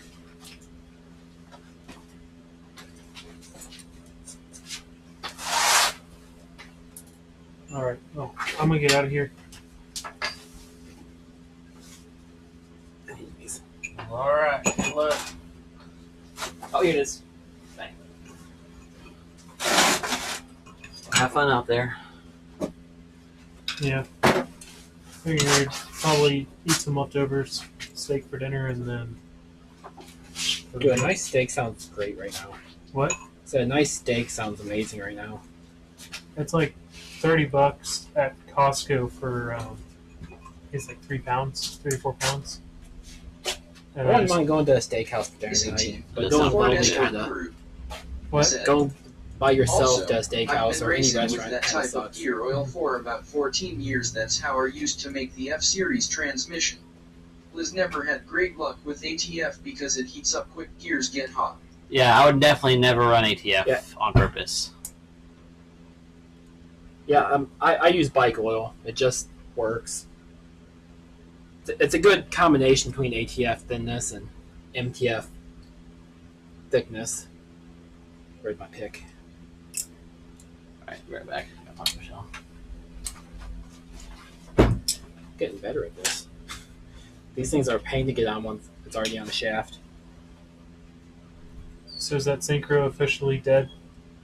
Yeah, they bent it.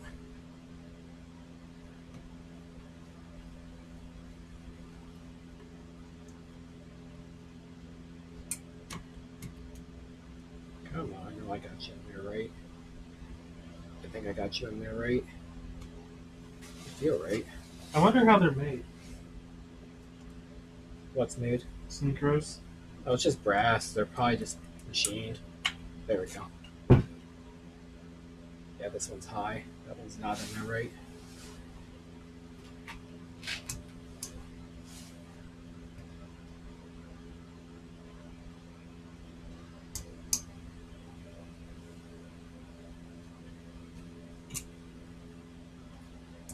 Racing team, the Ford Escort guru, said, oh okay, that makes sense.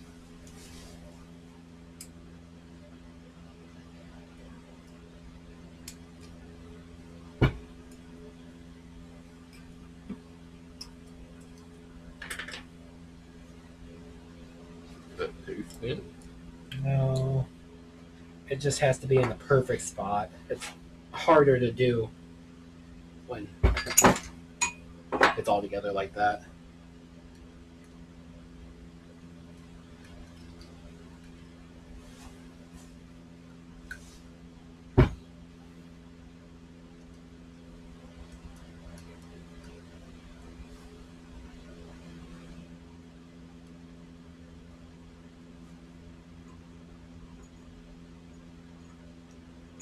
Racing team, the Ford Escort guru, said, I run it in daily drivers as well. Just out of curiosity, what state do you live in? Because where we live, it gets cold as hell and it's hard to shift. Like in my Subaru, I have, I think 75, 90, and I literally can't get back in first gear after I shift out of it until it warms up. So I think it might be a climate thing. You probably live a little warmer than the Midwest. Yeah. Actually, wait. Let me figure out.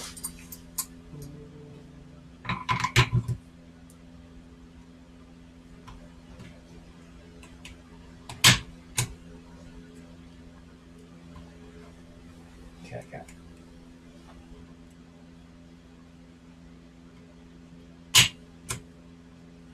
I got the bottom synchro lined up wrong. That's getting annoying. Yeah.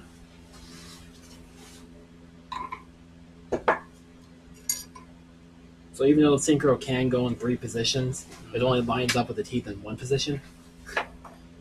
So Any way of knowing? when You put it together and it don't work. Pretty much. my parents live in Wisconsin, and That sucks. it was negative 32 degrees outside, negative 40 of the wind chill, and I had to go to the pharmacy to pick something up for my parents during Christmas, and I had to let the car sit outside for 10 minutes and idle so that way I could get it into first gear, and then I couldn't get it out of first gear because it was negative 40 outside even when the car was operating temperature. I had to do circles around my parents' cul-de-sac until it heated up. The Ford Escort guru said, bike oil works great to being that it also has a gear-to-gear transmission. Bike oil also has additives for wet clutches, which also double and help with our synchros.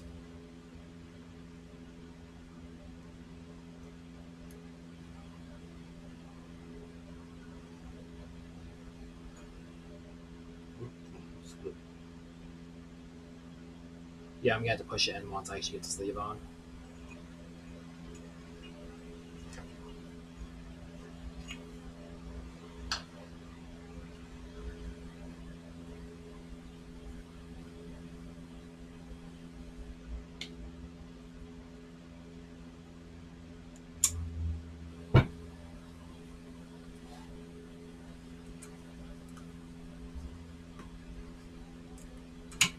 There we go. This one's up. Yeah, they're gonna kick forward since I don't have this spring in. Where is that tiny hole?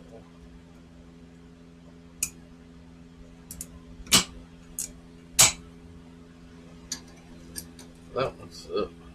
Mhm. That one.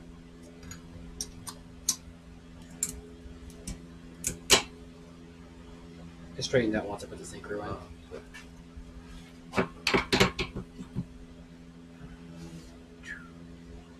Oh wait, here you put it in table overview. Okay. There we go. So 3rd, 4th. So that's why 3rd to 4th always feels so easy on cars. Well, that's mostly because of the speed differential. Motherfucker. Pulled a little too high. Flew too close to the sun. The gearing's a lot closer between 3rd and 4th. You're not changing gear speeds as abrupt as like 1st and 2nd. I've always noticed on the STI at least 1-2 is like, 1 stayed in. That's nice. and maybe you noticed it on the BRX transmission. Maybe you haven't.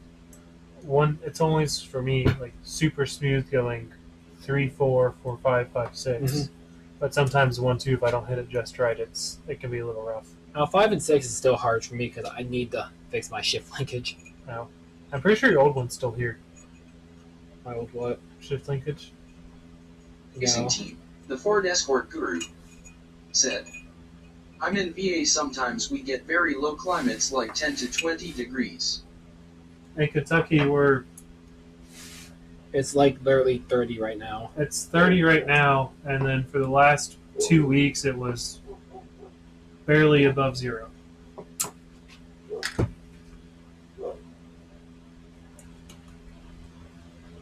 It should be. There we go.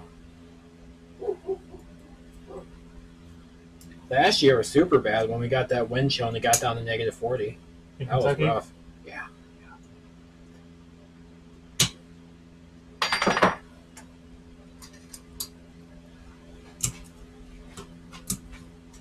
I don't remember a lot from last year around this time. I was working 70, 80 Maybe it hours was a week. Maybe it wasn't last year. Maybe it was the year before. It was the first year I moved into my house That was 2 years ago. because my heater could not keep up, and it was like 50 degrees in my house, and that was rough. Are you on a heat pump or are you? Yeah, Oh, I'm sorry. it works fine. I just need better insulation. We have a heat pump at my rental house, and like anytime it's below 40, it switches to auxiliary heat.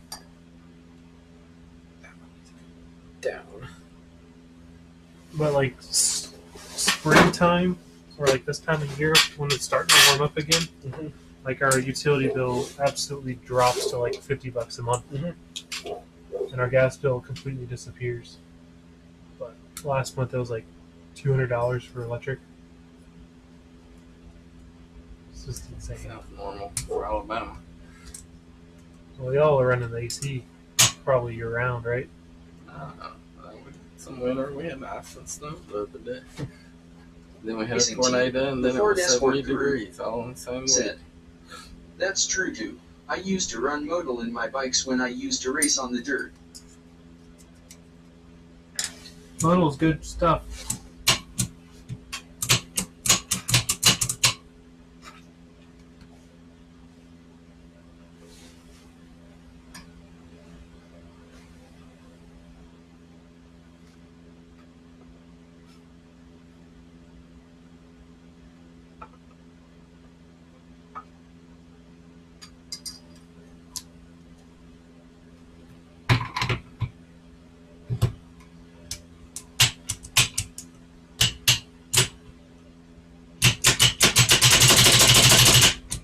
Quit flying too close to the sun. I'm holding down tight this time. Yeah, I think we're good now. I will put a little extra oil in there. Never have too much. How does it have? This shaft's hollow.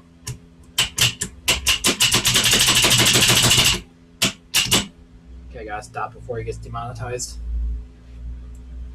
Where did you put that bearing at? This guy? Go check it. I think it's had a fire against it.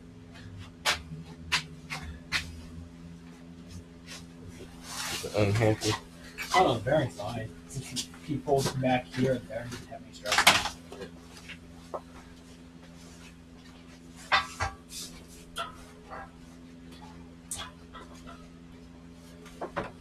Definitely don't have to go down with it.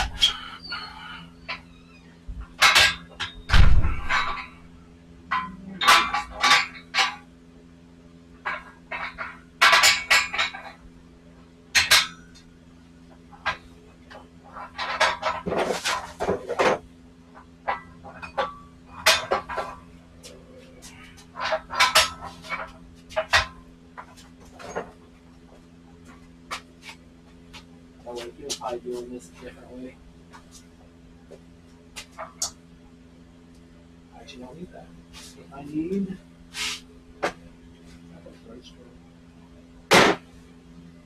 I'm doing it slightly different as well.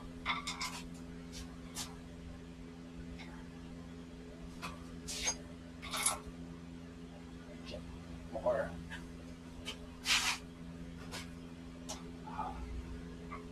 Shit. Racing team, the Ford Escort guru, said, "Yeah, you'll get the ice cycles on your lips type of cold face.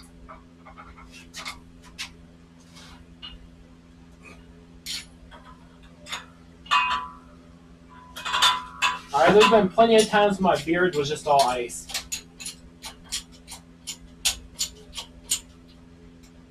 Good. Good. More. Just keep going.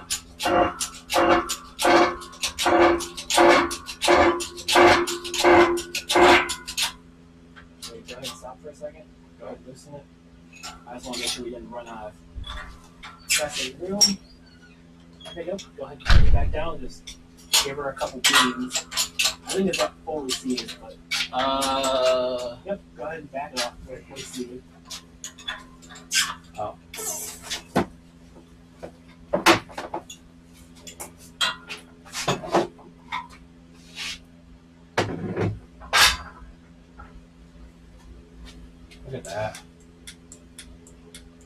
Yeah. Works a little better when you have the synchro in the right spot. I was holding it upright. I must have just had it barely off. On line. Don't play me stupid.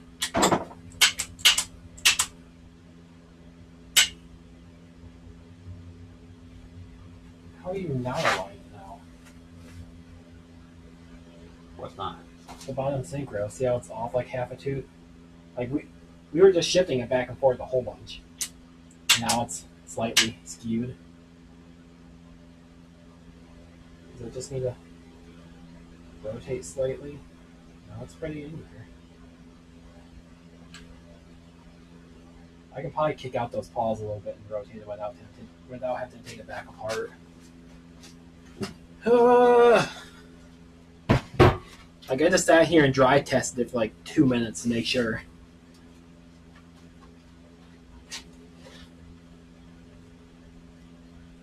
You want to grab me that stool? Well, you got a soda in the house I can stay? Yeah, anything in the fridge. And if it's something in the fridge you like, the cabinet next to the fridge is full even more. Michelle can help you out.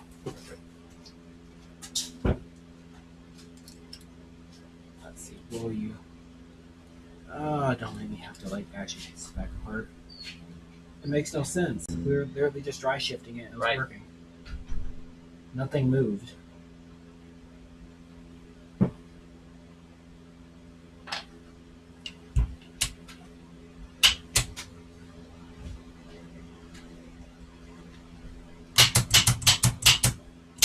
You know, I guess I didn't verify it was going all the way down. That does seem like a full range of movement, but I guess it must not have been. This bearing's gonna be pressed on and off so many fucking times. I know. I guess we'll do it the exact same way you guys just did. Why would they make it so it's keyed? Like, Alright, bring it over here and help me hold it in place then. like if they put 3 on it, make it so you can rotate it in any 3 positions. Ow! Oh, that side's even worse because no, never mind, we're good. I was gonna say we had to pull the center. PT2, the Ford Escort guru, said, "Damn, that's crazy." Yeah, it's off by like a degree. Like 2 degrees. Just enough.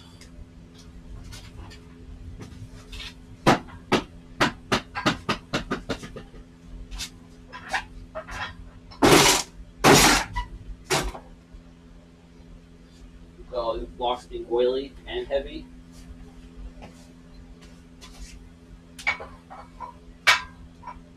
I did drop this down one. We're going to raise it back up. Okay. Yeah, you're fine. Or each. If not, we can stack stuff. Maybe not that, but we could.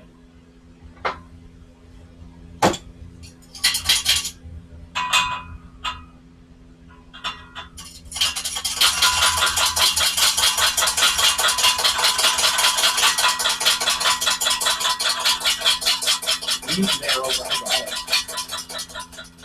I am air over hydraulic.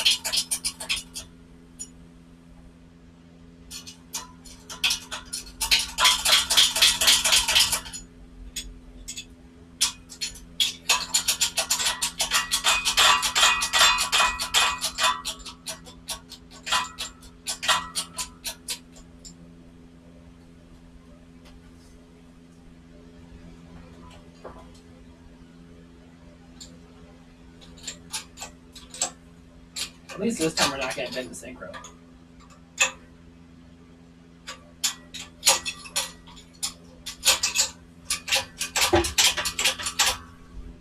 This is exactly max. I felt this creak just a little bit. Yeah, right, exactly max.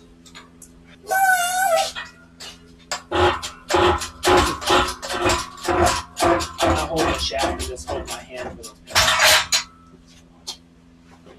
I think I actually stayed in. I didn't feel or hear a single one drop. I did know.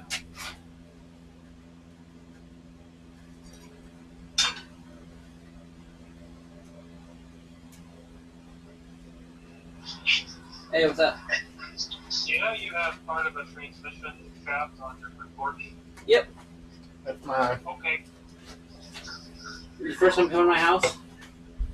What is it?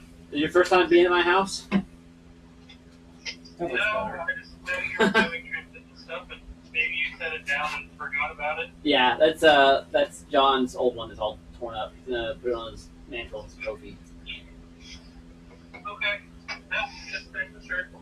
Yep, appreciate it. Okay. See you, bud. Full range of movement. All right, Lined bye. up and about the bit of range, so I has to hear it. Third time's a charm, right? This is one of the old guys at this transmission shop was like, nah. I think Steve and I were not streaming last time I built one, and we nailed it. So now that we're streaming, it's all that go wrong.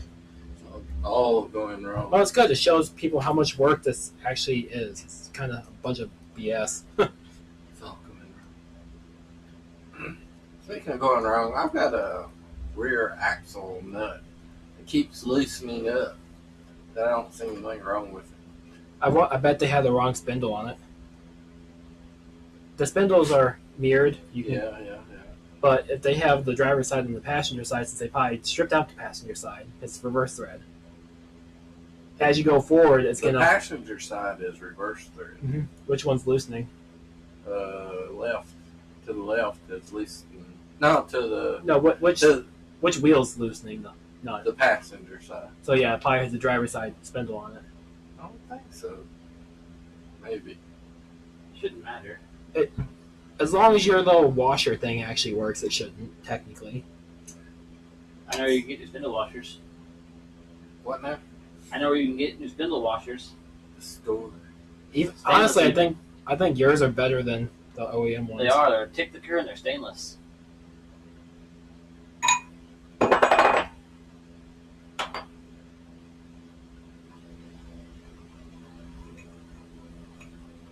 Oh, I 100% am certain I'm in the right position this time.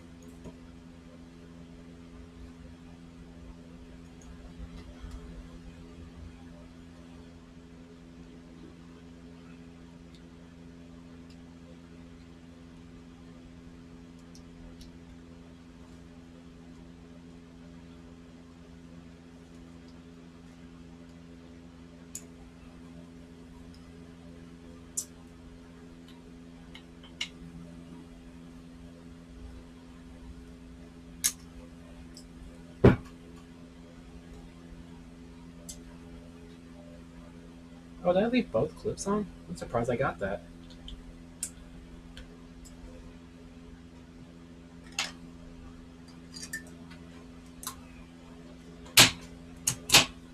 Now it's definitely going. I don't think we actually checked to make sure it was all the way down last time I was dry testing it.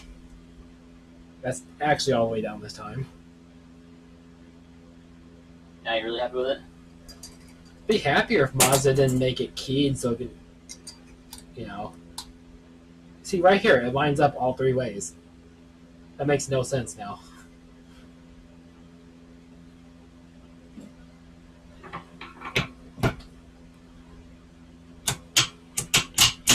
There. It's 100% going between both gears. No doubt.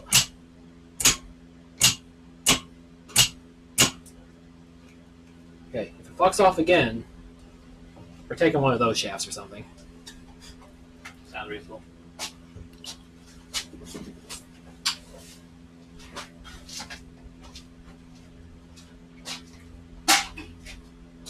I did it a stupid way. I just stacked a bunch of bearings. I turned this to the smallest circles, grabbed off this gear right here, since that's part of the shaft. I mean, it's a proper way of doing it if you have all the right spacers. Like, there's nothing improper about it. This needs to go way up. I use the tool that's in my hand.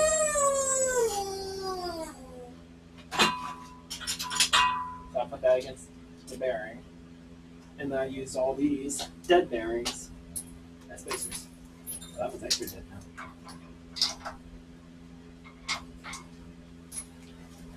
And then I used this other one. Stack.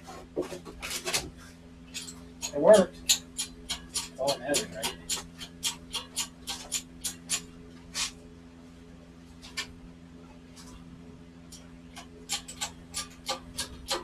works really good.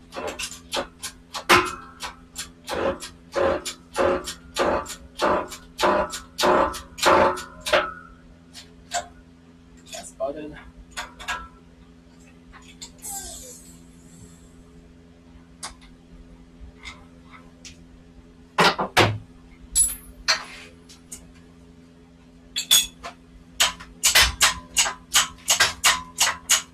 That shouldn't be a thing.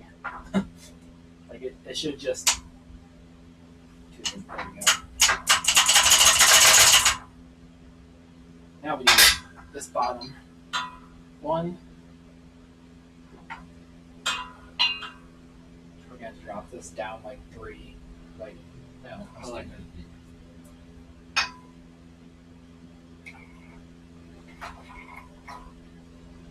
Still going to drop down at least 1.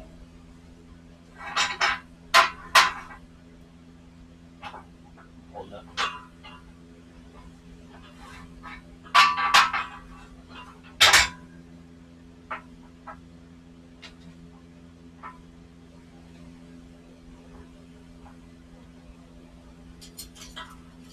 Just over here on the ground, next to my leg.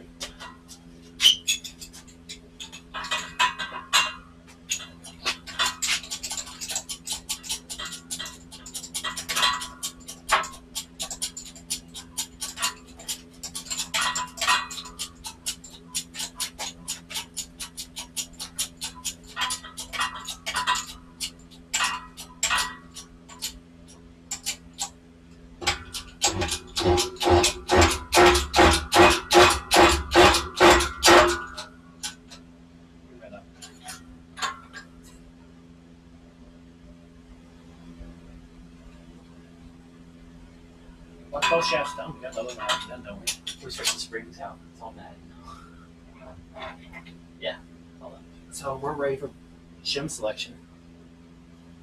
Almost. We need to clean the cases out. And the table off. And we actually need to put the bearings on the diff. Now, what mine's for dinner?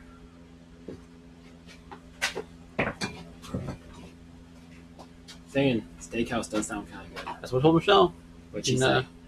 Was Said, it a resounding no? for real? I was like, for real?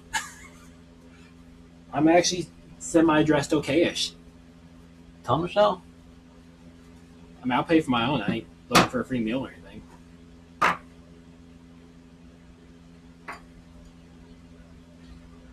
Going out to eat's like a once-in-a-year thing for me.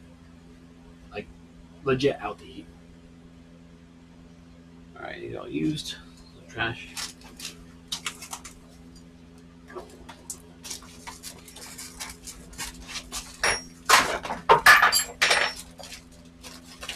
We can get these diff bearings put on real quick. Mm-hmm. Person said, "What are your thoughts on the Eaton helical gear locking differential that is available for the Capri transmission?" The what? I've not seen Eaton offering a locking diff. You got a link to that? Because that's a first for us. I didn't think Eaton offered anything for us. There was the M Factory one. The M Factory doesn't make them anymore, as far as I know, right? Yeah, not 26 line.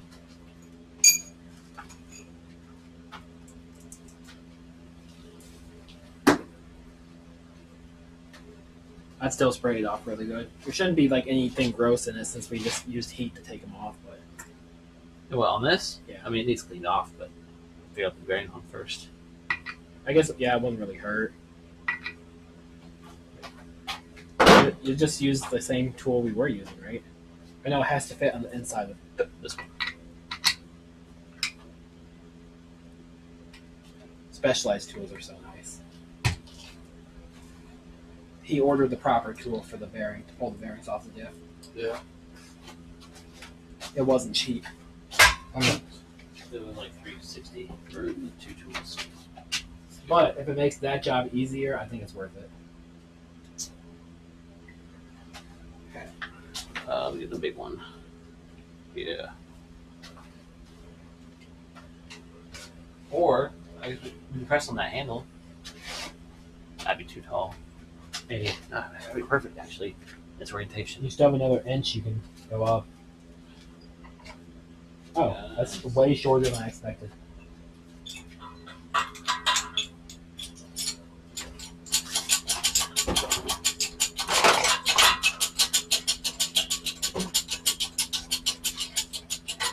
Is that an aluminum handle? I don't know. Well, even if it's stainless steel, it's not going to be. Okay, steel. It's really clean. Maybe heavily galvanized. Red. These ones are probably going to take a bit of force. I would watch your handrail, that might shoot Yeah. out. It's been a little. Release pressure. But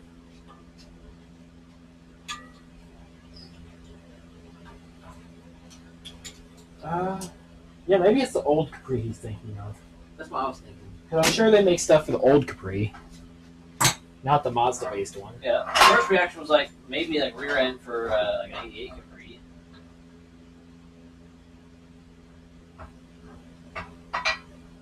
Right.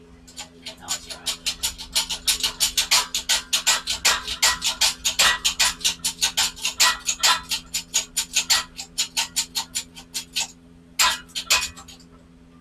Ready?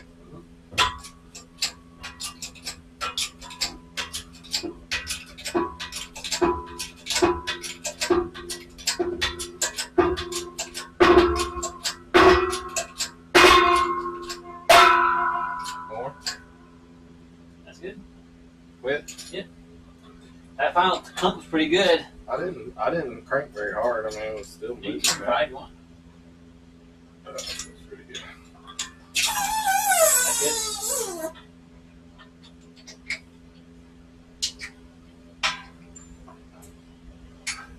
I mean, it's out of stock, but I put it in the vehicle and it says it fits. This is a Detroit Traumatic helical gear. Oh, by Eaton, okay. Is this the one you need one? Yep.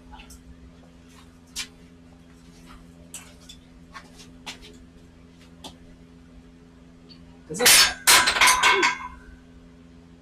What? Hold up. Does this actually fit, or is this one of those things where it says everything fits? Is that upside down? We're good. Is it gonna have enough? I don't think it's got enough throw. Don't we have to raise it? You can bring it. It should be the same as this side. Oh, right. I guess no, it's not. You're right. Yeah, I might as well go. Take it up 2 then.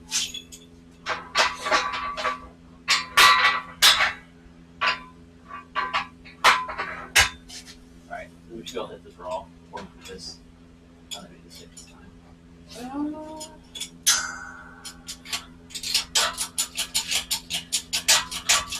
How early were the Capris in Australia? 89. Okay. So it says 86, but it says 91 through 94. What? You ready? It also says rear. It does say rear, doesn't it? You ready? Wait, what?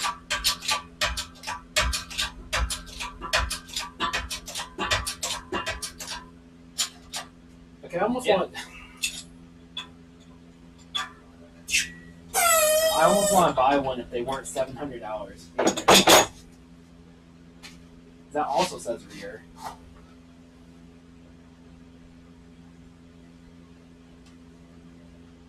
.31 spline, 8.8 inch rear end. Yeah, no. Yeah, so it's one of those ones that they just say fits everything.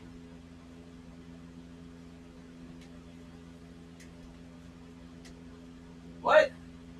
So, for the person asking about it, we think they're just lying. It doesn't actually fit the Capri. No, this one says Festiva. This one did say Festiva. Yeah, but this 31 spline, 8.8 rear. Yeah, it's a Ford diff. I give them that much, but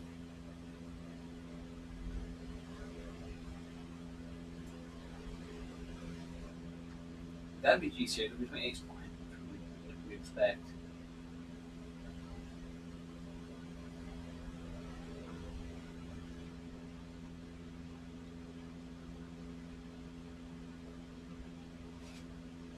Yeah, so whoever posts that, Kyle, go email Eaton and ask for the actual specs on it, because None of these specs would be correct for Yeah. us. These specs are saying it's for an 8.8 rear diff, which is like a standard Ford rear differential.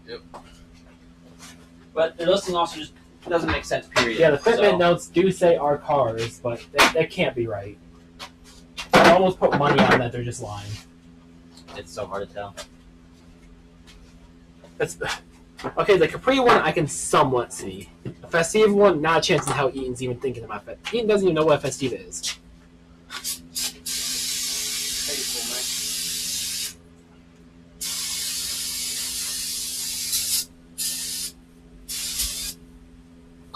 But if you already bought one, take pictures. I'd love to see what the hell it is.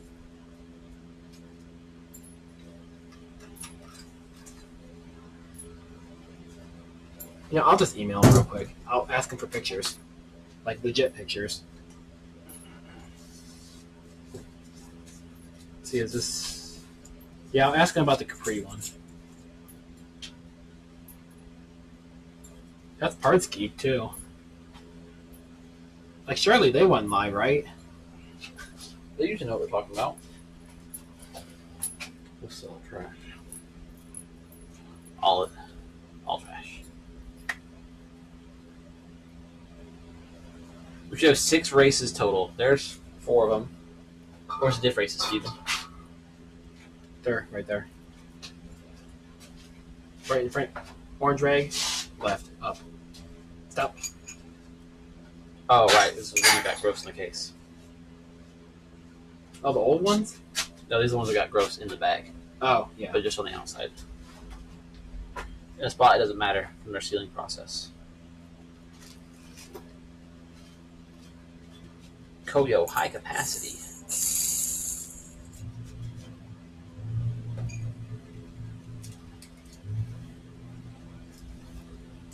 Oh, never mind. It's not Parts Geek. It's Auto Parts Geek. So I think they're literally stealing the Parts Geek name.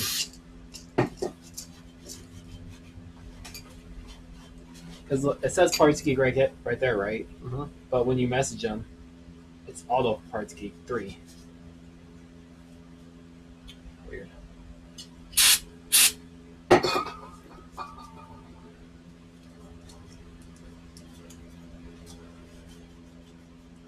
Wait, does it mean they have 3 million other items? So it might be Parts Geek. Maybe they've had it maybe they've gotten banned before or other dumb stuff. They have 50,000. I guess 60,000 feedback's not much for like a big eBay seller. You got Scribby. For that, I got a roll-off wheel somewhere.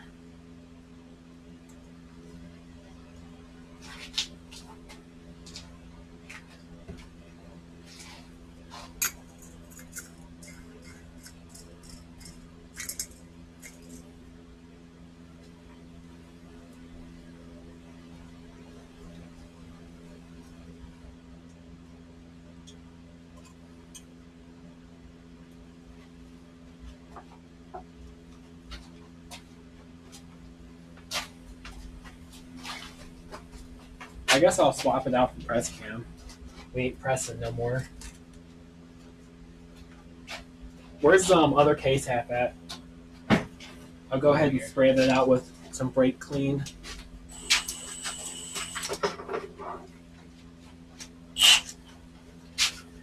Where's that?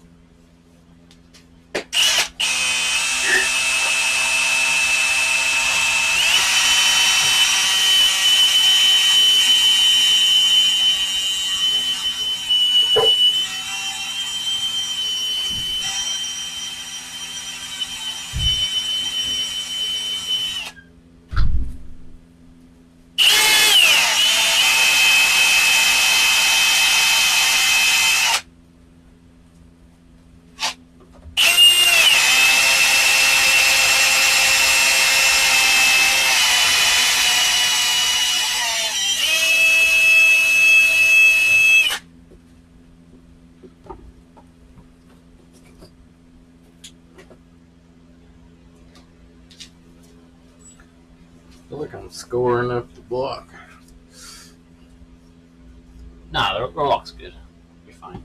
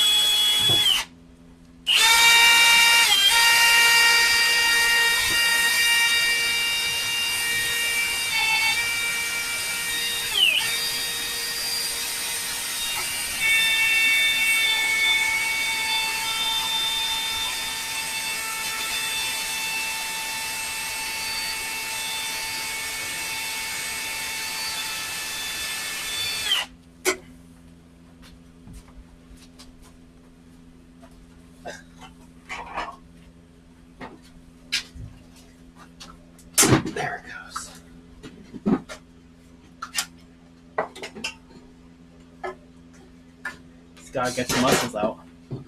Someone scratched it up. Oh, the pin? Why? It has a metal sleeve that goes on. Yeah, it just gets rusty. Scratched up the zinc. I tried to double nut it and just wouldn't do it. Double nuts never work. It's in there so tight. They use thread locker for sure.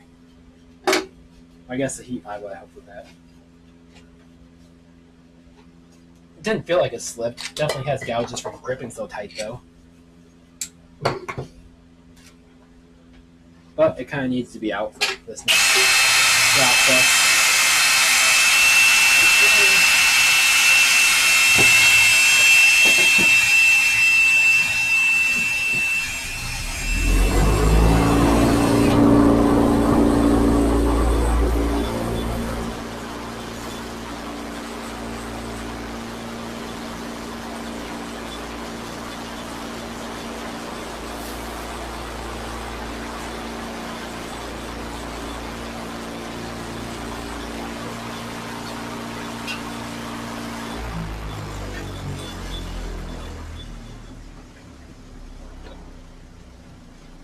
Can I get the hammer?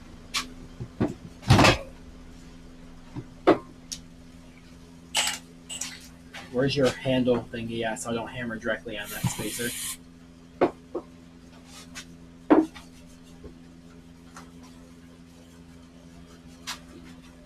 They put in. This side brace. It's one of the. I'm pretty sure I got the one that fits. Oh, you already got that.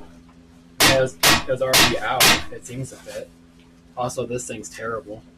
What? Being coned, it doesn't want to naturally sit straight. How? Yeah, you're on the right tool. If it's a race.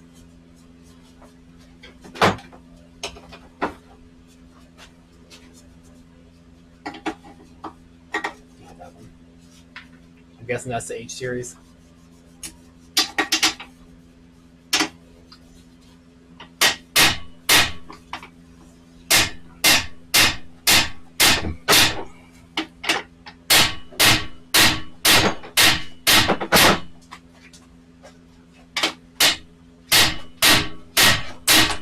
I mean, even this thing still marks up the tool. Going in sideways, I need to kind of hit this side a little bit.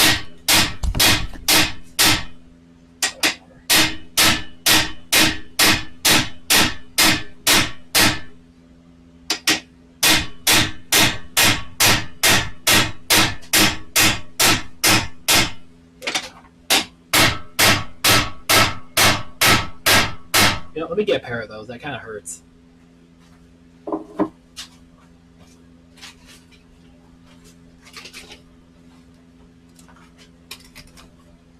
Thank you.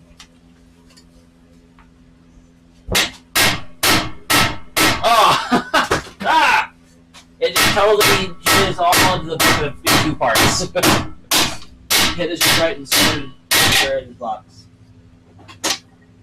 How do you know when that bottomed out? Just visually look in there and see. You can either visually look or you can just hear it. Like the sound without these, you'll really know because the ringing's so high it just kills your ears instantly. But yeah, if you wanted to, you can look on this back side, and then that space right there is normal. But you can see right there in that corner the lip it actually sits on. There's no gap in between it. Well, it's like putting the races in, like it's a drum. Mhm. So I give her an extra whack to be safe, but what's that? Input shaft seal. can you put it too far in? No, Not really. it sits on my shoulder, so if you put it too far in, then you broke the case. Okay. Look at that.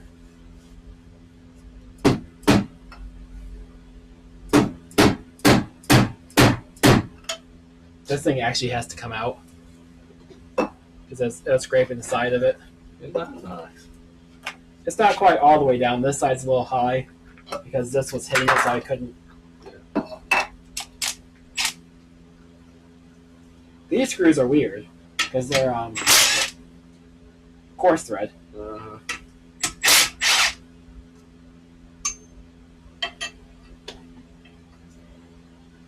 I guess Leave it in. I wanted to wipe out all the old metal. There's a bit of that lubes the thing. We found out. A bit of the breather tube lubes the shaft of this just a tick. Mhm. It's a tiny bit, which is neat. Yeah, there's actually a seal on the end of here. There's a tiny little channel that comes up to here. And we have new seals, but I don't have new bushings, so you can't have them. If I had new bushings, we could.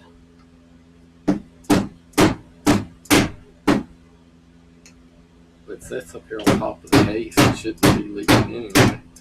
Right.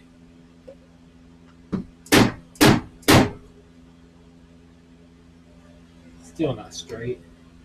It doesn't quite fit the gasket perfectly. It's a little bit too big to fit in the channel to actually get down all the way. Should. I mean, it's a tool for it.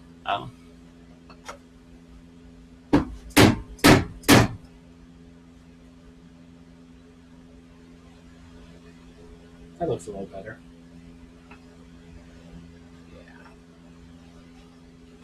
I guess we can put that on later. It's gonna get right in the way of your race tool too. Oh, yeah. I'll put the screws back in.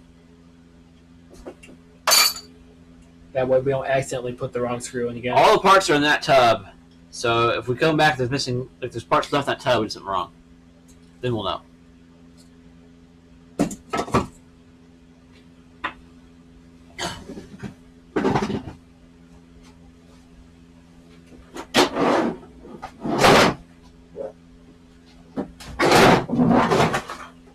Where's the circlip pliers at?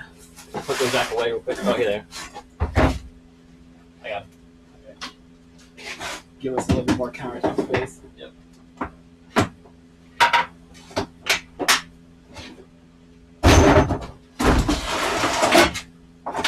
So those bearings, how come you don't lube them? What? How come you don't lube those bearings? What bearings? We do. Once we go to We final did. assembly. Yeah, earlier I did. You can see it's got oil on it. I drip oil into the.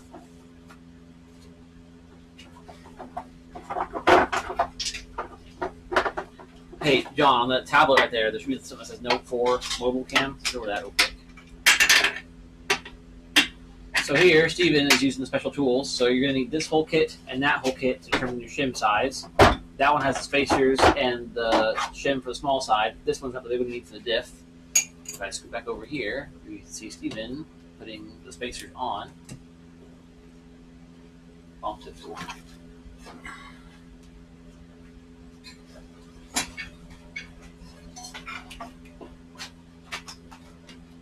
We've gotten pretty good at this part.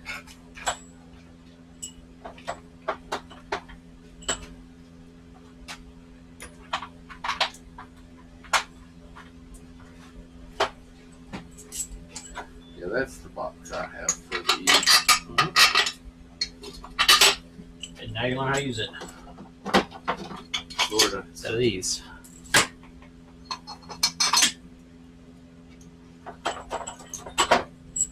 Doing the diff shim is actually probably the easiest one. I enjoy it the most. That's for sure. The other ones aren't too bad now since he made that specialized tool to hold the indicator. I'm gonna move one of these back to here. I feel like having while you're machining parts and stuff, how about leaving the clip out of the end of the axle and bolting something over this end so it just holds it in there?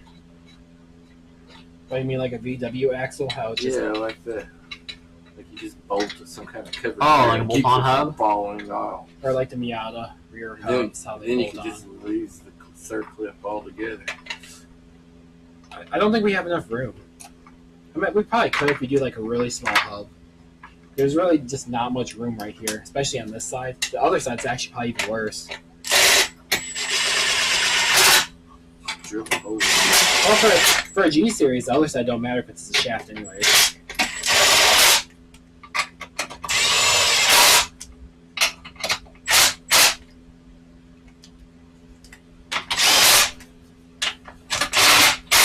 Other than the weight, why not just use G series instead of E series transmissions? They're bulky. Price. They're hard to find. They're bulky. You have to get the matching axles. You have to formate. You have to Did you already build grab your own okay, mounts. You need an extension for that. That's right. I guess I'll just crouch.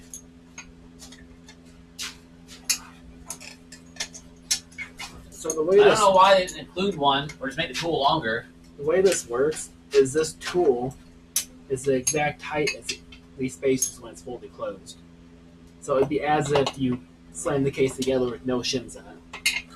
And what you do is you expand this tool till you get the right amount of preload. You use the little turning tool, turns the diff, and use this torque wrench to get like 6 inch-pounds of preload. And then once you get the right preload, you measure the gap in between the tool and 4 spaces and just do a little math to average it out. And then that's your shim size you need. It's actually relatively easy. Hold on. Good way. That's actually probably still low. Yeah. It's crazy how much torque it actually is. Oh yeah, you're there. There? Oh, that's 10. Too much? Yeah. Back it down a tick. Too low. Yeah, that's That's 4 that way. bump it up just a little more. 6.5. Just kidding. I can't see halves on this. 6. Go ahead and pull your tool out for a second. 4. Well, I can't fully rotate it if it's in there.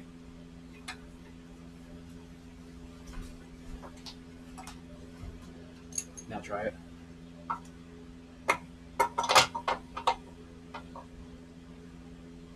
Probably loosened up a little bit, didn't it? Yeah, about 4 or 5. It's just like setting the bearing on the rear axle.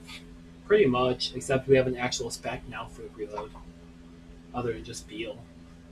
See if it's dragging or not.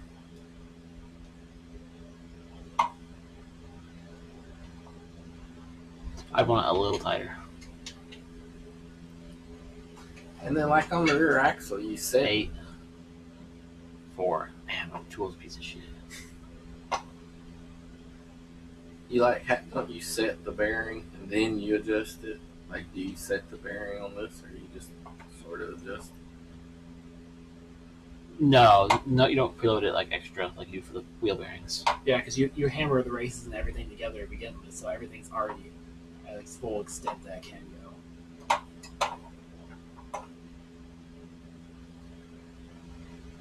That's pretty dead nuts, round 5. Not a very big shim in there. Pretty tight case.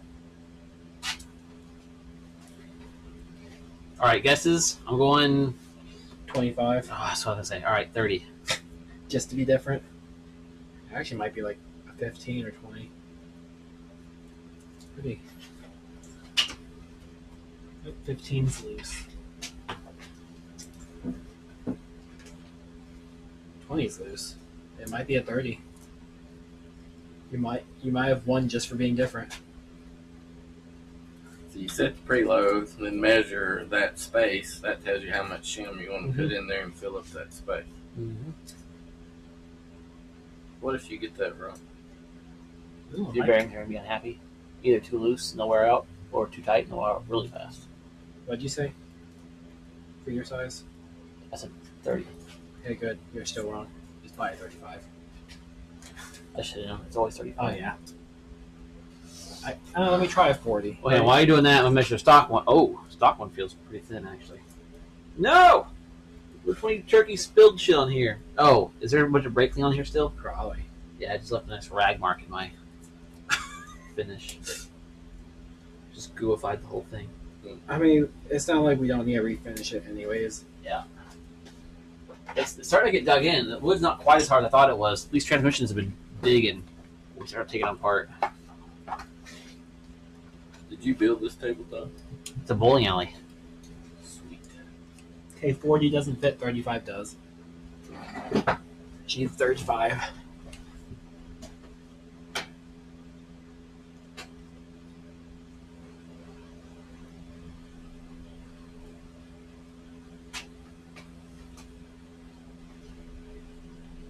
Stock one. It's a pretty good sign. Plus 0.5 of a millimeter between friends. Literally nothing. That's like a couple thousands.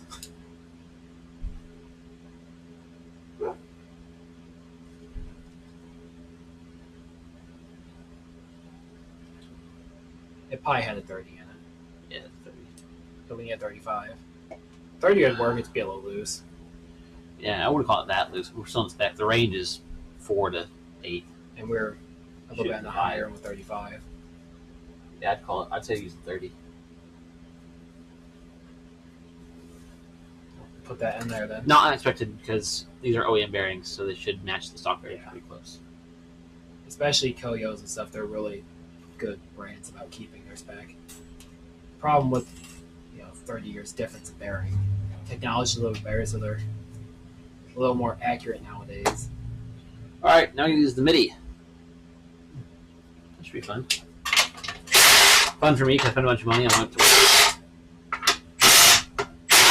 Oh, this is the one side bench. Probably. Just gotta throw it away.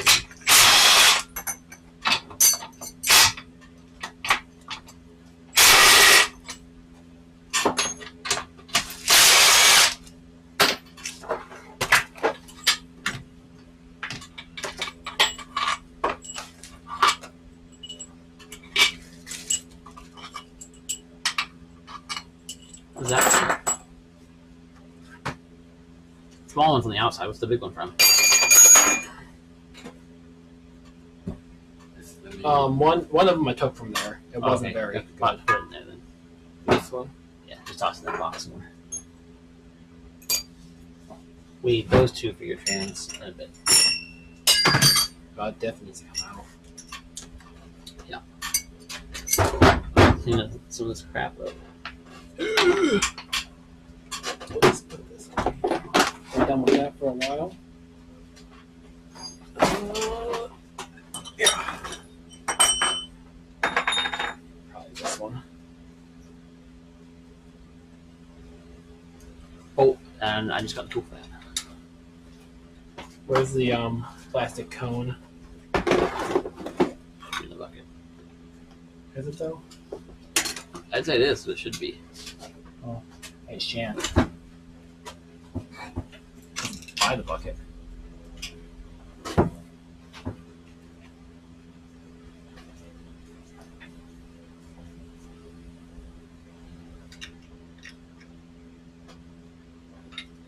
Let's find the right one. For 17 tries. Wow. I would fucking hope so. You got like all the mods tools at this point. Just trying to get the right one. I mean, it should do that. It's meant to slip out.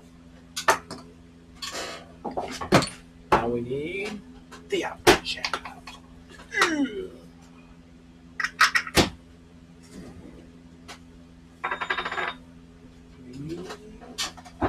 This guy. And this guy. See, I like when they fit that good. The diff one doesn't. Right.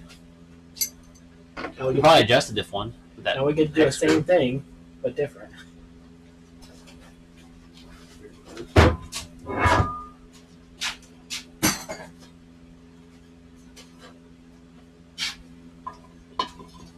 Yeah, the same it.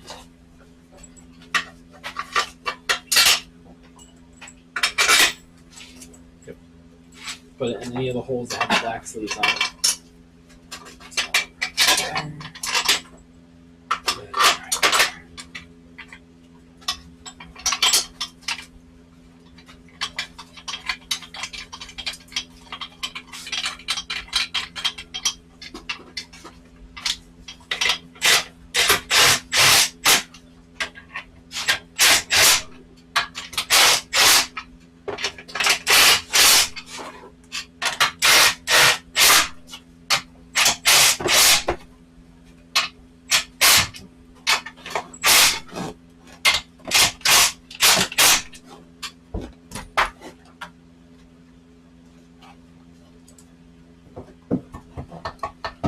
That's kind of play I'd be expecting.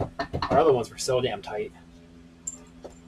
Well, this one's gonna have the extra play because this is the one that's supposed to have the spring washer. Mm-hmm.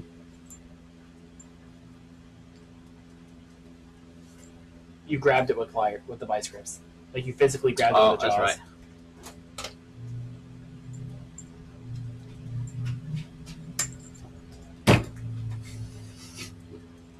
Precision. What's even worse is it actually is because it's a really nice brand. I like this hole better. Hopefully your short and stroke is good enough because we might have to grip some lower on the pliers. Also, why is this an 8mm head? Yeah, all right. There we go.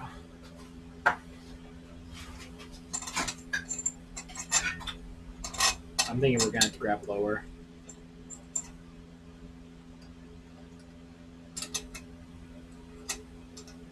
Or switch to that. Over.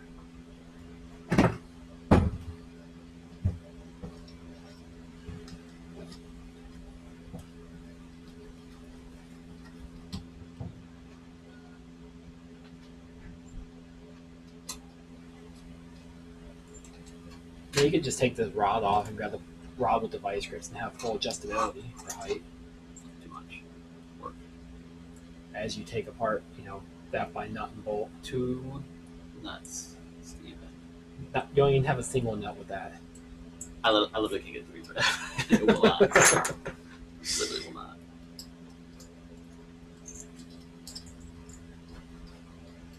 Where the hell does this bit go to? Oh, I don't know. Pulling parts out of your ass now? Basically. Oh no, I need that. That's mine. Oh.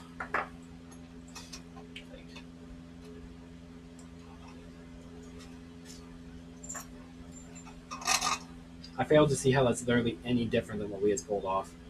I got an idea. Shut up.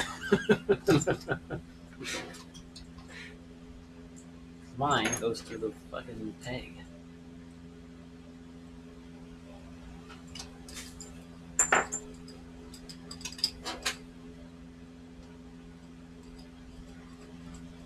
Get taller. Yeah, we really can't go too much taller. Go way taller. Yeah. That's it. Oh, I didn't need to do that though. Redo that. 1, 2, or 3. Wait. Oh, yeah. What? 1, 2, or 3 shims. Let's find out. There's 3. It's counting for me.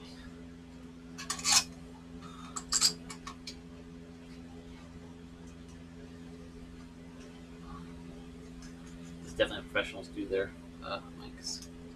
Their applicators. Some kid of random things on the floor. Jesus. Oh, like Brad said, if it works, it's the right way to do it then.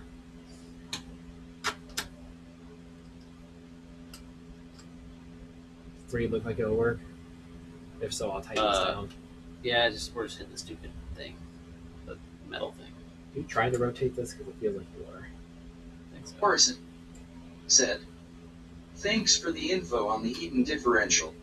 I can still find the M Factory helical gear diff at Syncrotech transmissions for $747. I can't imagine paying that for a LSD. Yeah, the M Factory is kind of tried and true. Like, it's been around forever. No, our shit's not good.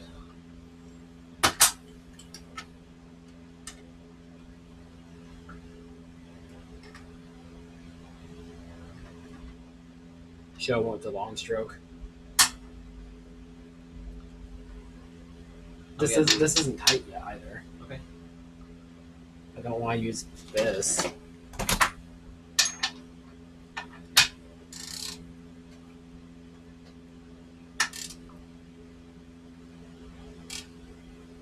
Should be good. It's not bad. I mean, also the dial indicator you got's way more accurate than what it needs to be. How? Are you like an order of magnitude more accurate than what the book even calls for? 0.01 mil? Oh, I thought it was double O. No. I can't afford that.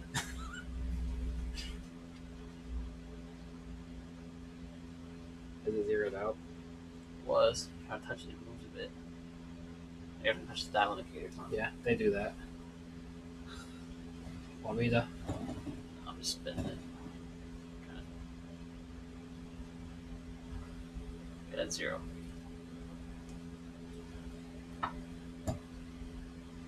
Oh my god. It's like we have to add the 1. Wraps around more than once.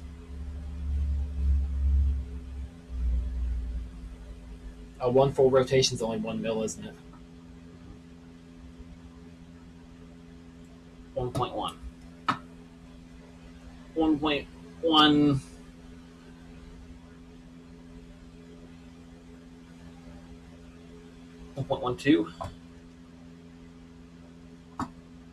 Maybe 1.15 if you want to call it crazy.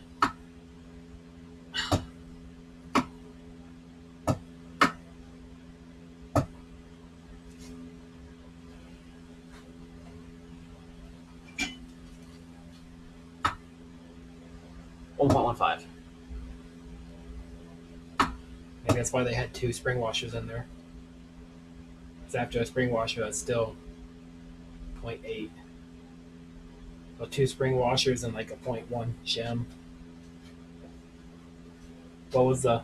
No, it was 2 shims, but the one side's not supposed to have any spring shim. Oh, So 1.15 minus 0.7. 0.8. 0.45. 0.45? Really? Yeah, probably. Oh, I think they messaged me back already. They did.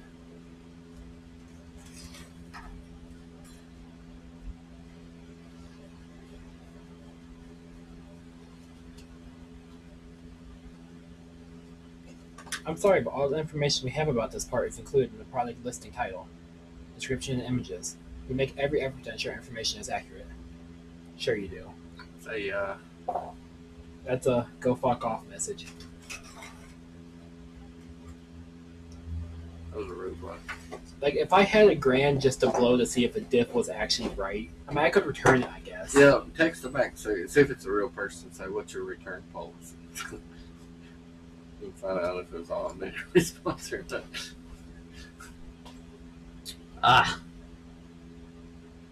At a 0.55 and a 0.4.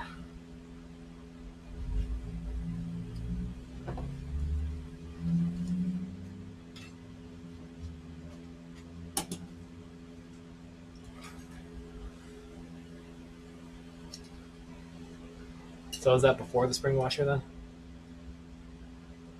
We have 0.45 with spring washer. I got a 0.4 and 0.55. So we're gonna need an open one. So do you have the access to that drive file? Maybe. I don't know if I it's did or not. it. So I should. What was it on Drive or was it on Sheets? Sheets and drive both. Okay. It'd be on my Sheets if I used it. Not Shield, Sheet. You're probably gonna get there before I am. Yeah, I'm right there.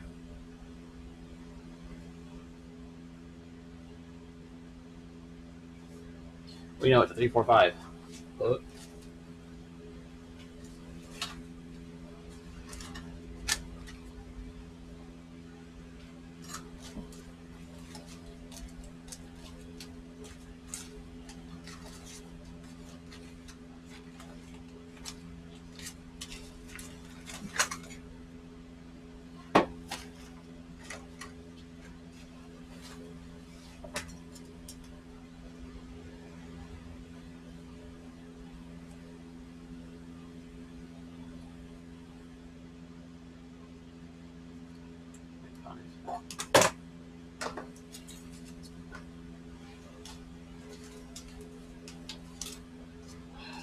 $40.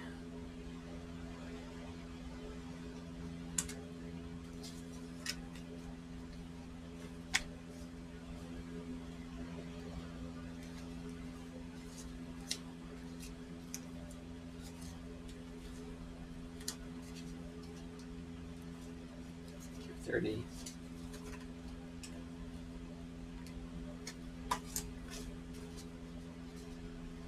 Five. 3, 4, 5.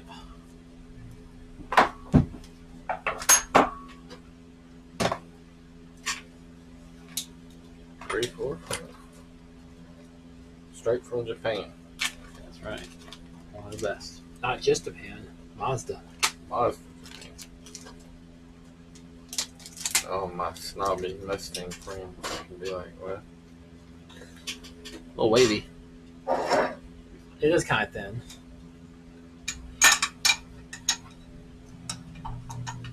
Designed by Japan to load. That's why they put a little bend in it so you can load it. Gotta add strength to it.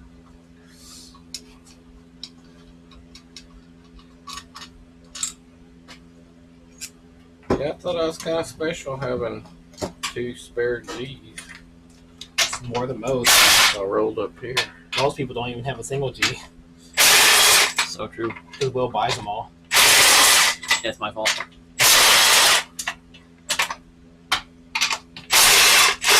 He's on a fast track to be the next modern Capri.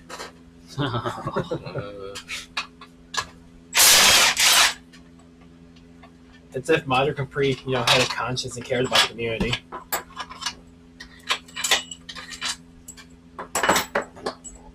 Now, I almost want to see like his stock. Like, what all does he actually have? He's bought out every warehouse in existence. I was gonna say that in my lap, but that works. Metal thing on the back. Wait on. Can I have that shaft? The chef? I want to keep track. Last. Before I forget. Do you have the bearing installation tool for this one?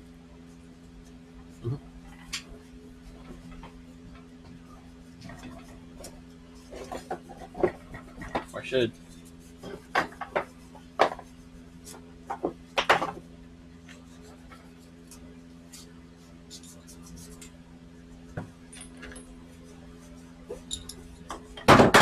No. Not quite. It's probably the tracer kit.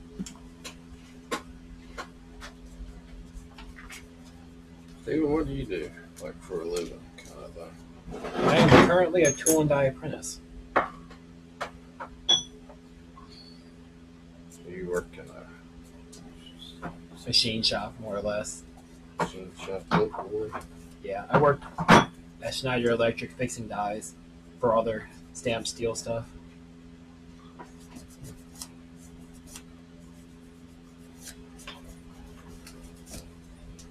Is it wheel bearing size, Steven? I don't know, it looks roughly wheel bearing size.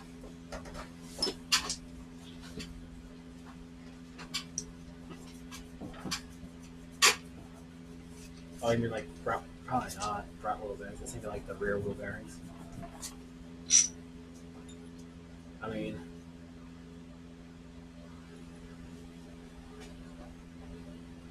although I probably don't need it because it should just press in by hand. If I can keep it going in straight, it would.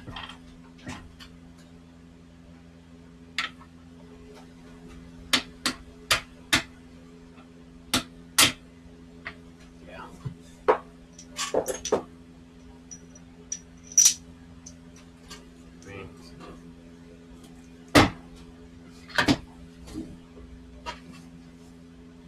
That was that one.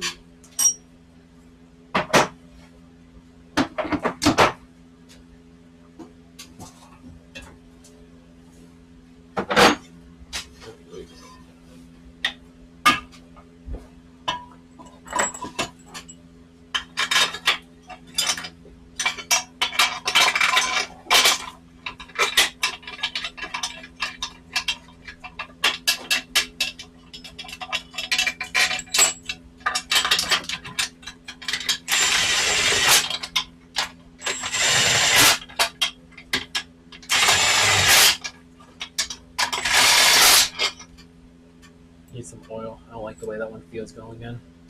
But I got some blaster.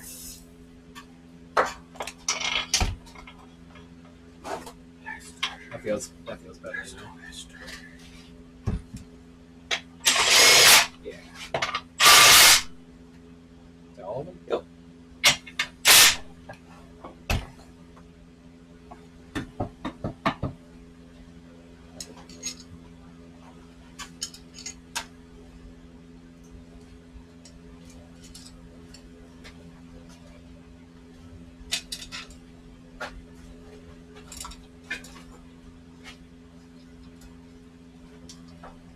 Do you have the socket over there to tighten this?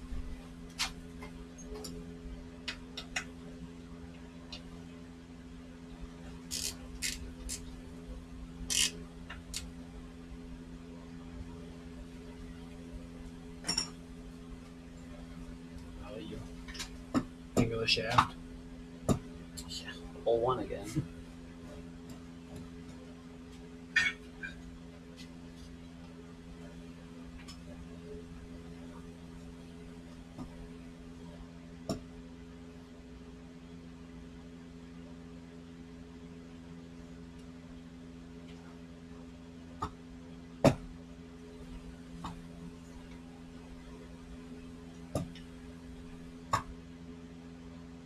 .05. Yeah, it's an automated message. They sent literally the exact same message, so they know what they're doing. So we need a 0.35 this time. Plus a shim. Mean spring washer, Were any of these 3.5? probably. That's the most common size, it seems like. I said out loud and I forgot what they were.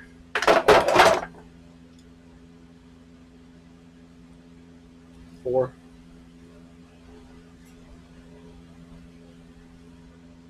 Five.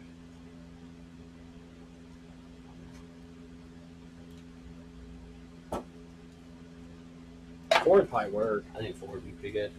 It was like 1.07, 1.06, somewhere in that range.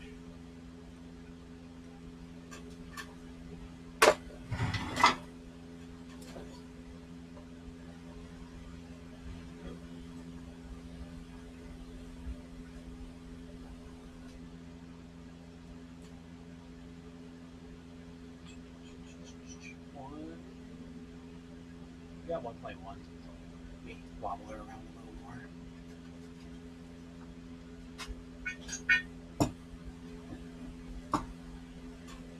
Yeah, 1.1 and then 1 dash, whatever. Oh, 1.11. So yeah, 24.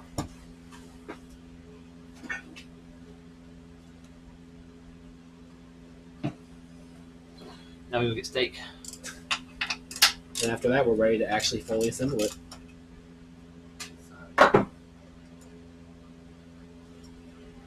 Oh, you can go directly in the shaft if you want. It's crazy. Huh? We're measuring on the tool. We could go directly on the shaft if you want to get crazy. No. Although, given all the spacers, ended up being about exactly what was in it. Yeah. Makes sense. You only get that when you buy, OEM bearings.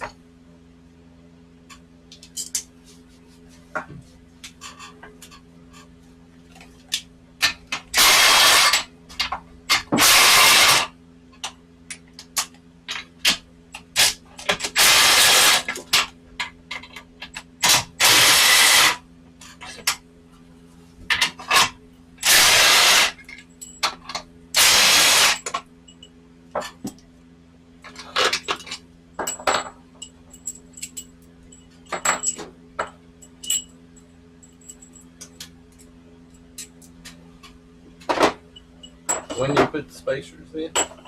Are these back and forth? Yep. Over there. Now they go under the bearing races on this side of the case.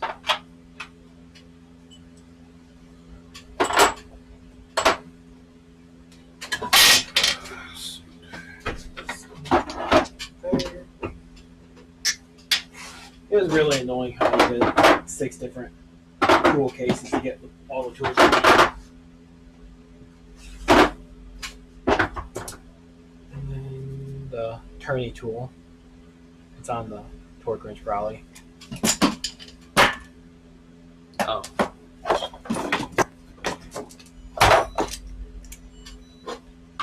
And that kit's full. Yeah, the diff can go back in its hole. Probably don't need to really pre-lube anything because you're getting Those are filled. I guess it is lube. Does help. I put oil in earlier. Transmission's gonna be filled with oil before it's ran, anyways. Look at that nice bearing.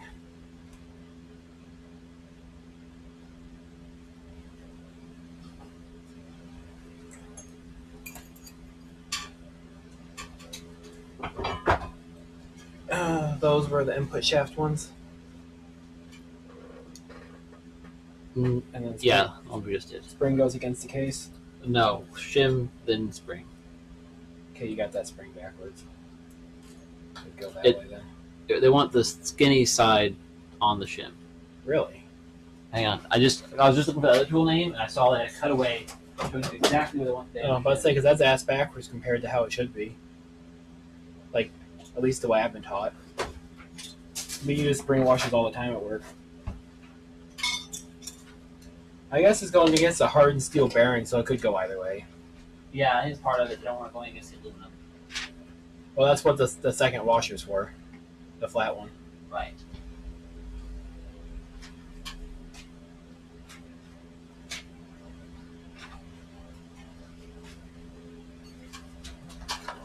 That.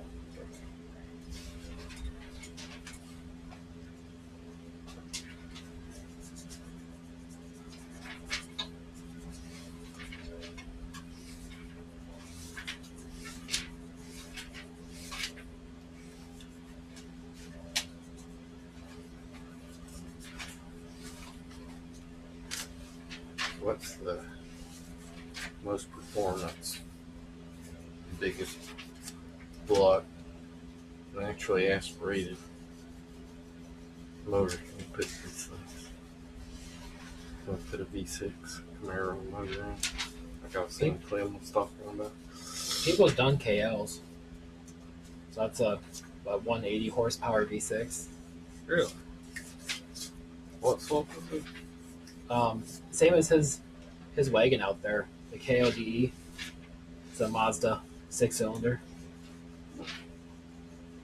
How those turn out? Chris is the only one that has a running one, right? KL swap Yeah, had. had. It's kind of hard because you have to use the big G, so you have an axle issues fitting it. Cause So yeah, I had it up and down. Fat side on shim. But there it is. It's not even in the shim selection section. It's in the output shaft scale yeah, so section. exactly how I thought. That's why I didn't see it before when we were doing it, because it literally references it 2 chapters before you do shim selection. I need the other shims now. I got the diff one, so I just need the output shaft one. These two? That's the flat one.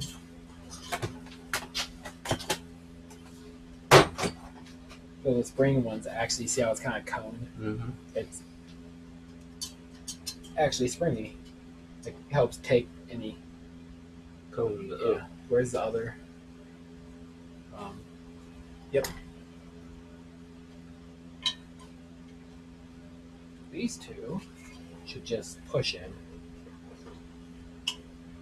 They're kind of a slip fit.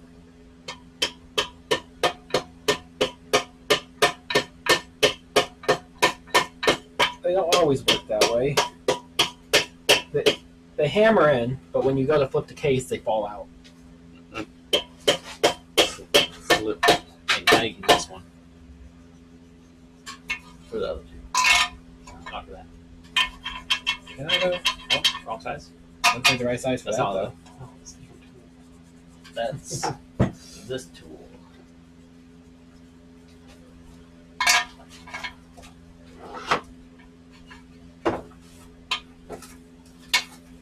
G.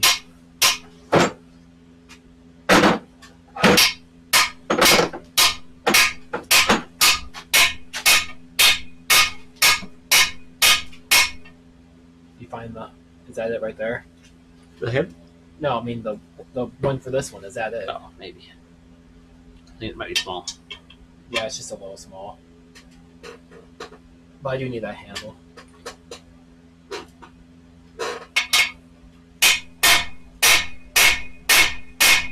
Okay, here in protection.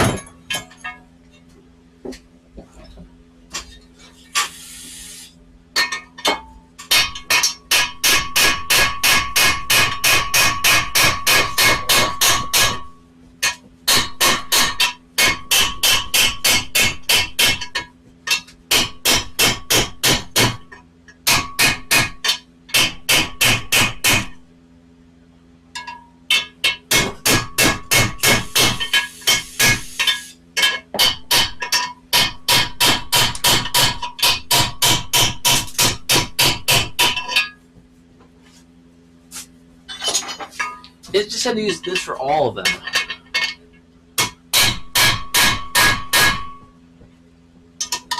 Well, at that point, I don't care what Mazda says. I don't like that.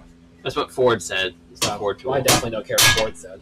Yeah. There's no. I mean, there's clearly this is not one for the diff. We just use this one for the diff. The right one for the diff. And it says this is for all of them. I don't think so.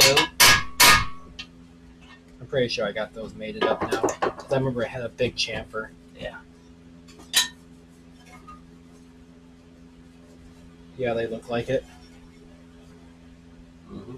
The springs aren't sprung, but they'll spring when it springs.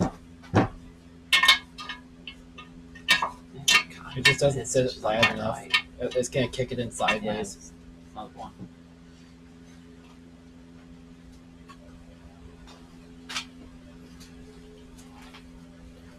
So we already kind of knew they were, but they definitely are die cast because right there's the push pins that pushed out of the mold.